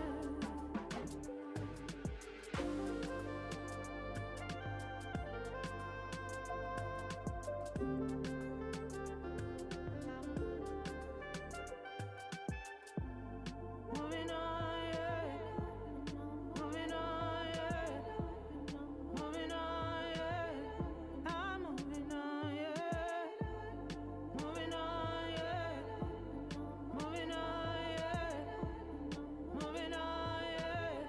I'm moving on, yeah.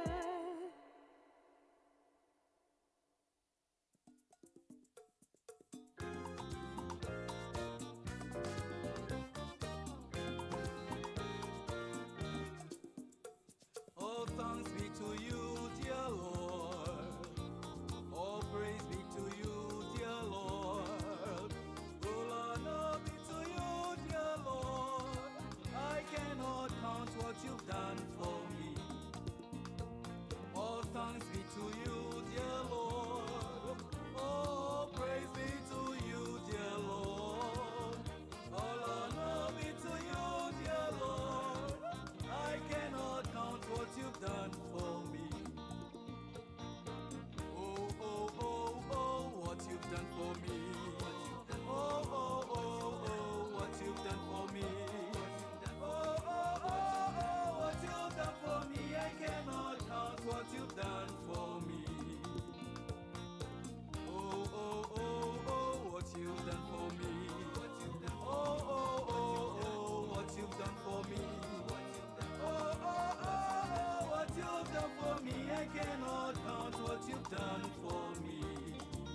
I cannot count what you've done for me. I cannot count all that Jesus has done for me. All the praise be to him. I cannot count all that Jesus has done for me. All the praise be to him. I cannot count. He deserves praise. I cannot count. He deserves thanks. I cannot count all that Jesus has done for me. All the praise be to him. I cannot count all that Jesus has done for me. All the praise be to him. I cannot count all that Jesus has done for me. All the praise be to him. I cannot count. He deserves praise. I cannot count. He deserves thanks. I cannot count all that Jesus has done for me. All the praise be to him. Thank the Lord, oh thank the Lord. Thank the Almighty God. Thank the Lord, oh thank the Lord. Thank the Almighty God. Because he's good and his mercies abound in love. Thank the Lord, oh thank the Lord.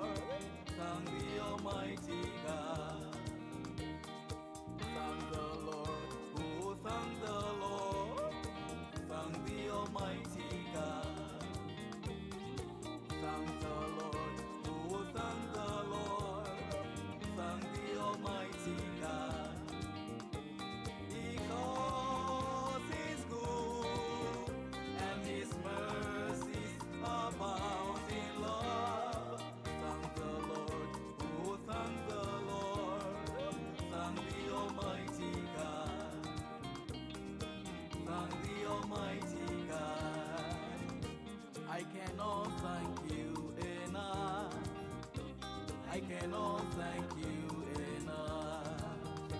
I cannot thank you enough. I cannot thank you enough for what you have done for me. I cannot thank you enough for what you have done for me. I cannot thank you enough for what you have done for me. I cannot thank you enough for what you have done for me. I cannot thank you enough. I cannot thank you enough. I cannot thank you enough.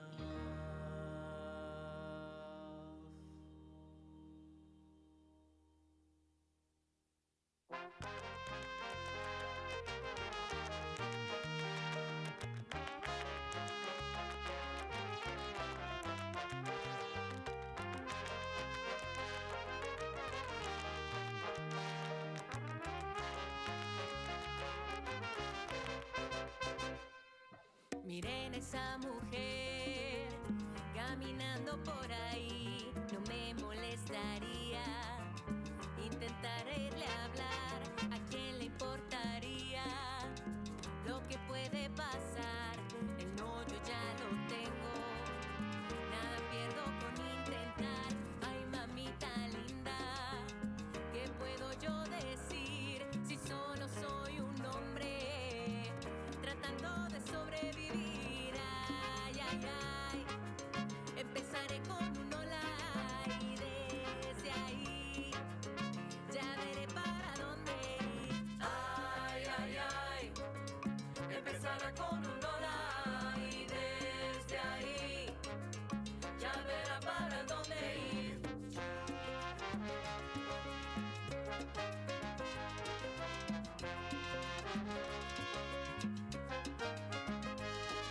Callada, tímida e inocente, ella siempre ha sido así. Le cuesta trabajo el hacer amigos porque nunca sabe qué decir. De pronto llega un hombre a preguntar: hola, ¿cómo te llamas? Su peor pesadilla vuelta a realidad, pero debe admitir que no se siente mal. Ay, mamita linda, ¿qué puedo yo decir si solo soy un hombre tratando de sobrevivir? Ay, ay, ay, empezaré con un hola y desde ahí ya veré para dónde ir. Ay, ay, ay, empezará con un hola y desde ahí ya verá para dónde ir.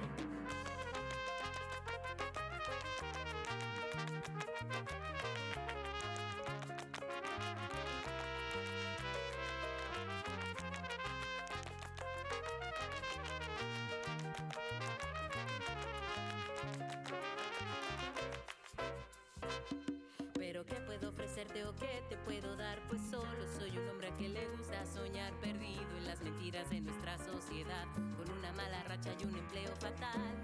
Oh, debes hacerlo sonreír. ¿A quién le importa lo que ahora pueda tener si juntos construimos algo desde la nada? Oh, debes hacerlo sonreír. Una vida triste o una vida feliz, una decisión muy simple pero muchos se equivocan. Oh, debes hacerlo sonreír. No importa quién sea, si es hombre o si es mujer, el camino al corazón está en hacerla sonreír. Oh, debes hacerlo sonreír. ¿A quién le importa lo que ellos tengan que decir? Yo quiero estar contigo, con ellos no quiero nada.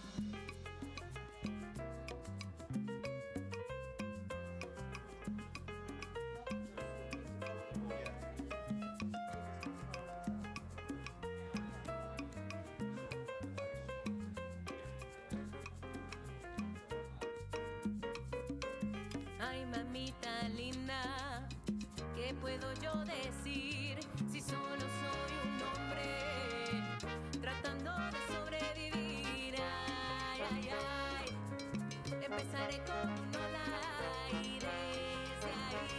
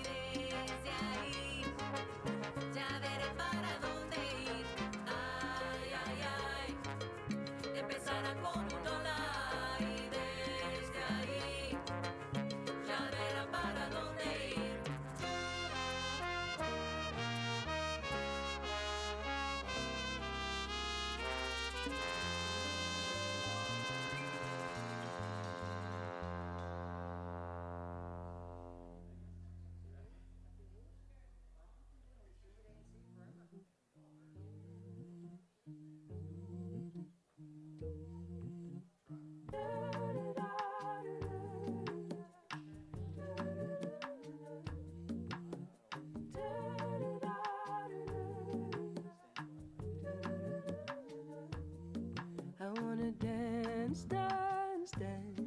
I wanna move like a flame. I wanna dance, dance, dance. I wanna move like a flame. I wanna dance, dance, dance. I wanna dance with myself. I wanna dance, dance, dance. I wanna dance with myself.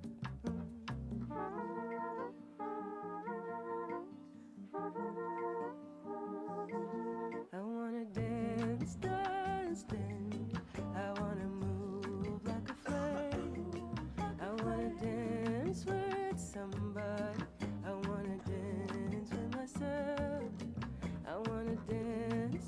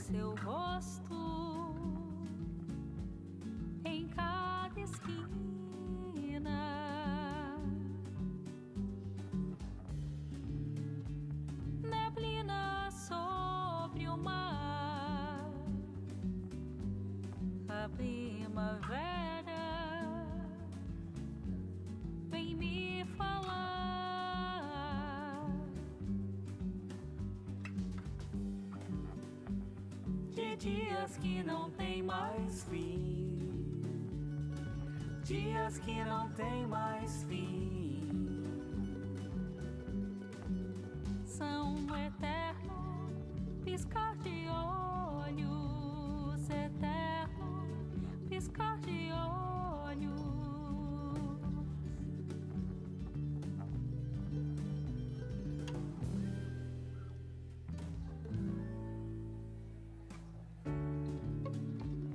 Caminho na neblina, vejo seu rosto em cada esquina.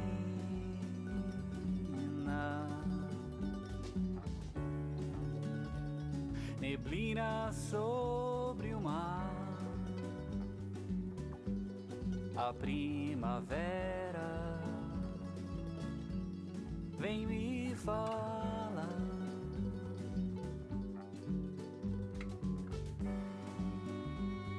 De dias que não tem mais fim, dias que não tem mais fim, são um eterno piscar de olhos, um eterno piscar de olhos.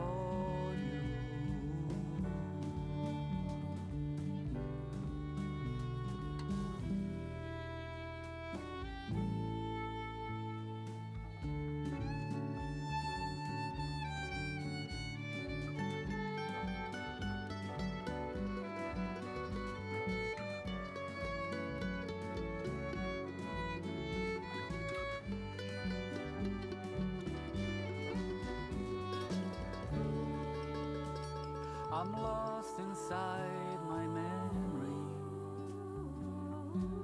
I see the harbor fade into the fog.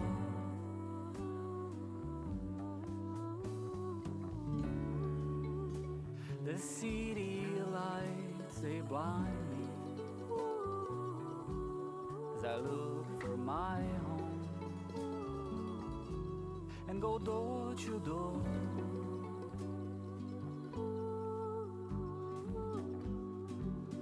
Looking for days that never end,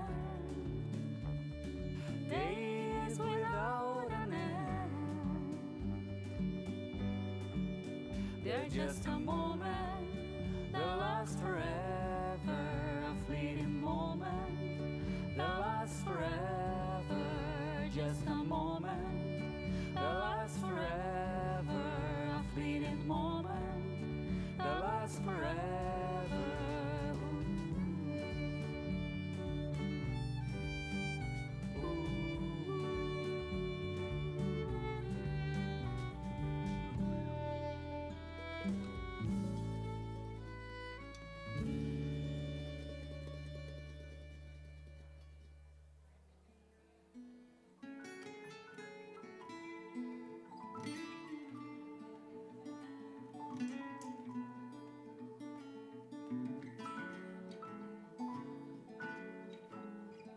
Just for you, just for you.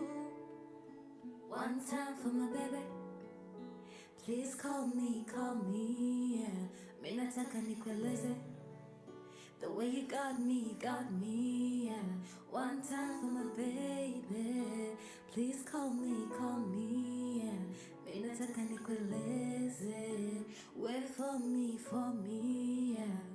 Oh baby, down a future in your eyes. Since you're my lighter, and show me the way. Moyo wangu umeutwa, in your love just let me fly. I'll be there for you, I'll be there for you.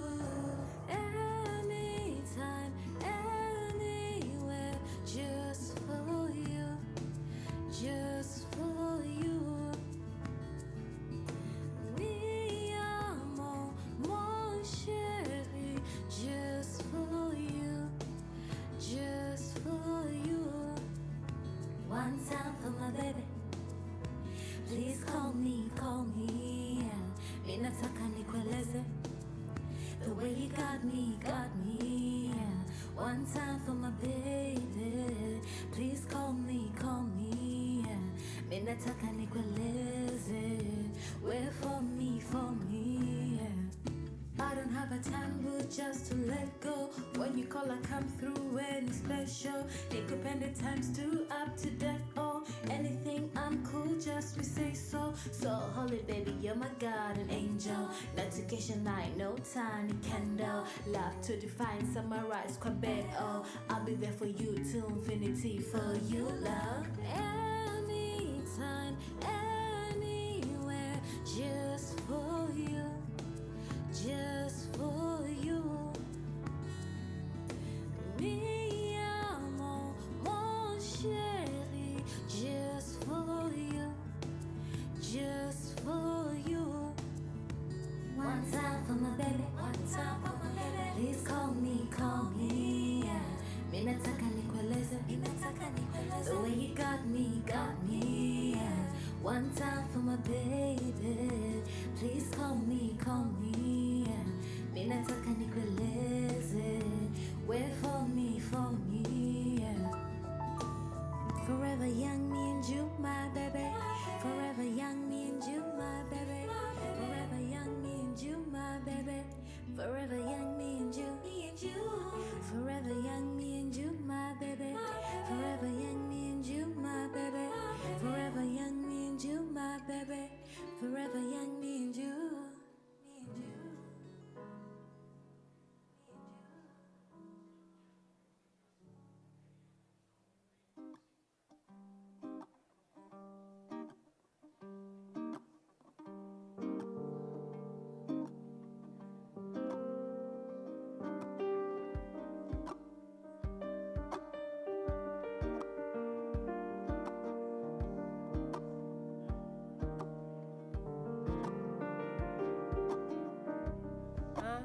Traveler wandering for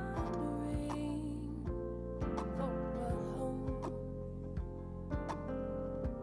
It's a temporary state, a moving stage through the snow. A fellow wanderer passes by, catches my eye, says hello. Do you want to walk with me? Set your freedom free. I know this road. Each day a bird sings a new song before it flies away off on its own.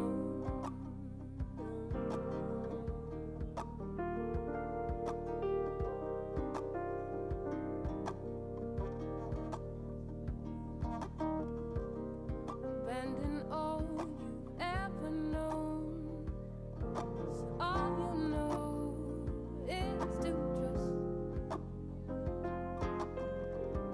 Transition through security, find new community, moral and just.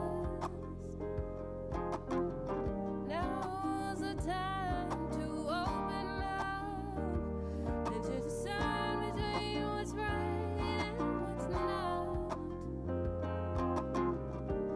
In her searching for a sign, exhaling rhymes, words are not my own. Emigrate from her own weakness to a place where God intended. Folks, can we start making our way back into the space?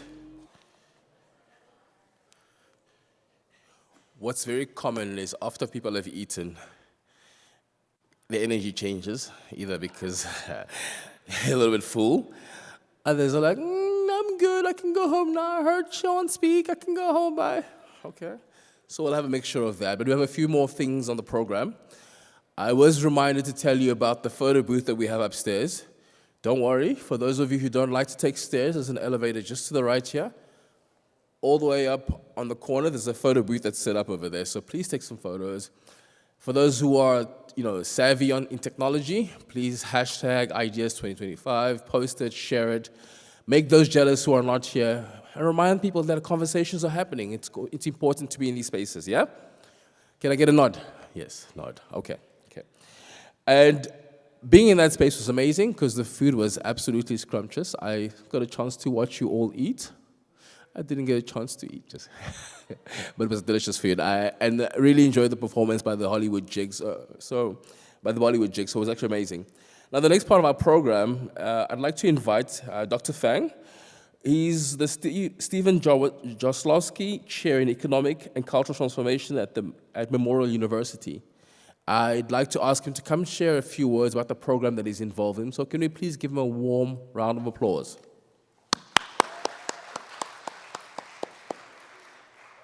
Oh, he's coming with a crew, yes. Hey. Thank you for the generous opportunity. I think Jamie gave me 5 to 10 minutes. I know you mean 10 to 20 minutes, right? No. Okay. Where is it? Do we have slides there already? Okay, great. How to use do we have a clicker or something? I'm very technology dependent, so. I will try and get you a clicker. If you need an extra mouse, mic. Okay. I'm putting one at your disposal. Use it wisely. Yeah, you test it out. Yeah, sure. Then give it to me.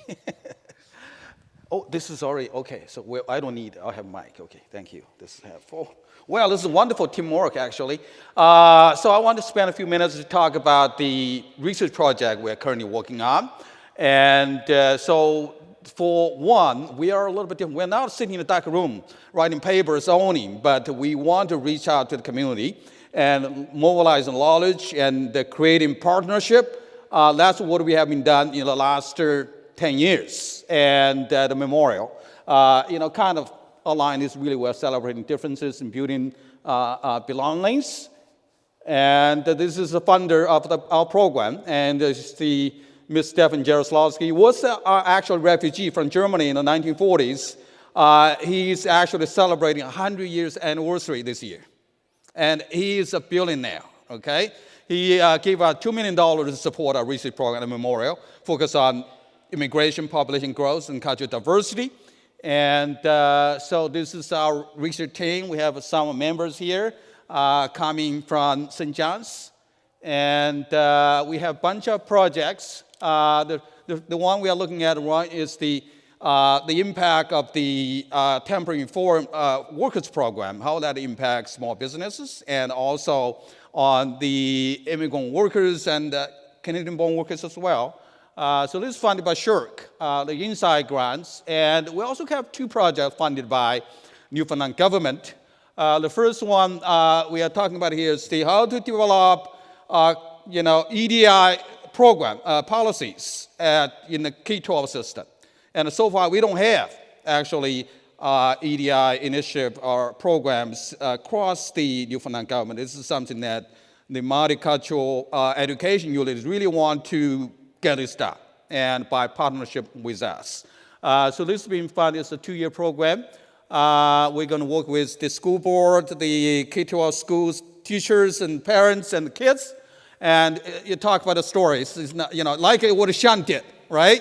About an hour ago, okay? And this is for research purposes. And also we have another one. We already established a so-called Newcomer Hub, which is an online platform to share information about the whole cycle of immigrant settlement integration, right? Well, I've been looking for your house, opening a bank accounts, and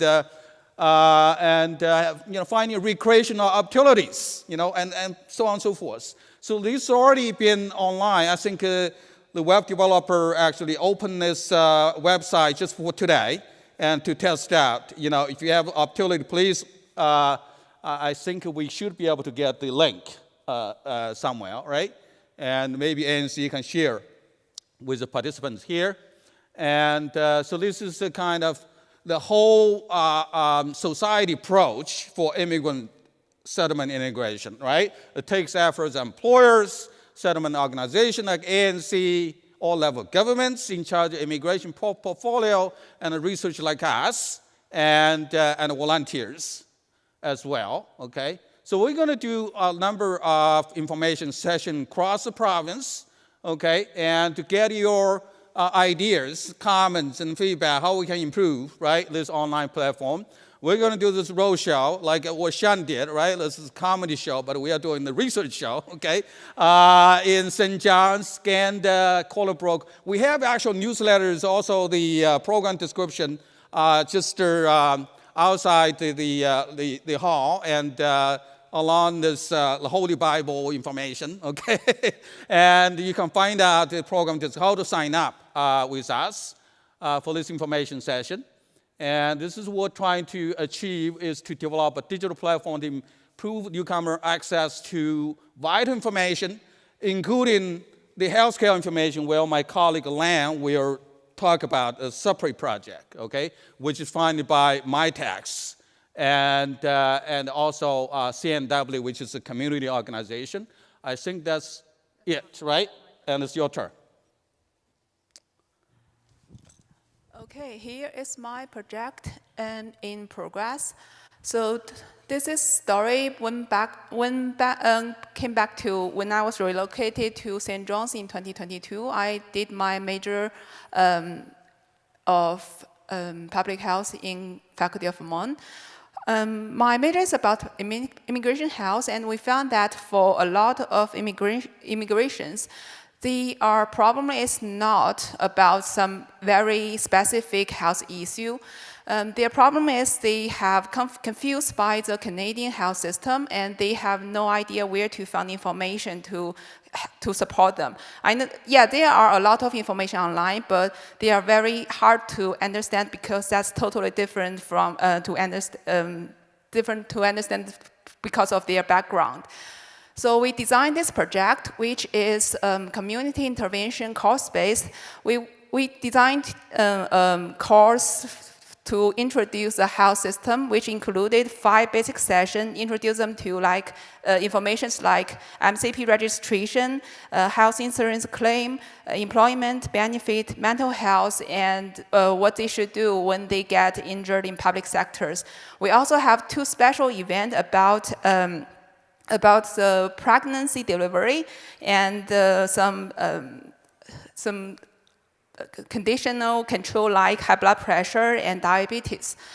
So this project, we are not only just introduce the course, but we also want to collect data from them so we can know that we actually help them to improve their knowledge about health system and their confidence to action. Also, their willingness, how this will improve their willingness to settlement. A more ambitious goal for this project is we want to do a social return of investment so we can measure how much we spend each dollar will get social value return. So that's basically, we also have the poster here, which is similar as we put them on the table next to the front door. So if any community partner interested about help us to participate or course delivery or volunteers to do that, so you are welcome to get the poster and contact me. Thank you. Okay, soon we'll have mystery shoppers come into your community, lock your door, and give you information about project. Don't be surprised, okay? And now I'm going to pass on my mic to my energetic research assistants, okay? We'll talk about their understanding of EDI issues, immigration issues, what their experience about this conference. Tyron, yeah. So as my aunt who owns multiple businesses said to me, she said that I don't know how my business would keep running without newcomers to Canada due to many issues in Newfoundland with unemployment and other things like that. But it's not just about her businesses surviving, it's about making a community that thrives. So we need to implement these policies to make sure the retention for the immigrants and the newcomers to Canada to realize that this is where they belong. Thank you. Aaron? Yeah. So I think it's pretty clear now that immigrants and newcomers are the future of our province. I mean, I'm one of them. And I think that the best thing that we can do is to welcome these newcomers into our communities, into our workplaces, in order to make sure that these people can get established in their careers and their communities and provide a better future for the next generation. Everyone is moving from Texas, United States. I think that the term newcomer often gets a bad rep. I find like usually when people think newcomer, they think, you know, coming from away could be coming from Toronto, moving to Newfoundland. You're a newcomer to the province, right? And same thing like Evan's coming from the United States. You're still a newcomer, and I think that the whole idea of the word immigrant and newcomer gets a bad rep, and I feel like, I'm not sure what else to say.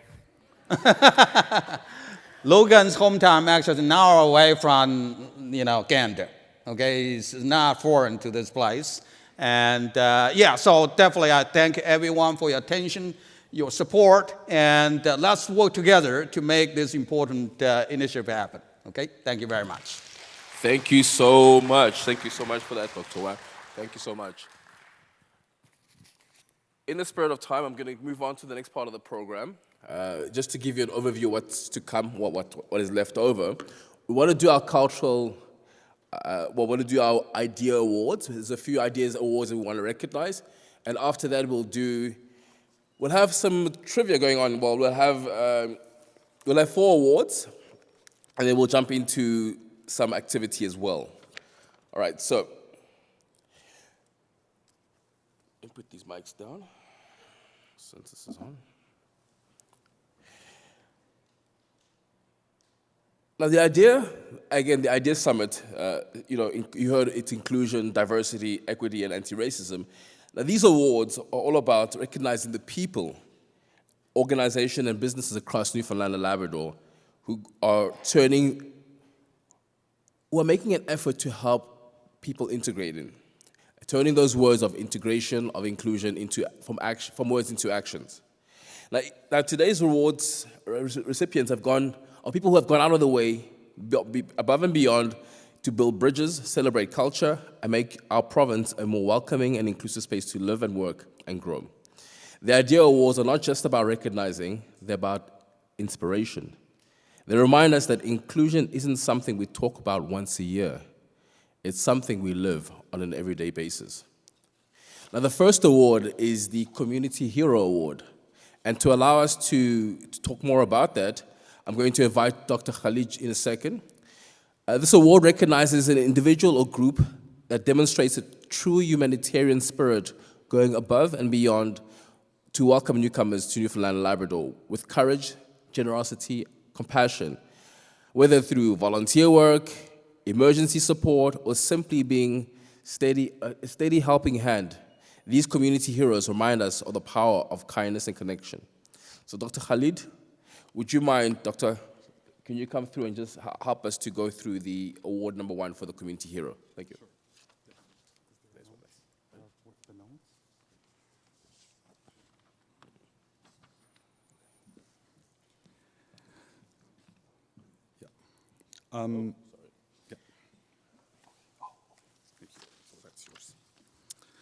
Okay, so the Salvation Army volunteers in Gander have been named this year's recipients of the Community Hero Award for their unwavering commitment to helping newcomers and community members in need. These dedicated volunteers embody the true spirit of compassion and service. Through their tireless work, they operate a vital food bank, provide free clothing and household items, offer rides to those without transportation, and deliver food hampers and Christmas packages to families. Their kindness and quiet generosity ensure that newcomers and vulnerable residents alike feel welcomed, supported, and cared for. Often working behind the scenes, these volunteers rarely seek recognition, but their impact is deeply felt across the community. Their efforts reflect the very best of Newfoundland and Labrador's tradition of hospitality, meeting needs with dignity, offering hope with humility, and fostering a sense of belonging for all. So, the Salvation Army volunteers.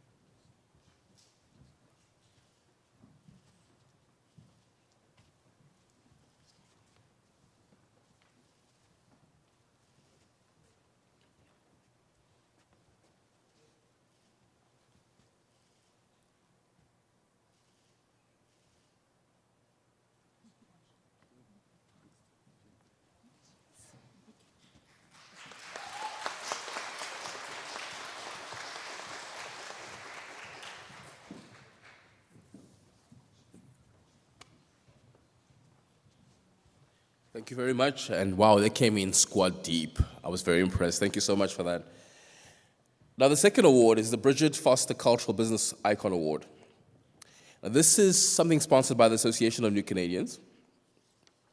More information about the award, it recognizes a newcomer entrepreneur or business that has successfully integrated cultural diversity into this business model and made a real difference in our economy. This award honors those who've turned vision into reality by creating jobs, serving diverse markets, and adding to the beautiful tapestry of multiculturalism in Newfoundland and Labrador. Please welcome ANC Director Jim Murphy, here we go, to the stage to present this award. Jim?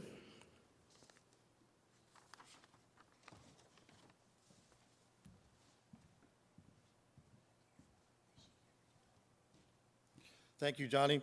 Can't help but thinking, here's Johnny. Can't help it. Sorry, Johnny. Couldn't resist. First of all, for those of you who may not know, I'll read the script in a minute. Bridget Foster has been a real icon in the world of the Association for New Canadians. She actually was the founding director of the association, and she's currently living in New Brunswick, and actually still participates in some of the board meetings as an honorary board member. So when you think about that, she was with the organization and still is in part for the last 45 years. We've actually just named a building in St. John's, our Military Road location, in her name, in honor of the great work she has done. And she was an immigrant herself, having hailed from England. So, you know, I guess she saw what needed to be done and kind of took it upon herself to do that.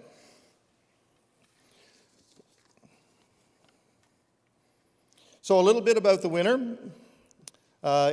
EAT, or EAT, East Atlantic Tandoor, is a family-owned Indian restaurant in Grand Falls, Windsor, founded by newcomers Aravind and Ranjini, who immigrated to Canada in 2018. Drawing on Aravind's international culinary experience and Ranjini's passion for authentic homemade style cooking, EAT, or EAT, has become a beloved local success story, celebrated for its outstanding food, hospitality, and role in diversifying the region's dining scene. And in Grand Falls, Windsor, it's okay, because I think mainly it was just Lefty's Pizza after that. So we're good. In addition to their unwavering business success and contributions to cultural diversity, the owners have demonstrated deep community commitment. They have created employment opportunities for many other newcomers, including refugees facing language barriers, for example, offered housing to families while they searched for permanent homes in the area, and actively supported cultural events across the region. Through their generosity, inclusivity, and community spirit, Aravind and Ranjani have helped make Grand Falls, Windsor a more welcoming, connected, and culturally vibrant place for all. So congratulations to you.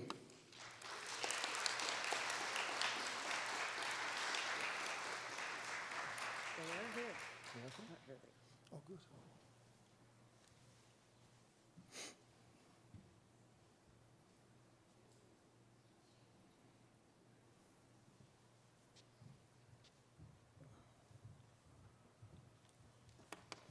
Congratulations to you. I saw you come in earlier. I was like, I wonder what they're here for.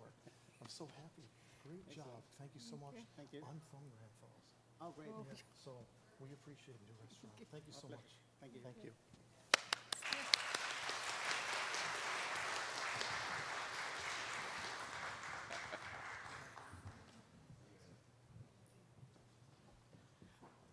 Love the butter chicken over there. Oh my God, jeez, they saved us. Nothing wrong with mash, but they really saved us with the butter chicken and the naan bread. Oh, absolutely delicious. So congratulations to you both. Eat has definitely put Grand Falls on the culinary map after years of a different kind of palate. So thank you so much for that. The next award, award number three, is the RBC's Diversity Leadership Award. Now, this award recognizes leadership not just in words, but in meaningful, measurable change. The RBC Diversity Leadership Award, sponsored by RBC, is presented to a manager, HR professional, or business owner who champions diversity and inclusion across all aspects of their workplace. This award highlights leaders who are breaking barriers, building cultural intelligence, and creating work environments where everyone can thrive. Now, please welcome RBC's Gander's bank manager, Andrea Reed, as she comes to deliver this third RBC Diversity Leadership Award. Oh, here you go.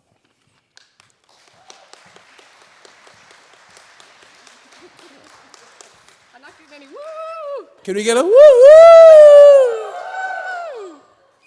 Thank you.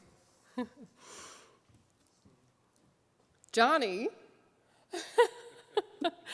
Selemani exemplifies the forward-thinking, people-centered leadership that the RBC Diversity Leadership Award recognizes.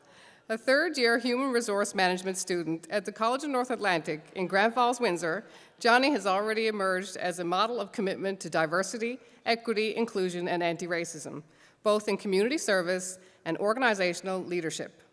Bringing a master's degree in public management and governance from the University of Johannesburg, Johnny combines academic insight with lived experience to promote inclusive workplaces. His bilingual fluency and strong communication skills enable him to engage stakeholders meaningfully, something he practices both as a student leader and entrepreneur. Johnny is the founder and owner of 360 Booth Rental, Grand Falls, Windsor, a thriving small business that offers professional event photo booth services. Through this enterprise, he demonstrates leadership and diversity management by creating an inclusive work environment. You have more? Recruiting, work environment, recruiting and supporting individuals from underrepresented groups and fostering a culture where all employees feel valued and empowered to succeed. In addition, Johnny's leadership extends into the broader community. As a facilitator with the Anti-Racism Literacy ARC-NL project, he has built cultural intelligence across organizations and community groups, helping establish inclusive policies, workplace accommodations, and standards of fairness and respect. His national leadership roles with the Canadian Federation of Students, CFS FCEE, further demonstrate his ability to influence institutional systems in favor of equity, particularly in the recruitment, support, and retention of international and racialized students. Recognized by his peers and community, Johnny's accolades, including the Certificate of Black Excellence from the Canadian Federation of Students, Newfoundland and Labrador, reflect his impactful work in leadership, student advocacy, and cultural inclusion. For his dedication to advancing diversity management, building inclusive organizational practices, and championing underrepresented groups, both through his business and his community engagement, Johnny Alubu Selemani is a truly deserving recipient of the RBC Diversity Leadership Award.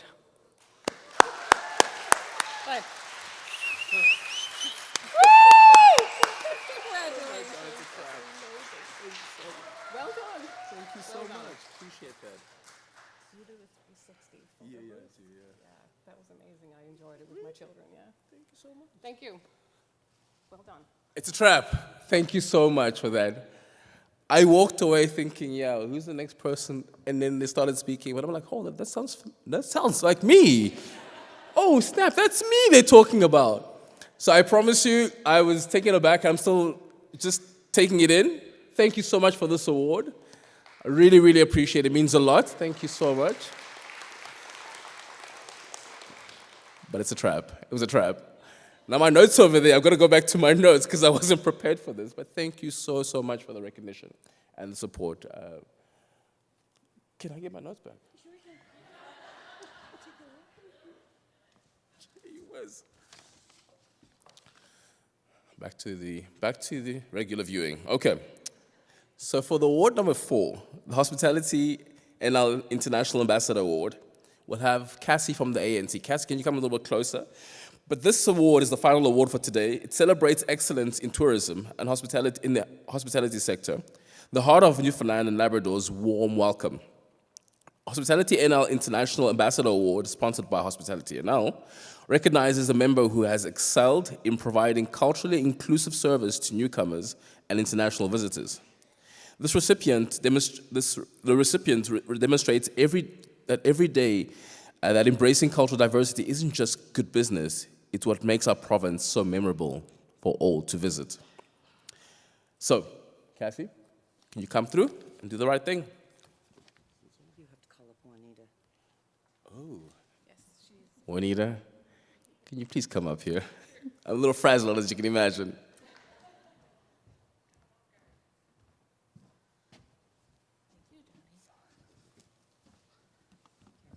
Good afternoon, everyone.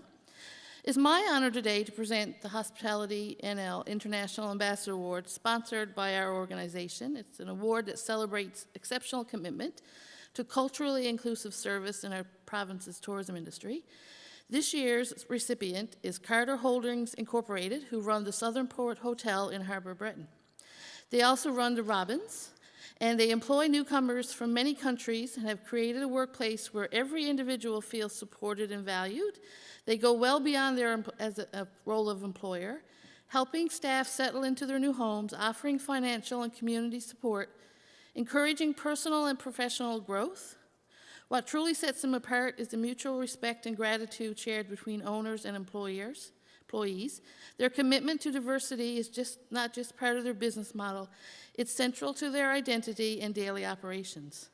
For their leadership in fostering inclusion and setting a high standard of international service in Newfoundland and Labrador's tourism industry, Bill Carter, who owns the company of Holdings Incorporated, truly embodies the spirit of this award. So I'm going to ask you to recognize them and their remarkable dedication to the award. They're not able to be here, so I will accept it on their behalf, but they have sent me some notes after I reached out there this morning. So basically, he said, we are not looking for recognition in any way, but we are simply proud of what we are doing and able to do with our international workers here in Harbour Breton. They are just fantastic people, good friends, and wonderful employees. It's great to see them settle so well here and to witness the happiness of the kids as they settle into school and the community is an added bonus.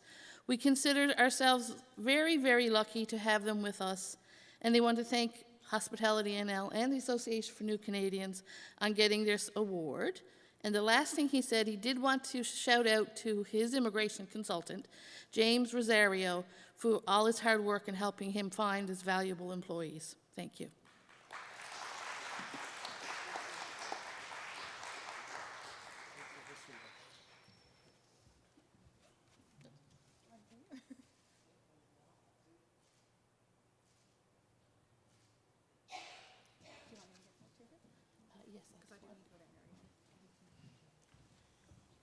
Thank you so much, Anita, and thank you, Cassie, for accepting the award on their behalf. Now, to move on to the next part of the program, actually, before we move on, let's take a moment to just give them a warm, all our award winners, a wonderful applaud.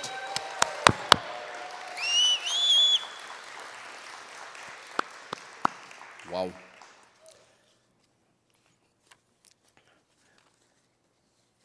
Just to start wrapping up the program, it's important to remember that your stories remind us that inclusion isn't just about policies, it's about people. It's about courage, creativity, and community. Whether you're an interpreter, a volunteer, a leader, a neighbor, each of you play a crucial role in building a stronger, kinder, more concrete Newfoundland and Labrador. On behalf of the Association of New Canadians, thank you to all our sponsors again. Let's continue to celebrate difference by building and carrying forward the spirit of inclusion, not just today, but every day. Now we're going to move into the next part of our activities, which is the interactive cultural stations. You've seen some signage outside. You've also seen the space upstairs. I did mention that there's a photo booth. These spaces will immerse you in cultural experiences from language to art to music to movement and self-awareness. There's Sanchita. Is she in the space? I think she's outside. Brian, Hannah, Zay, as well as Susan. Are you around? Can you come up here?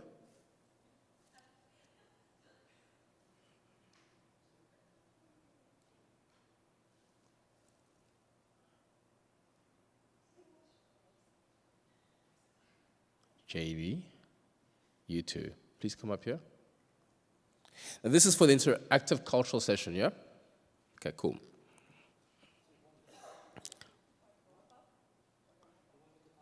Yeah, please come up. So how it works is, okay, well, you guys can stand, people must see who you are, right? Okay, cool. How this works is you'll have a colored lanyard around your neck. There are 5 cultural, are we doing that? Yeah? Cool. Sanchita, yes. Okay, so how this is going to work is you'll have 5 colored lanyard around your neck. There are 5 cultural stations to visit and 5 different colored lanyards. We'll call your color, you'll follow the facilitator to your first station. After a bit of time, you'll rotate to the next station. If you start at station 1, your next station will be 2, 3, and so on. If you start at station 4, your next will be 5, then 1, 2, 3, and so on. So you follow the numbers in order from 1 to 5 for your starting stations. Is that fine? Are you guys ready for that? Now you all have your lanyards, and they were color-coded on purpose. I don't think they did give you a heads up, but if they told you, you'd think it's a trap. So, this is how inclusion actually works, or it looks like. To those of you in the orange lanyard, please stand up and follow Sanchita. Sanchita, where are you? She just went outside. I think she's there. Please follow Sanchita. Those of you with the orange, if you're not sure, take a deep look. Color should be there.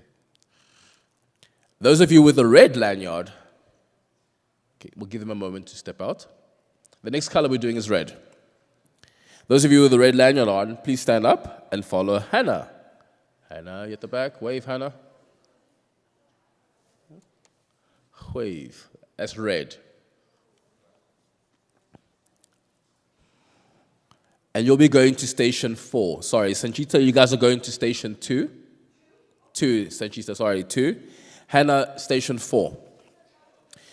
Those of you with a green lanyard, please stand up and follow Susan, the beautiful, amazing Candace Susan. And you're going to go to station 3, Susan. 3. So green to 3. And last and finally, for those of you who have the blue lanyards, you'll follow Zai. Zai, where are you? There we go. Wave, wave. He was the performer earlier. To station 5. Please follow Zai to station 5. I'm going to repeat it again just in case you didn't hear it. So, orange lanyard, station 2, Sanchita. Red lanyard, Hannah, station 4. Green lanyard, Susan, station 3. And blue lanyard, Zay, station 5. That's, with multiracial, multicultural, what about the black one? That's a good question. Can you guys get together and then I'll find out what happens? Because I think it's a little, hold on, let's see. Oh, the remaining black lanyards, please remain seated until everyone leaves the auditorium. You folks will remain here. And Brian, I think he's back by now, here he is. We'll move you closer to the stage. So black lanyards? Black, yes. Yes, you're here. Come closer, come closer.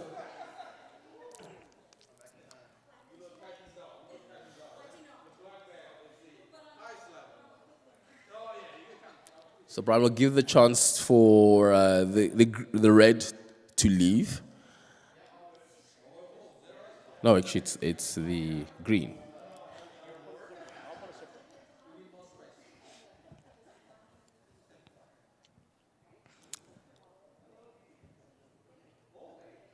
Thank you, Susan. Bye.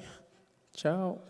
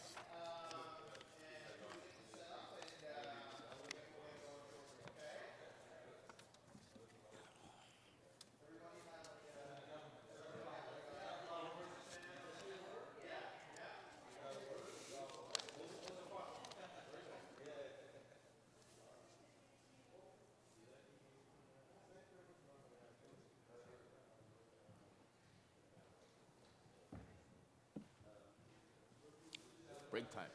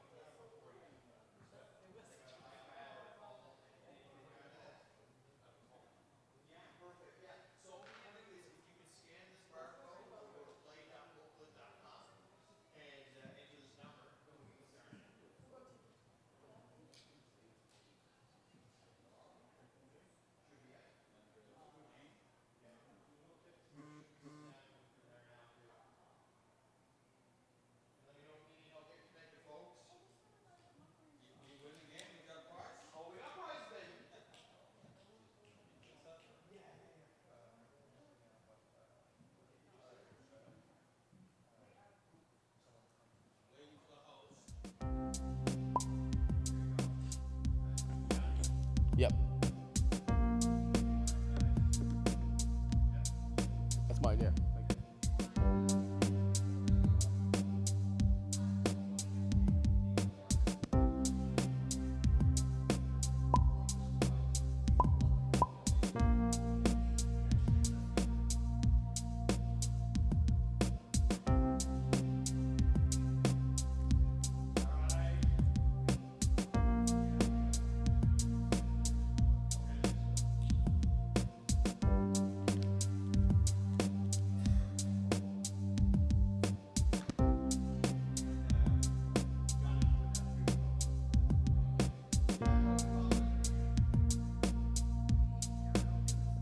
Check, check, check. Ooh.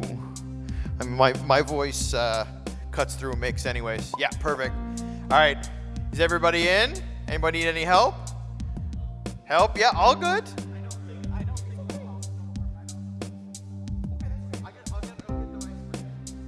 Yeah. Mike, whenever.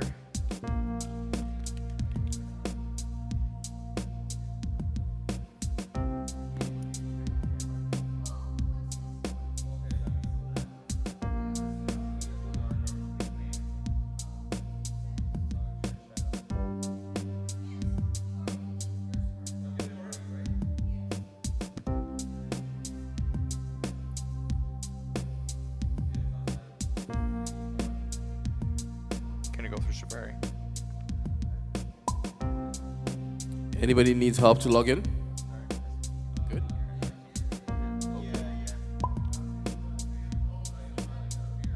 Nice. Yeah. So let me see. Yeah, you're already in. Yeah, you're already in. You're all ready to go. Yeah. You got your camera there? Yeah. I want to show. I can help you.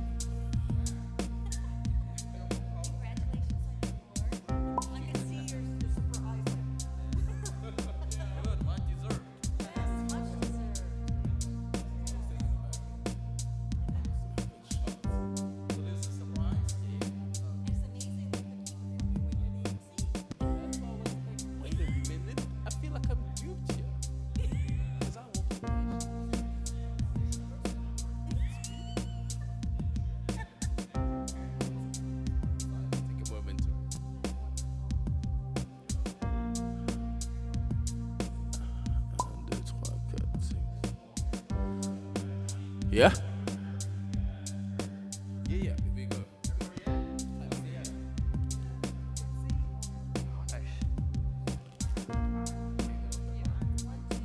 It bailed me out.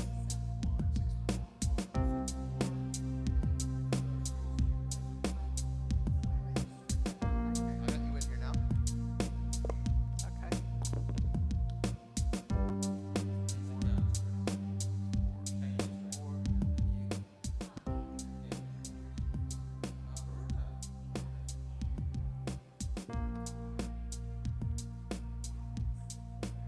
You gotta love technology.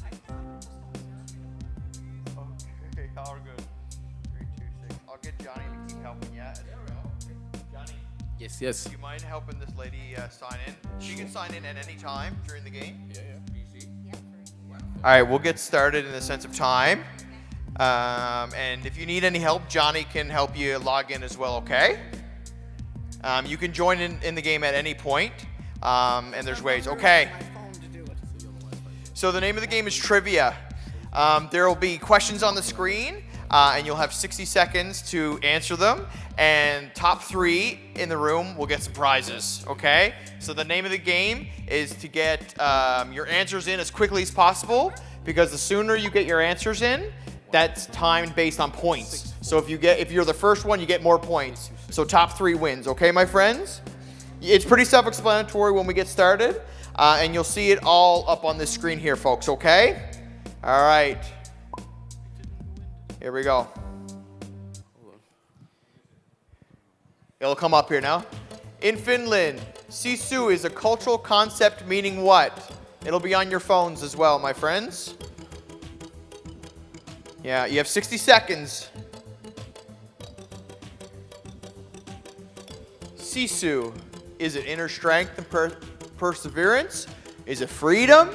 Hospitality? Joy? In Finland, sisu. Some of these are harder than others, but just make a guess too, you can.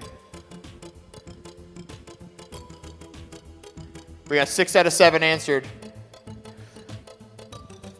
17 seconds.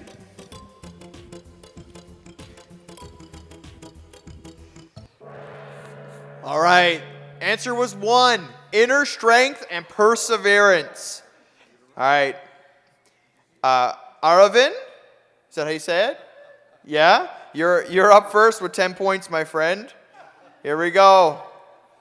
There will be ways to battle back points as well. Make sure you get your answers in as quick as possible. Okay, this is fill in the blank. You got to type in your answer in the text box on your phone.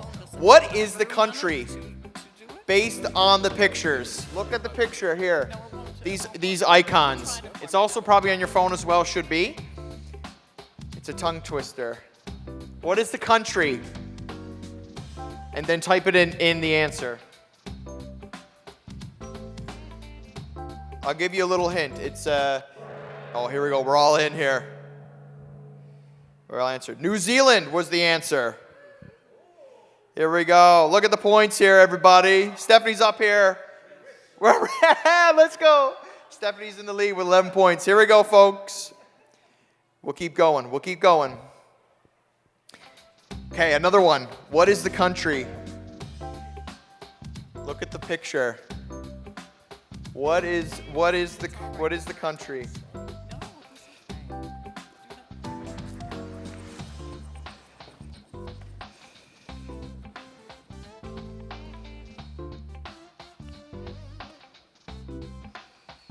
We got a little ANC prize packs for top 3, folks. A premium ANC mug, custom made. Yeah. Okay. In the sense of time, also, we'll give you a few more questions, and then we'll see who top 3 is. The answer was Jordan. Yeah, we got it. Here we go. We're keeping going here. We'll get a few more questions in before we rotate. In South Korea, how should you present your business card? With one hand? With both hands? Casually toss it on the table? Or with a handshake? What are we thinking culturally in South Korea? How are you presenting your business card? Answers in. With both hands is the right answer. Here we go. Next question. Stephanie's still in the lead, I'm pretty sure. Yeah, here we go, 33. It's okay, it's all based on time, right, as well. So the quicker you get your answers in, the more points you get. What is the country? Another one. Write it in your text box.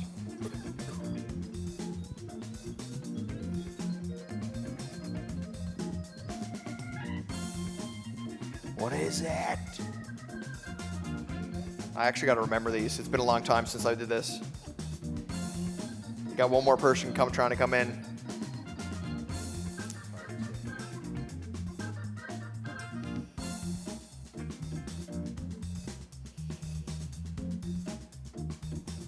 Who's the one that's 20 seconds. How much more time we got, Jamie? Okay, I'll do 2 more questions and then we'll give out prizes. All right. Tracy was the one. There we go. All right. We'll do 2 more questions and then we got to go on to our next activity, folks. Okay, in India, what is the festival of lights known as? Is it Diwali, Holi, Navratri, Vaisakhi? We all got it quickly. It's Diwali. Okay, last question, and then we'll divvy out some prizes. Here we go. Last question here. We're running a little bit low on time. What is the traditional greeting used by Zulu people in South Africa? Meaning, I see you. Sawubona, Mbutu, Jambo, Molo. This will be the last question, folks, and then we'll clue it up. Coincidentally, 2 of those are greetings in South African languages. So once you've answered, I'll give you guys a clue. Only once you've answered. For context, Johnny's from South Africa, everybody. So it's Sawubona is I see you. All right. The one on the far right is Molo, which is Xhosa for hello. All right, let's see who's on the leaderboard at the end. Final standings, Tracy, number 3. Aravan, number 2. And lastly, Stephanie, number 1. Let's go. Please come claim your prizes. Please come up and see me for your prizes. And then we'll move on to your next station, folks, okay? All right, so Stephanie, Tracy, and Aravan, please come up. And I don't know, do you guys have a schedule on where you're going next? All right, here we go. Little care package. Some old school CDs. There you go. Wow, congratulations. There you go. There we go. All right, folks, you can move on to your next activity now, okay? Thanks for coming. Yeah, thank you for coming through. Yeah. Thank you. Thank you for trying to help me. Sorry, my dear. All right. This is his iPad. Yeah. Just trying to see if you can. Let's. We're trying a few times. Yeah. Yeah. Yeah, just bring it back once it's charged. Yeah. Okay. Thank you. We know where to find you. Yeah, that's right. Where do we go after David? So after this is what station? I'm not sure, my friend. I'll check my program, but you Yeah. go to the next station after this. I think we are station. We'll see. I'll just check in a second. We are currently station number 1. Nice. So you go over to 2. Number 2. Yeah. Thank And then- you. And then thank you so much. Hannah can give you direction there. She at the end, okay? They're going to station 2. Thanks, Hannah. And You're then killing it. we're accepting station 6 here, right? You're 4, killing 5 is coming through here. All right. 5 is blue lanyard. So orange lanyard, you were going to go to Sanjito station 2, so you're moving on to 3 now. Yeah, so you're joining number 3.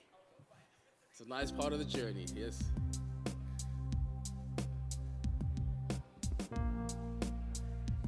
Yeah, I'm trying to figure this out too, hey? I tried that a few times as well. Do you want to lead this next session, or are you okay with me? You're doing a great job, bro. Yeah? Okay. All good. I'm more than okay to sit back for a second. Okay, I'll go. Yeah, take a break. I know. Take a second. Take a second. All right. I don't know what color's next. But, Next color should be coming in. Maybe we can. Let's see if this will work. Should be orange. No? We should have blue lanyards coming in here, because that's 5 here. Blue lanyards should be coming in. I think maybe it's a connection. Gotta wait on the next group here.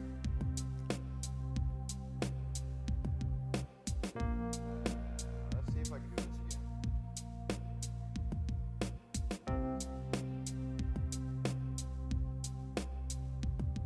Does it work on iPads?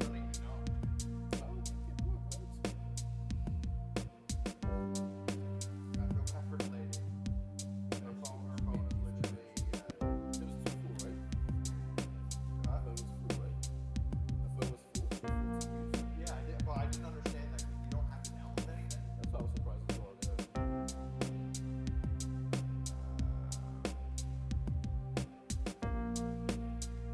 Yeah. This one doesn't work.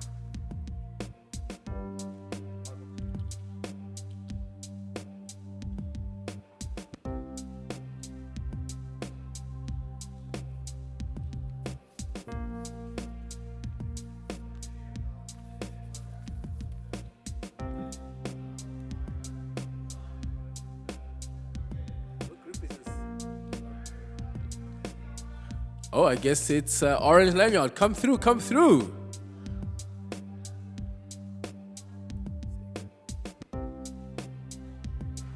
So, there are 2 ways of signing in. Either you go to the QR code or you go to play.booklet.com. Please log in. Yes. Trust me. Yeah, as soon as we can log in, the You'll sooner we enjoy can it. start. So try the QR code or go to play.booklet.com and put in the number. Put your name in, make a character, and we'll get started. So QR code or the play booklet, play.booklet.com, put your number in. Top 3 will be winning a premium ANC mug. a CD from our own ANC offices by all different cultural groups. The good old CDs. And we also got a phone wallet as well. So top 3 will get this. So the name of the game is to answer the question as quickly as possible. The sooner you put in your answer, the more points you get. And at the end of the game, top 3 will get a prize. I should have about 8 people on, so... All good. Okay. All Who's still good. struggling to get in? Do you need help? Oh, it's a bit slow. Okay. Yeah, we're in here. We got Kim, Terry, Bill, Sarah, Evan, Pat, Jen. Everybody in? 1, 2, 3, 4, 5, 6, 7, 8. 2, 4, 6, 7. Perfect. We're ready to start. Let's go. All right. The prompts will be up. It's trivia, so it'll be self-explanatory. I'll talk you through it. Here we go. The faster you answer, the more points. Which country is known for maintaining a flat hierarchy and open dialogue between managers and employees? Is it Nigeria, Japan, China, Sweden? You got 60 seconds in total, 45 now. Quicker you answer it, the more points you get. So we get to battle each other. If you're not sure, don't ask a friend. Just try it. Yeah. Guessing also helps.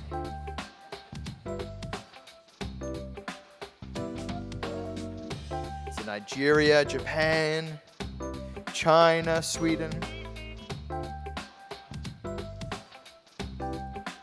Oh, nah? Okay. Johnny, do you want to help him out? He might have to refresh his phone. Sorry, you can rejoin during the game as well, so Johnny will help you out. It was Sweden. Let's go. All right, next question. Sarah had the first quickest answer. Next one. Here we go. Get ready, everybody. What is the country? Look at the picture, and what is the country? The picture on the left. Yeah, screen. Buddy with a It cherry might be in on the his phone, chest. and it might be on the screen. Type the country in.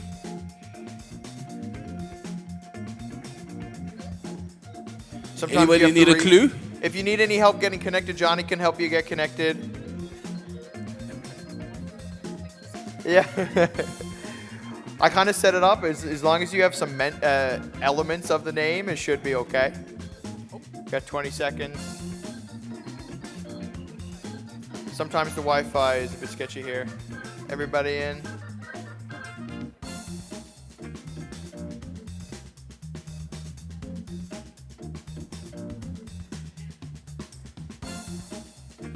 If you're having any technical difficulties, please come see me after, and we'll get you compensated. Hungary was the answer. Here we go. Say hungry. Here we go. Angry? Hungary. Yeah. Hungary. Well, again, what is the country? Look at the picture and see what country it is.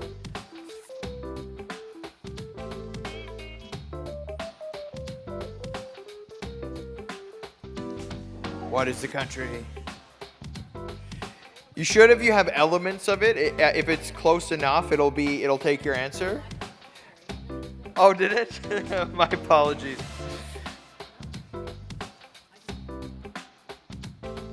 You can always rejoin with the ID. Like, you can always come back into the game. So keep refreshing and being able to come back in.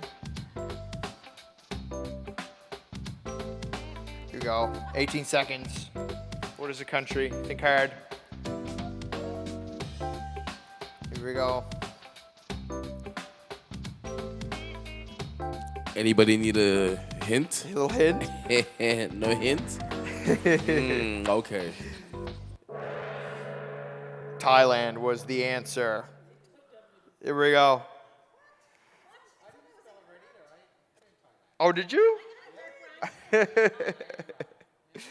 Technology is TH. suspect. Well, so you It's spelled it rigged. without an H. I Next saw. question. What is the country?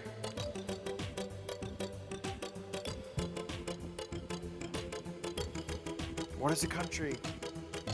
What is the picture here? It's not just the shoe. I'll give you that little hint. It's not just the shoe.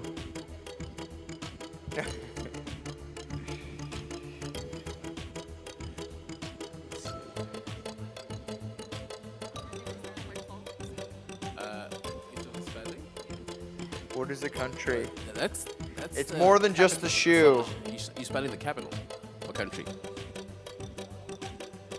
Look at what type of shoe it is. I didn't see what you pressed. Look what type of shoe it is. Because what I can say is definitely Seoul is what some of you typed in. That's the capital of... Think basketball players. It's Jordan. There we go. It's Jordan. Okay, next question here. Nice. Compared to many other cultures, how is arriving even a few minutes late typically viewed in Germany? Is it acceptable? Is it rude? Fashionable? A sign of flexibility? German precision.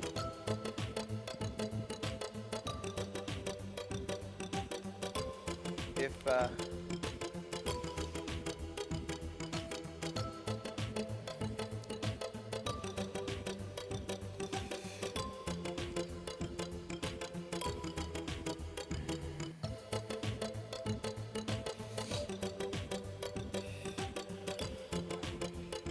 always okay.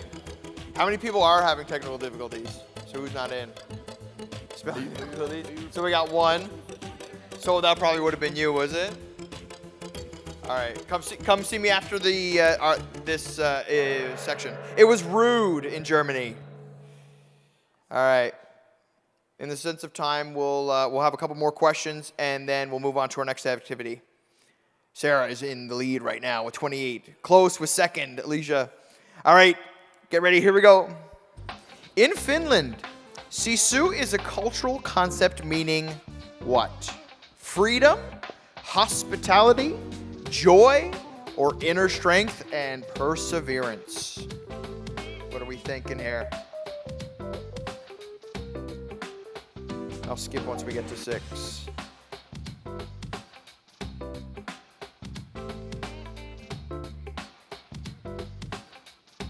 What are we thinking here? Is it freedom? Some cultural content.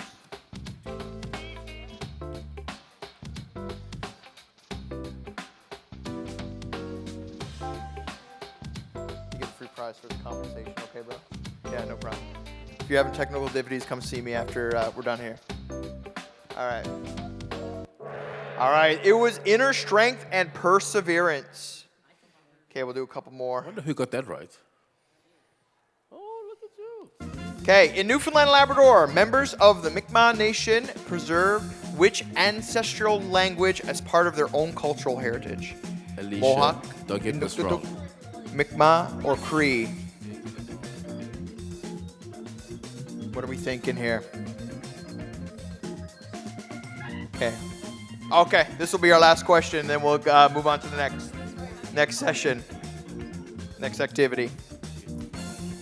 If you're having any technical difficulties, please come see me after.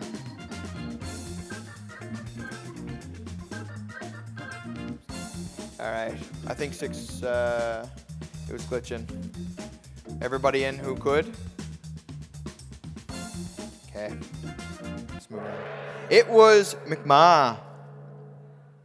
All right, let's see who was the winners for today. Pat came in 3rd. Alicia was 2nd with 27. And Sarah was 1st. If you were in the top prizes, 3, please come claim. Yes, come see me. And if you had technical difficulties, please come see me as well. Come and claim your prizes. The coveted mug. Bye. The ANC, the coveted black mug. Here you go, my friend. Enjoy the mug. Enjoy the mug. I use this on a daily every day, so yeah, there you go, Sarah. Here we go. And all right, and everybody. Oh, thank you. We learn everything do something new every day. Yeah, so you guys can move on to your next station. Yeah, they'll be able to direct you outside. We're about to take on 2 groups just to make it easier. Yeah, perfect. So you can move over to the next place, and I think Yeah, and if you had technical Anna will direct difficulties, you. please come see me. Thank you. You're kicked out? Here's a free prize for your compensation. Prize, yeah. All right, see ya. All right, next group can come on in.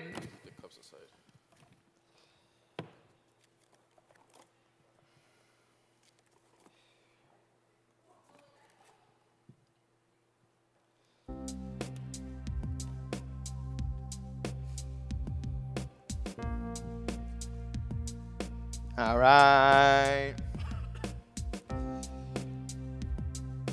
How many do we have here now? We got 1, 2, 3, 4, 5, 6, 7, 8, 9. So we can give 9 consolation prizes out. 10. Now you said there's 2 groups in one? Okay. Okay. Perfect. All right, everybody. Once you're in, please scan the QR code on the screen or go to play.booklet.com and put in your number. Come closer. Come on in, everybody. The quicker we can get logged in, the quicker we can get started.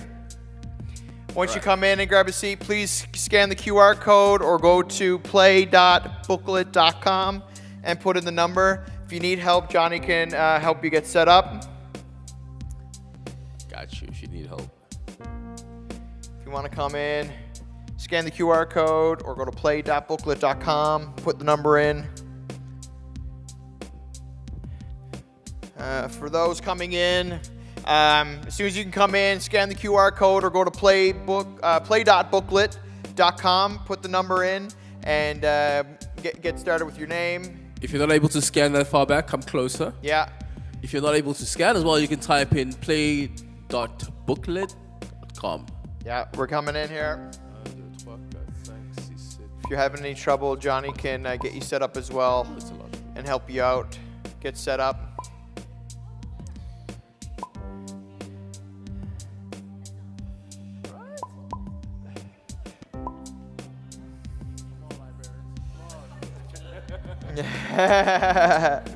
Yeah, for everybody new, if you want to join the game, it's totally up to you. But if you are, scan the QR code or go to play.booklet.com and put the number in and get started.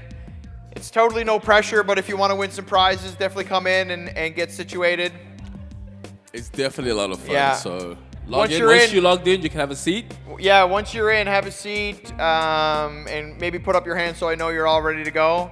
If you're having issues signing in, Johnny can also help you get started. So the name of the game is answering the questions as soon as you can, and that will gain you more points to get top 3. Top 3 will give you a prize of a premium ANC mug, phone wallet thing, and we got and a mystery item. I love it. Yeah. All right, everybody in, want to put your hands up? Everybody put your hands up once you come in so I know you're here. Everybody's in. You can also join as the game is starting. All the information will be at the top of the screen there. We're going to get started in a few more seconds. Yeah. You're ready to go. Yeah, when the game... That's okay. If you scan the QR code, you're ready to go. So as long as you see that, you just got to wait for the game to start. All good. Scan the QR code or go to play.booklet.com. It's all on the top of there. Put the number in. Put your name in. Are there 2 Colleens in the space? Will the real Colleen? All right, we got green. We got greens and orange, I think, and blue. We got a smorgasbord. How about that? All right, we're gonna get started in just one more minute. You can join the game at any time. So just again, scan the QR code or go to the website at the top of the screen. Put your number in, and then we'll get started. To go. Should be you. All right. There you go. All right. All right, we're gonna get started, folks. Okay. All right, here we go. I'll walk you through it, everybody. In South Korea, how should you present your business card? Casually toss it on the table, with one hand, with both hands, or with a handshake? Culturally, in South Korea, how should you present your business card? What are we thinking here, folks? The quicker you answer, the more points you get. You're battling each other in this. We got 16 out of 17. Let me give you a clue. It's one of the 4 answers. I love it. And you get 60 seconds per question.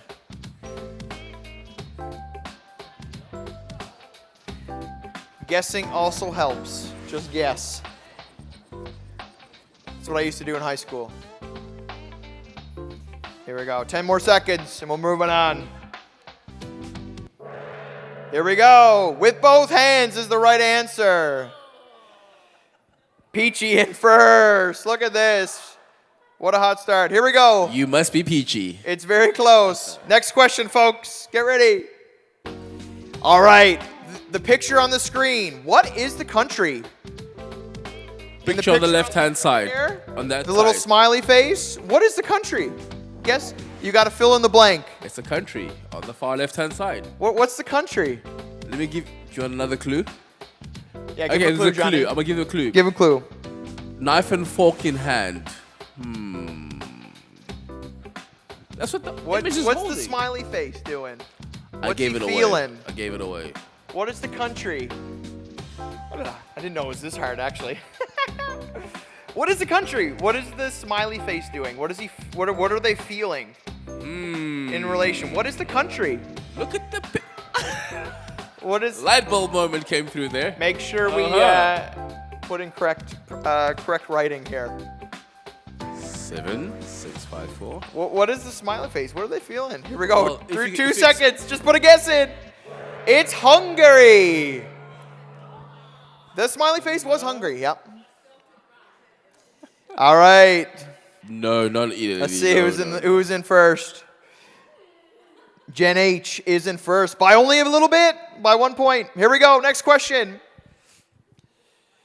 In Kenya, when a colleague gives you something, it is polite to drop it on the table to avoid touching hands, have someone else to take it for you, take it with your left hand, or take it with your right hand or both hands.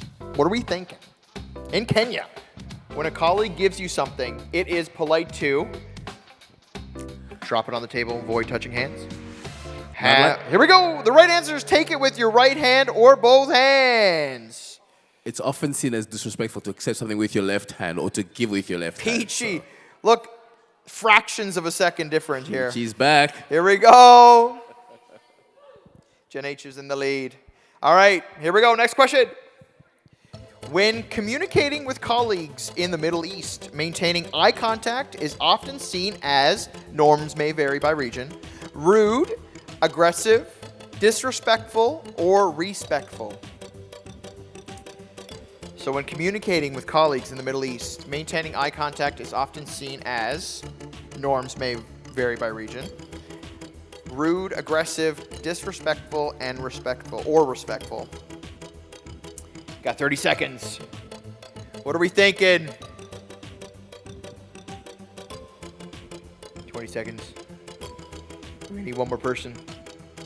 Make your guesses, make your guesses. What are we thinking here?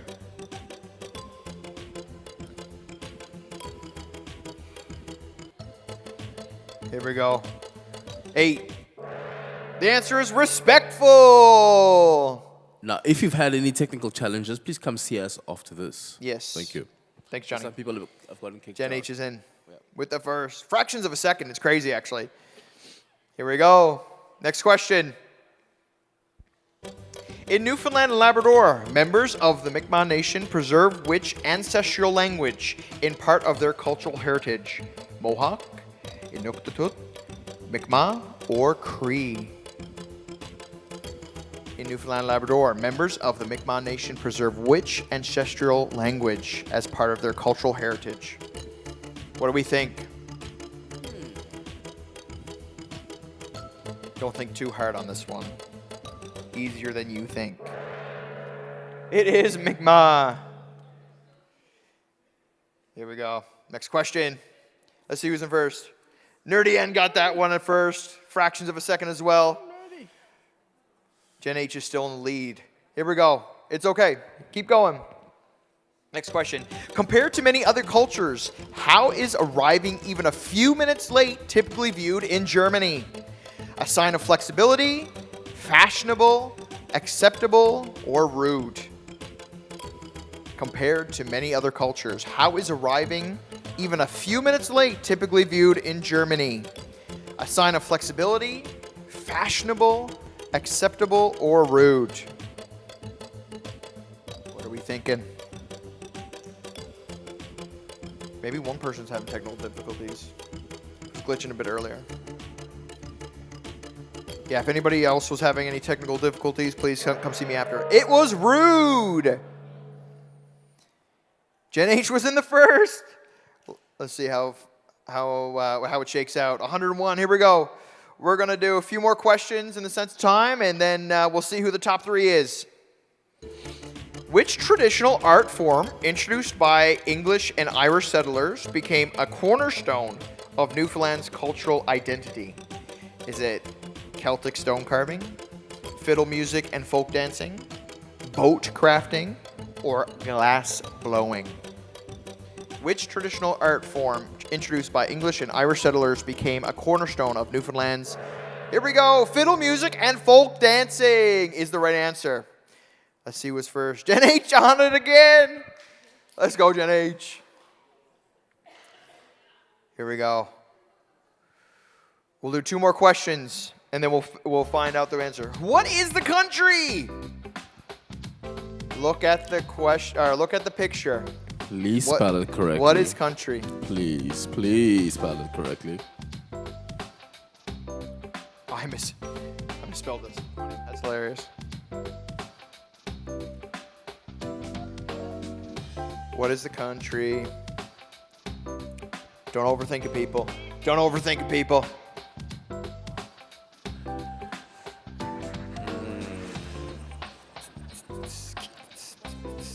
Anybody need a clue? No. What time is this session done, Johnny? When do they have to rotate? What time do they have to rotate? What time do they usually rotate? Oh, this is not true. Okay, well, we can go on. It's Thailand is the answer. Yeah, that's all good. Tyrone came in first. Let's go. Like Tyrone, really. Yeah. Nice one. Here we go. Next question. Here we go. In which country is giving someone a clock as a gift considered bad luck? South Korea, China, Thailand, or Japan? In which country is giving someone a clock as a gift considered bad luck? South Korea, China, Thailand, or Japan? The answer is China! Oh, look at the reverb. That was insane. Peachy came in first. Let's go. I love that. Oh, Peachy's coming up close. Look. Next question. We might be a little bit longer here, too. It's good. In which country is known for maintaining a flat hierarchy and open dialogue between managers and employees? Is it Nigeria? Is it China? Is it Japan or Sweden? Which country is known for maintaining a flat... And the answer is Sweden. We all got that right. That's incredible, actually, for the amount of people we got in here. Let's see who was up. Peachy was first. Fractions of a second here, look. 20 points. Let's see how it shakes out. Ooh, we're getting up on Gen H. Battle of the Gen H here. Let's go. Next question. In India, what is the festival of lights known as? Navratri, Diwali, Holi, or Vaisakhi? It's Diwali! All of us got that right as well. You guys are killing it. Killing it. Nerdy N got the first here. Fractions of a second. Oh, look. We're coming up here. Gen H, come on. You got to start answering some good questions. Let's go. Next question. In Finland, sisu is a cultural concept meaning hospitality, freedom, inner strength and perseverance, or joy. In Finland, sisu is a cultural concept meaning hospitality, freedom, inner strength and perseverance, or joy. What are we thinking? This one's a bit harder. Can't really kind of guess on this one. What do we think, people? The mug's on the line. Inner strength and perseverance. Jen H got it. Let's go. She listened. Yeah. Here we go. Next question. How many languages are spoken among newcomers living in Newfoundland and Labrador today? 20? 84? 112? or over 170? This was a tricky one for me, so good luck. 170! Yeah, we actually have over 170 languages spoken in Newfoundland and Labrador currently. Suzanne got that. Killer. Killer. Here we go. It's actually really close, everybody. The battle for second and third here is incredible. Let's go. Next question. What is the country? What is this country? Make sure you write this one correctly. If there's one crucial element not in it, you won't get it. What is this country?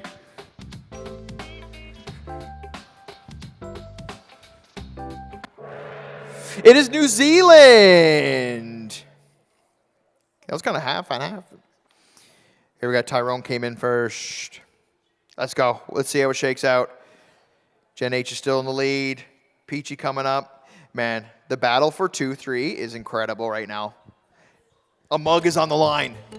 What is the country? Another one.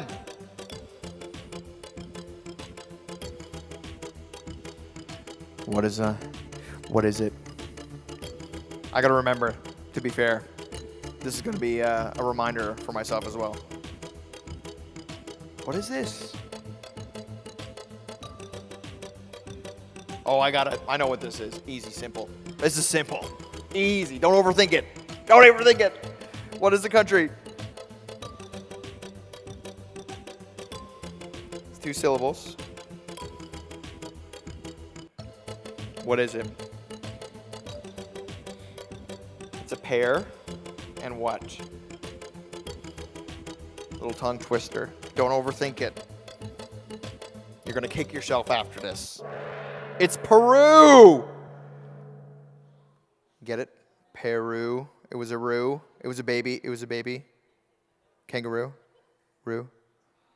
Peru. Here we go. What is the country? Another one. Kind of got all through our trivia. I think the rest is just countries here now. What is the country? Don't overthink this one either.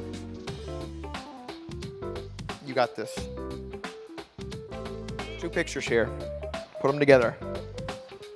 What is the answer here?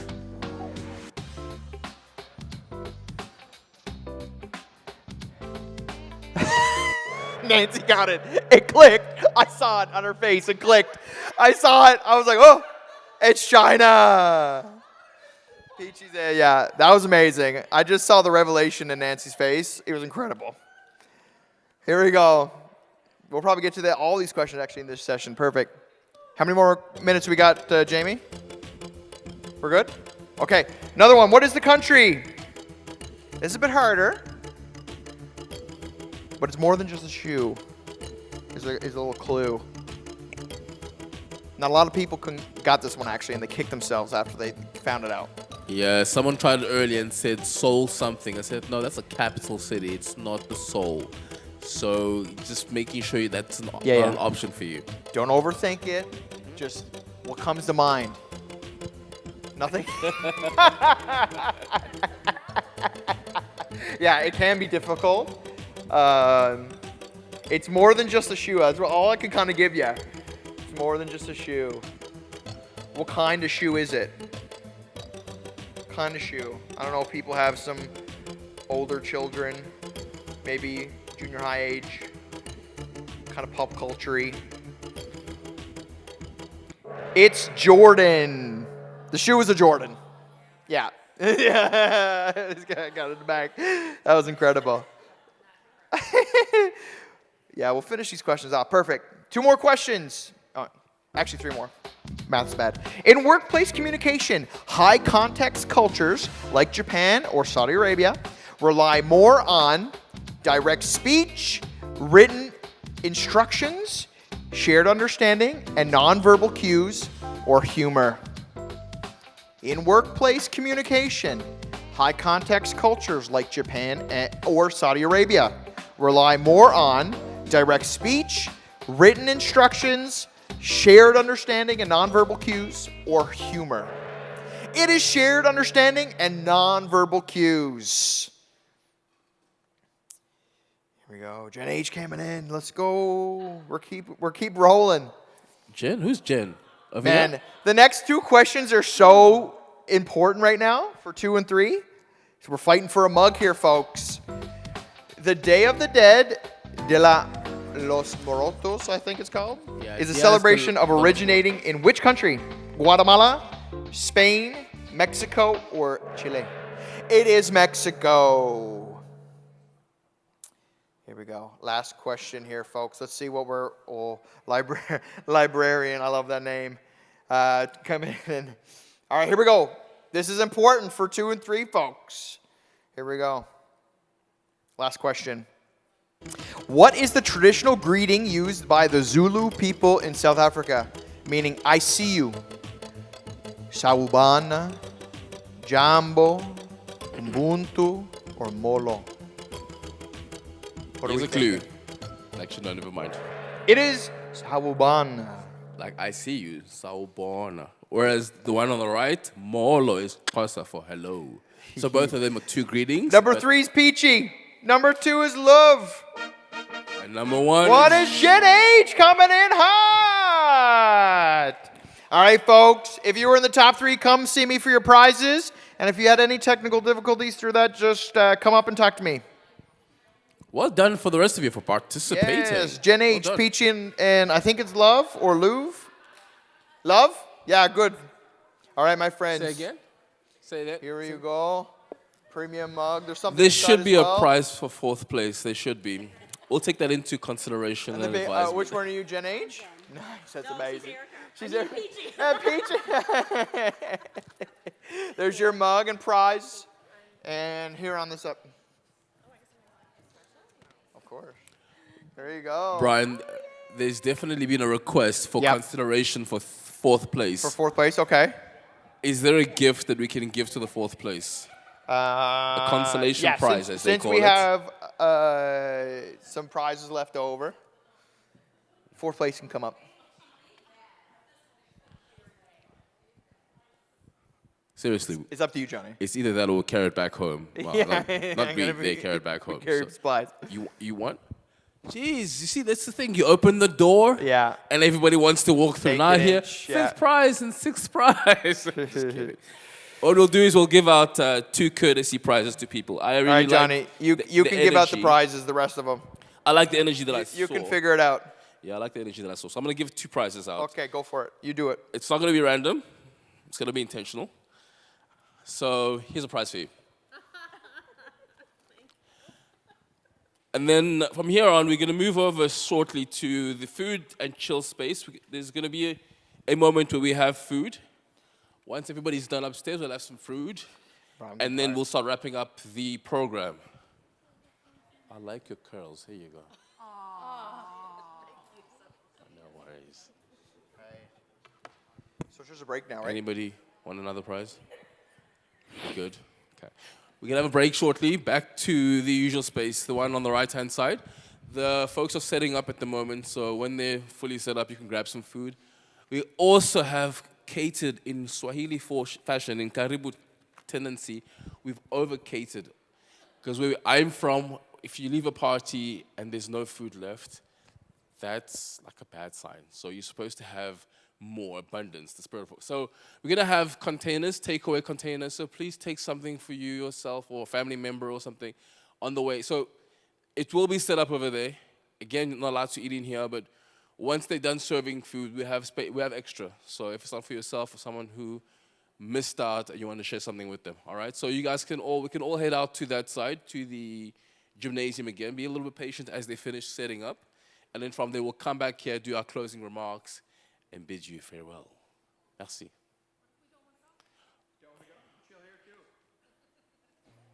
You don't want to go? You want to sit right here? Okay. We'll not force you to do what you don't want to do, but I would strongly recommend it. Robert, am I good to unplug?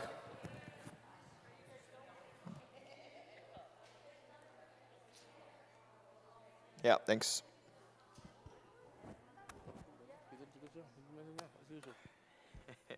hiccups at the beginning there. But we got it done. Yeah. Yeah. Okay. I told the crowd that was out there too. So.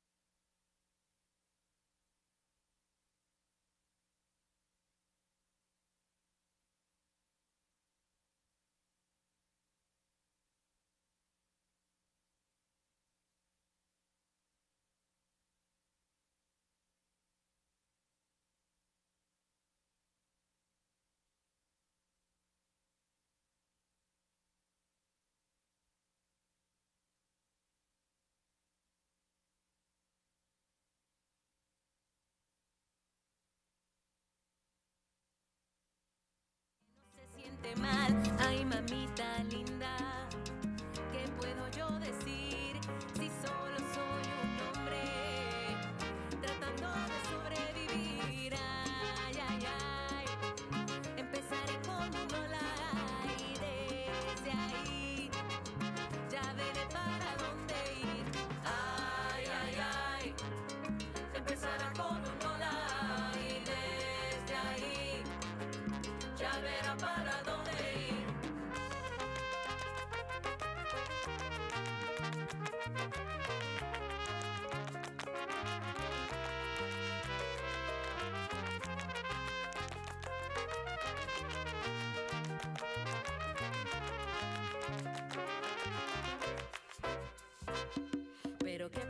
ofrecerte o qué te puedo dar, pues solo soy un hombre que le gusta soñar, perdido en las mentiras de nuestra sociedad, con una mala racha y un empleo fatal.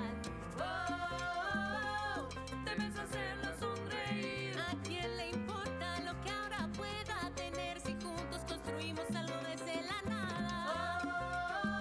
Oh, debes hacerlo sonreír. Una vida triste o una vida feliz, una decisión muy simple pero muchos se equivocan. Oh, debes hacerlo sonreír. No importa quién sea, si es hombre o si es mujer, el camino al corazón está en hacerla sonreír. Oh, debes hacerlo sonreír. ¿A quién le importa lo que ellos tengan que decir? Yo quiero estar contigo, con ellos no quiero nada.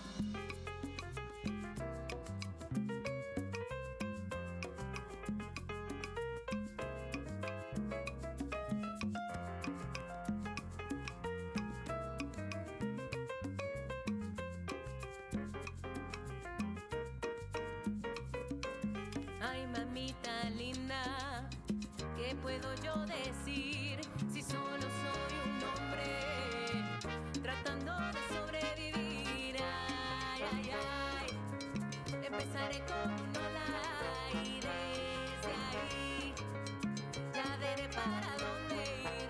Ay, ay, ay, empezaré con un hola y desde ahí ya verá para dónde ir. Ay, ay, ay, empezaré con un hola y desde ahí ya veré para dónde ir. Ay, ay, ay, empezará con un hola y desde ahí ya verá para dónde ir.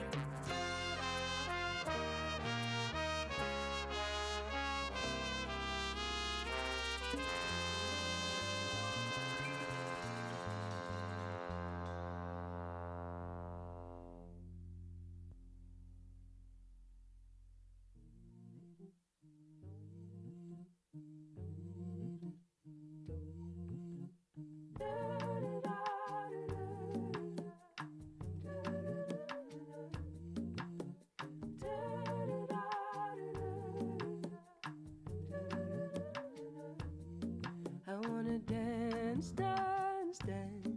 I wanna move like a flame. I wanna dance, dance, dance. I wanna move like a flame. I wanna dance, dance, dance. I wanna dance with myself. I wanna dance, dance, dance. I wanna dance with myself.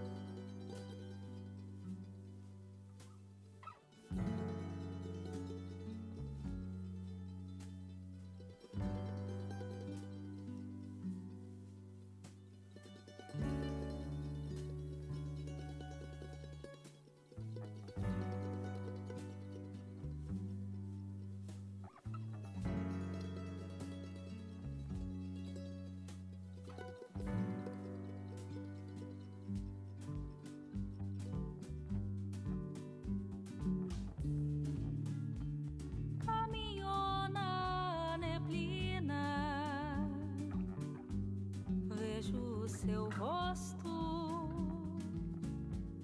em cada esquina.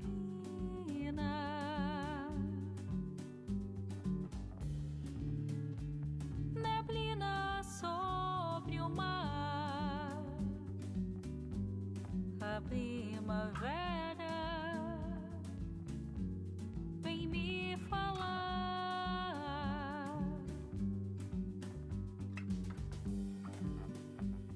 de dias que não tem mais fim, dias que não tem mais fim, são um eterno piscar de olhos, eterno piscar de olhos.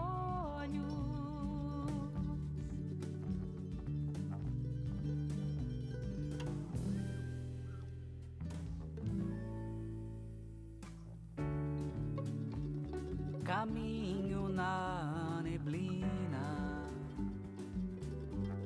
vejo seu rosto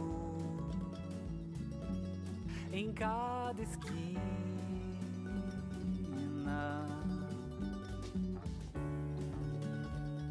Neblina sobre o mar, a primavera vem me falar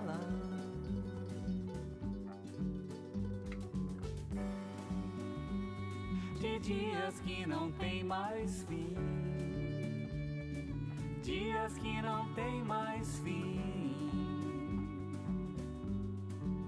são um eterno piscar de olhos, um eterno piscar de olhos.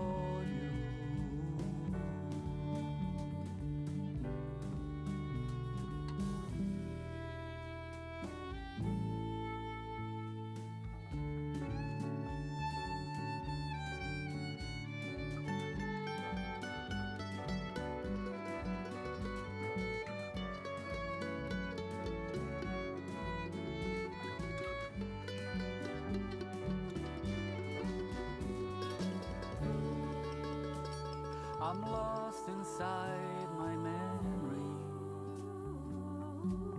I see the harbor fade into the fog.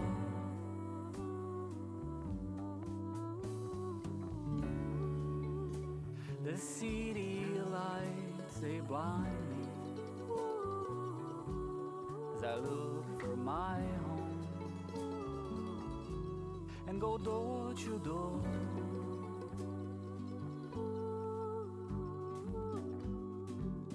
Looking for days that never end,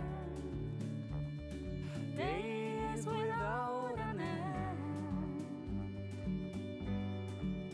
They're just a moment that lasts forever, a fleeting moment that lasts forever, just a moment that lasts forever, a fleeting moment that lasts forever.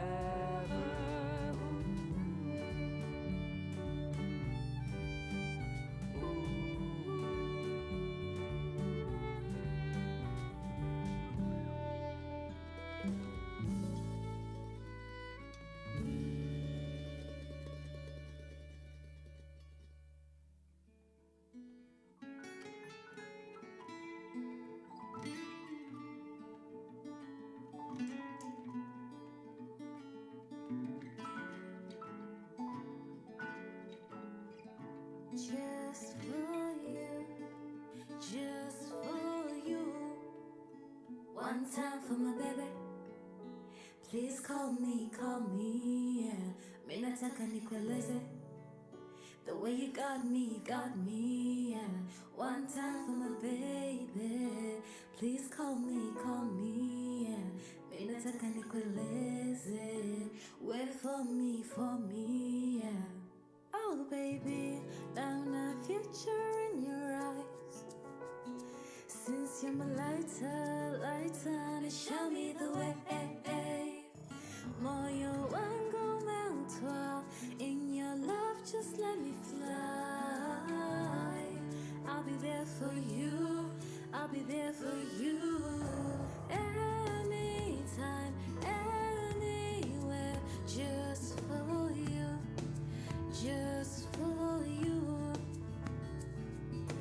Mi amor, mon chéri, just for you, just for you. One time for my baby, please call me, call me. Mimi nataka nikueleze the way you got me, got me. One time for my baby, please call me, call me.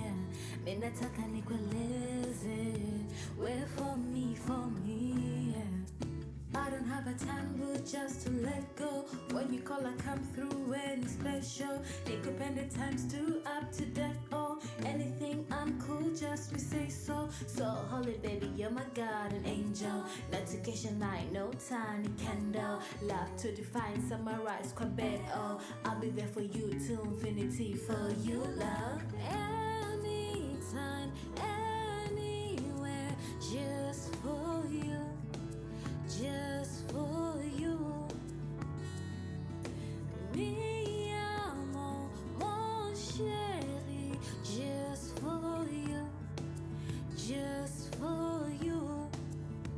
One time for my baby, one time for my baby. Please call me, call me. Mimi nataka nikueleze, the way you got me, got me. One time for my baby, please call me, call me.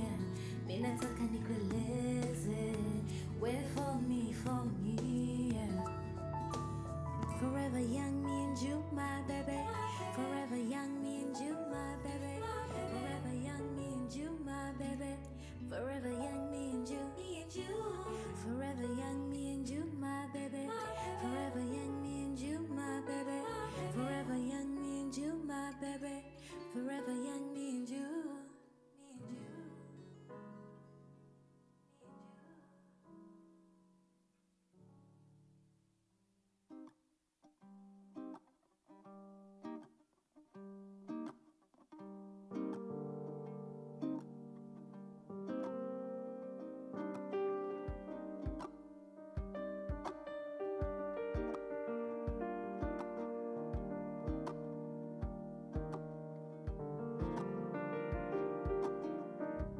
I'm a traveler wandering, wandering for a home.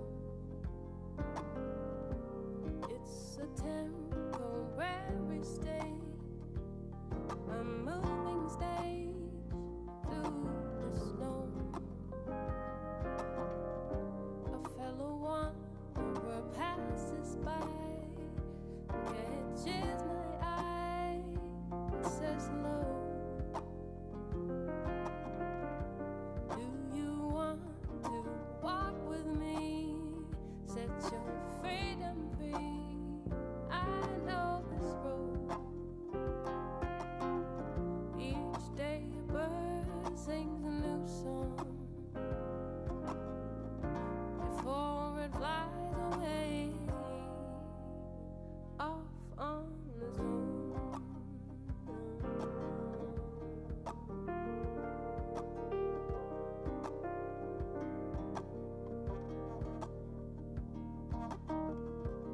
Abandon all you've ever known, 'cause all you know is to trust.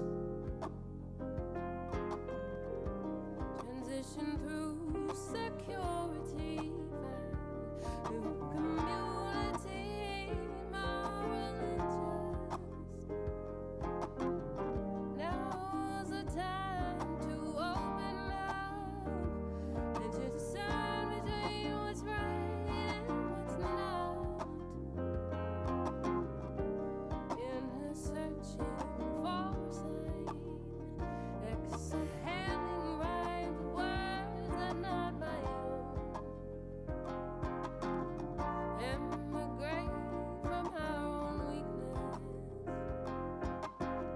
to a place where God intends to ease us.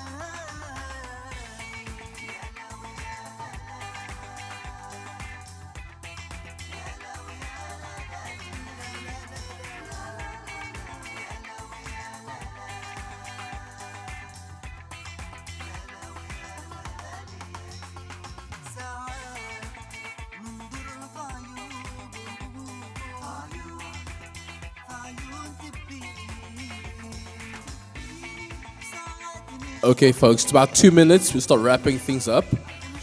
2 minutes. So just take a moment to connect, but we're going to start wrapping up soon. I'd love for us to go home before the time, before the scheduled time. Nothing wrong with being home on a Friday afternoon. Okay. 2 more minutes.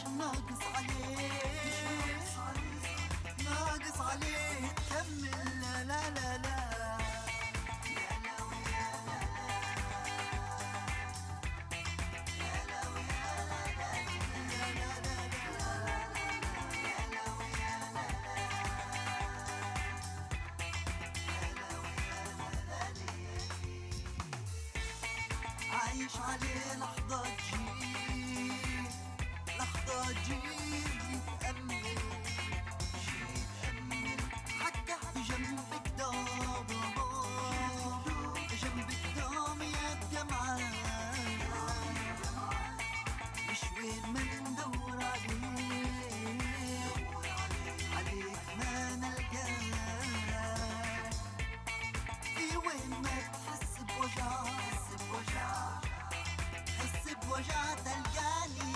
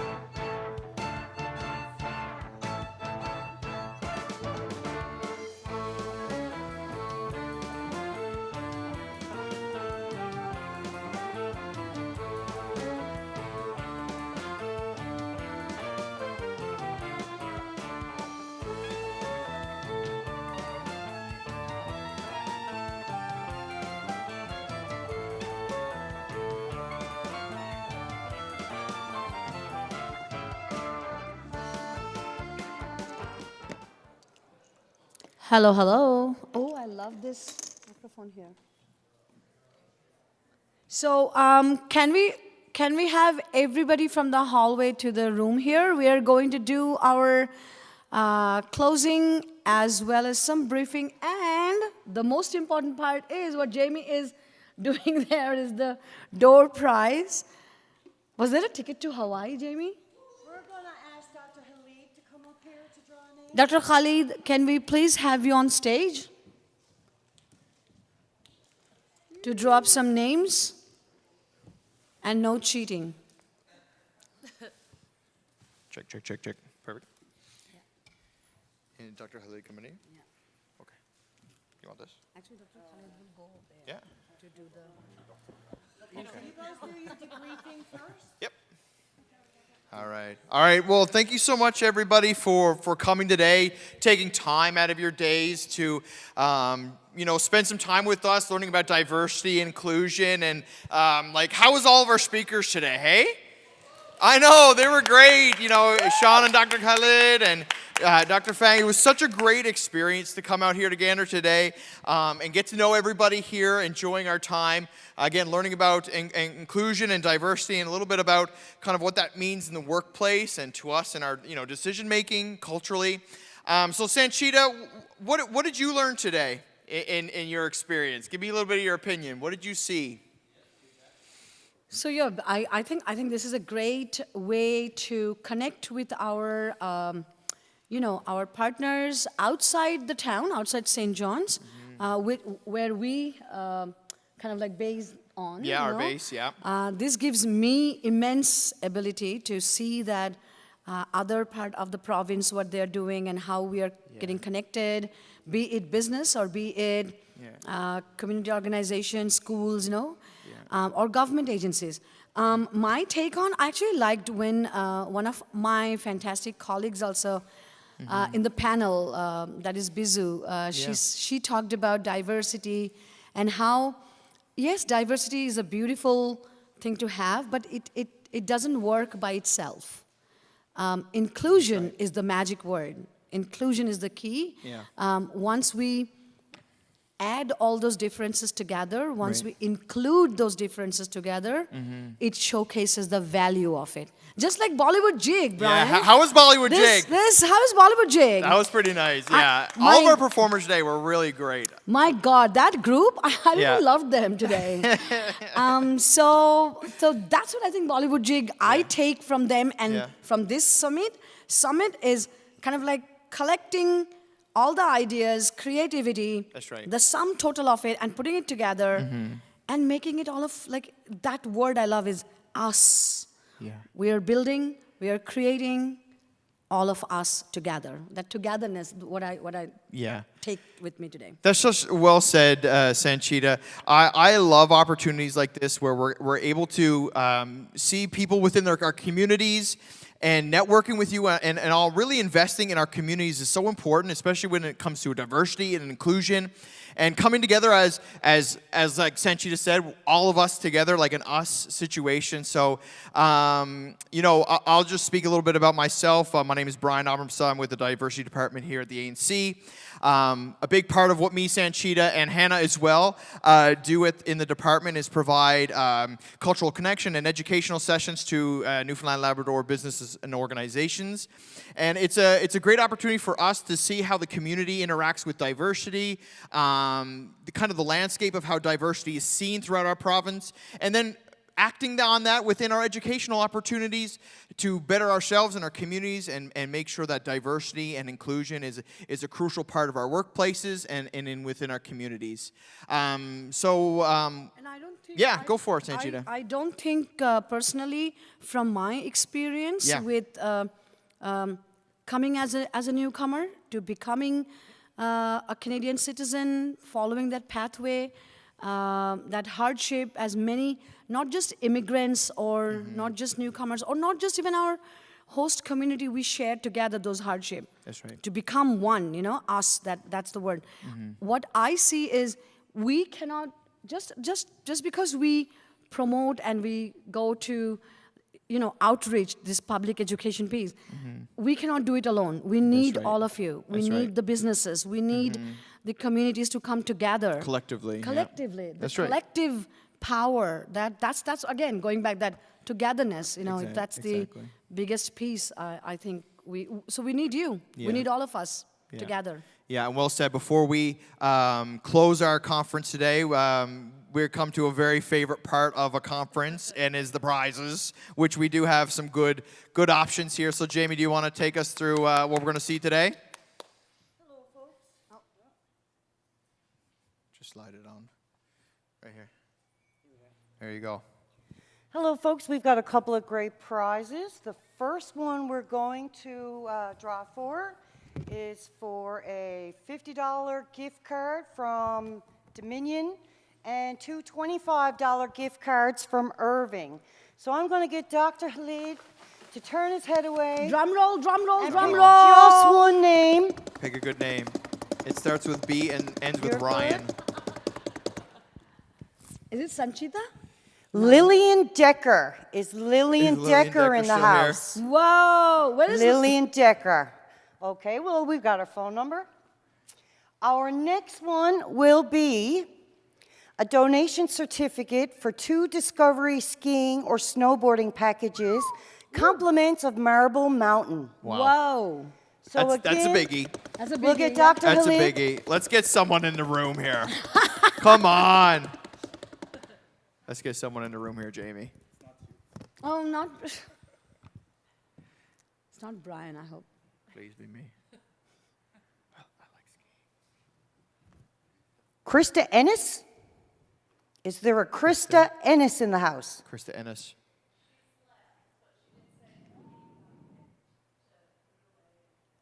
No Okay, problem. I love it. Okay. Okay, the big one. Go to Selfless Ad. 2 round trips anywhere Provincial Airlines travels. Okay. Woo! Come on, pal. Come on, pal. Come on. Unreal. Brian Abrahamsey. No What? way. Oh my gosh. That's a bit awkward. And that is all of our prizes. We're going to turn our mic over to Dr. Al-Hariri, and he's going to give us the closing. Well, I love this day because everybody has been calling me Dr. Khalid today, so I loved it, really. Well, thank you, everybody, for coming today. It's been really wonderful to be here in Gander and, of course, meet all the lovely people that we spoke to today. And the fact that you came here today means a lot to us, and I'm speaking on behalf of newcomers, really. It means that we really want to work together to build our communities based on the, work together and the togetherness that Sanchita was talking about just now. Thank you really for this wonderful day. And I hope that we will meet again in other events and that we will continue the conversations that we started today. So thank you really to the organizers of this, and I'll say Jamie, Ryan, and everybody on the team. Really And don't forget our fabulous diversity team. Everybody on the team, really. I'm so proud to be part of this team and to be working with these amazing colleagues, and thanks to all of you. Thank you. So before you go, we do have one more prize. We're going to do another draw for another Marble Mountain prize. So Dr. Khalid, I'll get you to draw one name, just one. Oh, you got 3?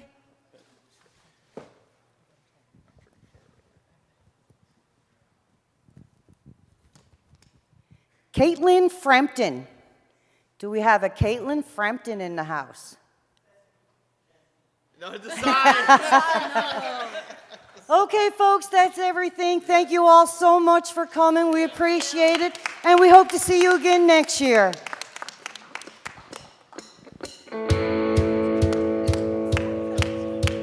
Come get your duds in order, 'cause we're bound to cross the water. Heave away, me jollies, heave away.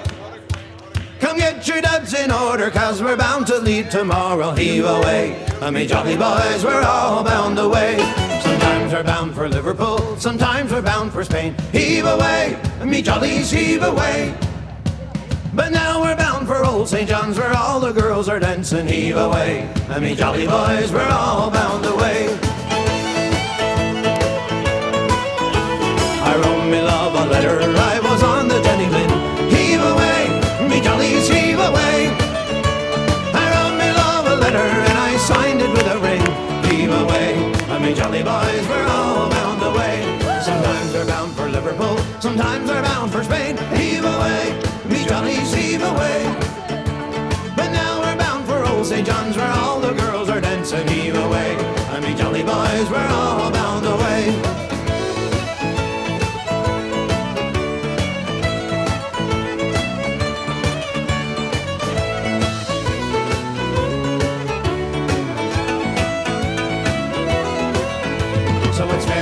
Say, darling, Constance, now I'm gonna leave ya. Heave away, me jollies, heave away. You promised that you'd marry me, but how you did deceive me. Heave away, me jolly boys, we're all bound away. Sometimes we're bound for Liverpool, more times we're bound for Spain. Heave away, me jollies, heave away. But now we're bound for old St. John's, where all the girls are dancing. Heave away, me jolly boys, we're all bound away.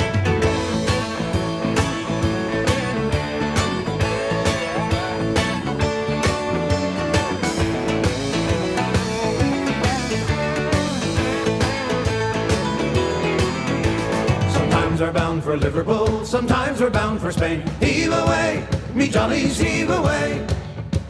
But now we're bound for old St. John's, where all the girls are dancing. Heave away, me jolly boys, we're all bound away.